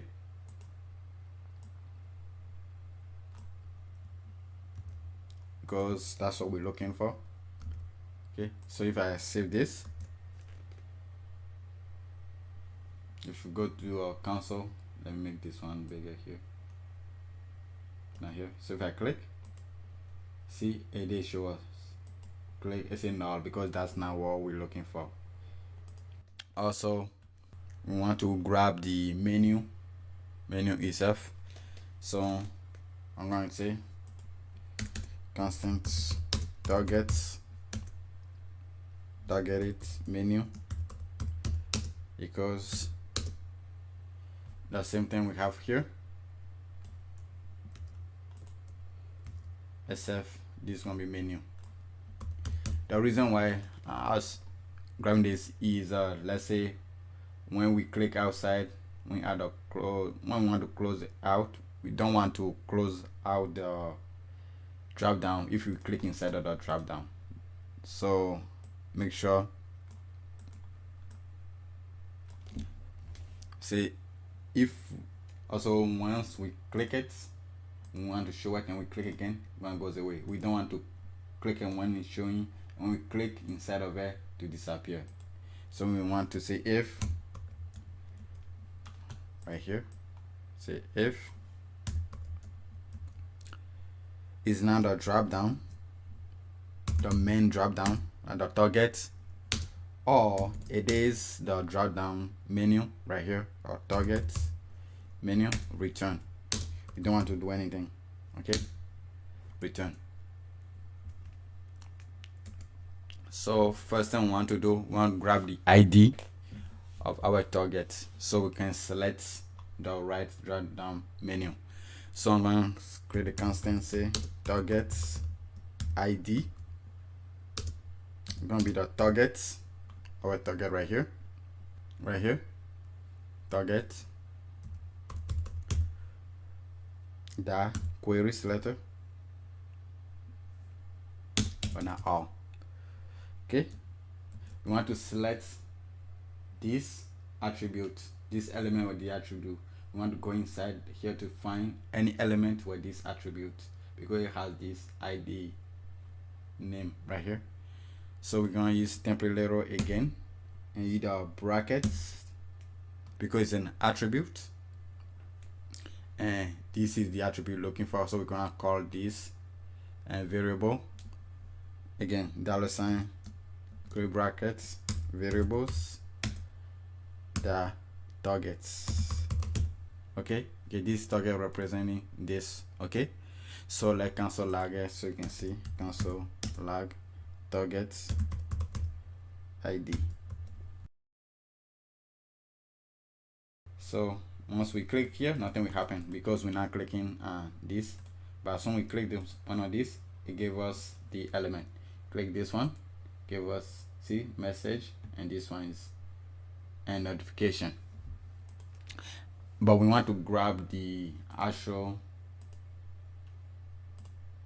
word, okay, actual value of the attribute. So we want to say get, after this one, get attribute, and then want to pass in the attributes, which is a variable that targets. Okay, so we save this again, so we click it, give a message, this, give a notification. Okay, so now we got the ID that we need to look for. Okay, now we want to grab the active, constant active menu. So this active menu correspond to the actual menu associated with this particular drop down. So it's gonna be documents, query selector,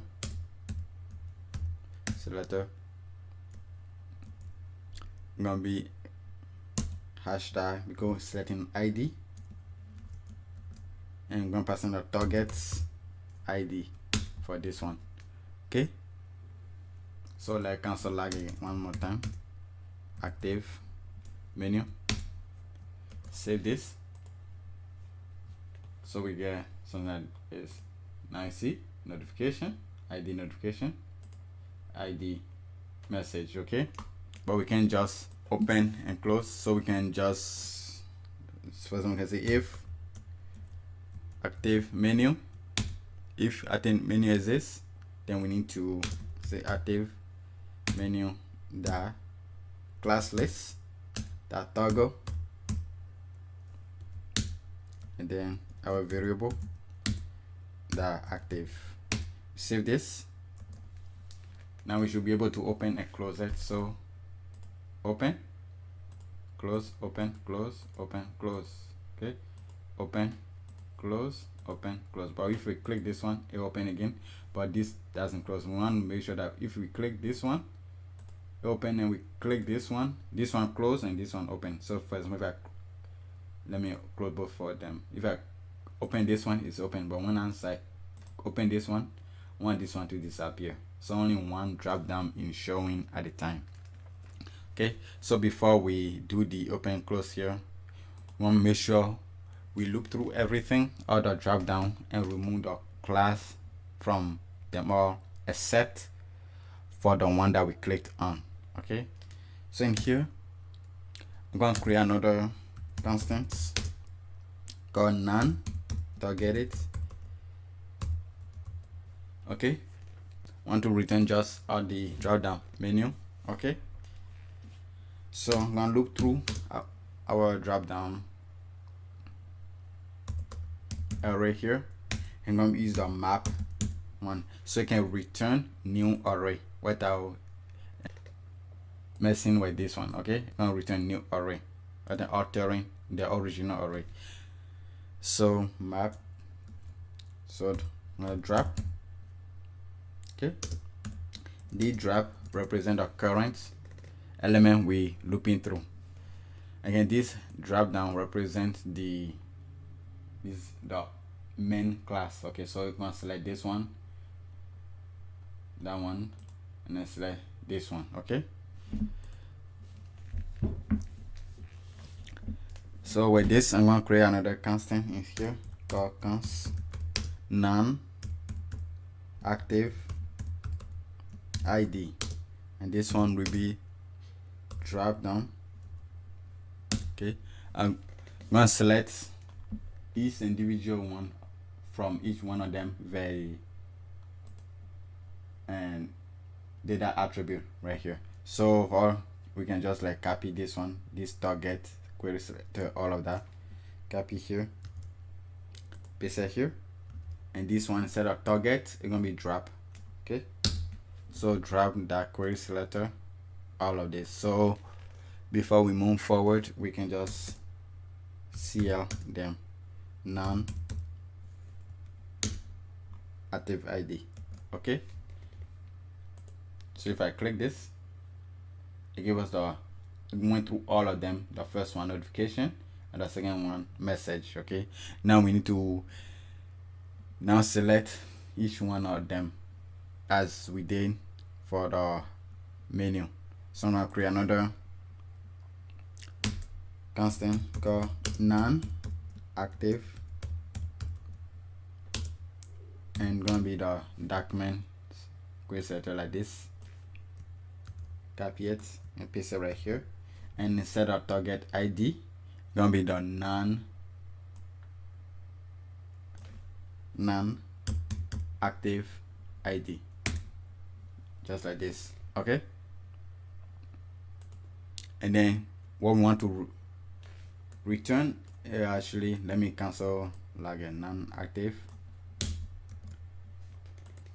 Okay, so if I click this, it gives us 2. Okay, now we have these 2. Okay, now we want to remove the class from all active class from all of them except the one that we actually clicked. Okay, and this menu item holds the one that we actually clicked. we want to remove from all of them except for this one. Okay, so we need to return an array holding these both, and we can filter out the one that we actually click. Okay, so for that we're going to return non-active. Okay, so if we cancel the log, this new non-target, we return a new array of this one. Okay, active or non-active. Okay, non-targeted. So if I save this, click, see we have array above menu, drop down menu. Okay, the first one notification and the second one message. Okay, now step 2, we need to filter out the one that is actually active. So we need to create another array that will hold only the one that shouldn't be active. Okay, so we're going to create another constant and call it filter except active. So we're going to filter everything except for the active one. So it's going to be the non-targeted, the filter, then we're going to pass our condition. So the targets, again, that's the current one we're going through. See the targets, if the targets is not the active menu, so this will filter everything except for the active menu. So let's cancel log it, cl filter except active. So we click it, everything array, and this one is the notification because that's the one that we didn't click on. The active one is a message. If I click the notification one, it gives us the message. So now in this case, the message, we need to remove the active class from a hide it because it is no longer active. Okay, so that's very simple. All we had to do is loop through it again, the filter, because an array filter the for each, I call it drop. Say drop again, class list that remove the active class. So variable the active, and save this. Now let's check it out. So click this, message is showing, click the notification, message is hidden, and only the notification is showing. If I click the message again, notification is hidden and the message is showing. If I click here, it doesn't hide, so I click here, it goes away as well. Let's say if we didn't include this one right here, the target menu, and we see why I choose that one. I made that one. I save this. Watch what happen. If I click this, it's showing, but if I click inside of it, it hide again because I'm still clicking inside of the drop down main class. Even though we click on the menu, it travel up. Okay, and that's what we're doing here. We're traveling up, so we don't want to do that here, so that's why we name this one also. So when we click inside of it, it won't go away. It won't go away. So it won't go away. Click this one, show, hide, show. Okay, so that's for the drop down. So let's go over it one more time.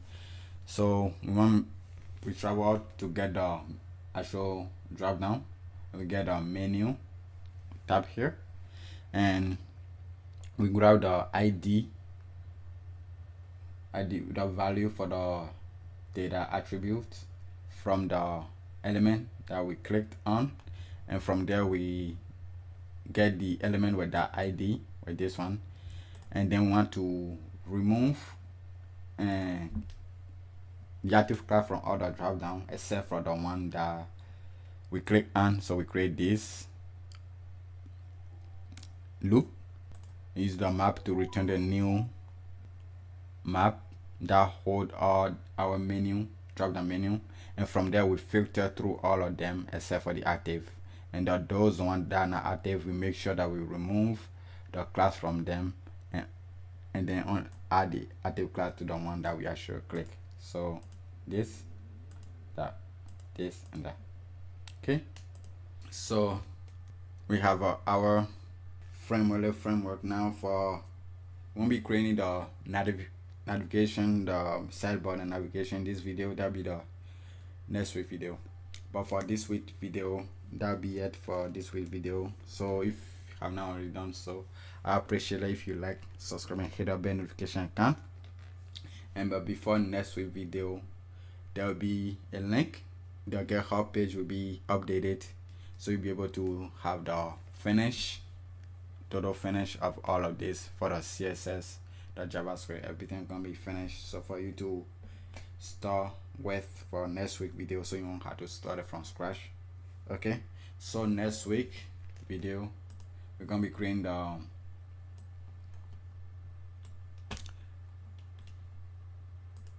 sidebar menu, the tab bar menu, and the dashboard, project management dashboard. All of this. Also, I'm gonna be integrating the short.js for all of this. Create the alerts component, our drop down here, the profile here. Okay, so that'll be it for this week video. Thank you for watching, and I hope you have a great one. Until next time, take care and bye.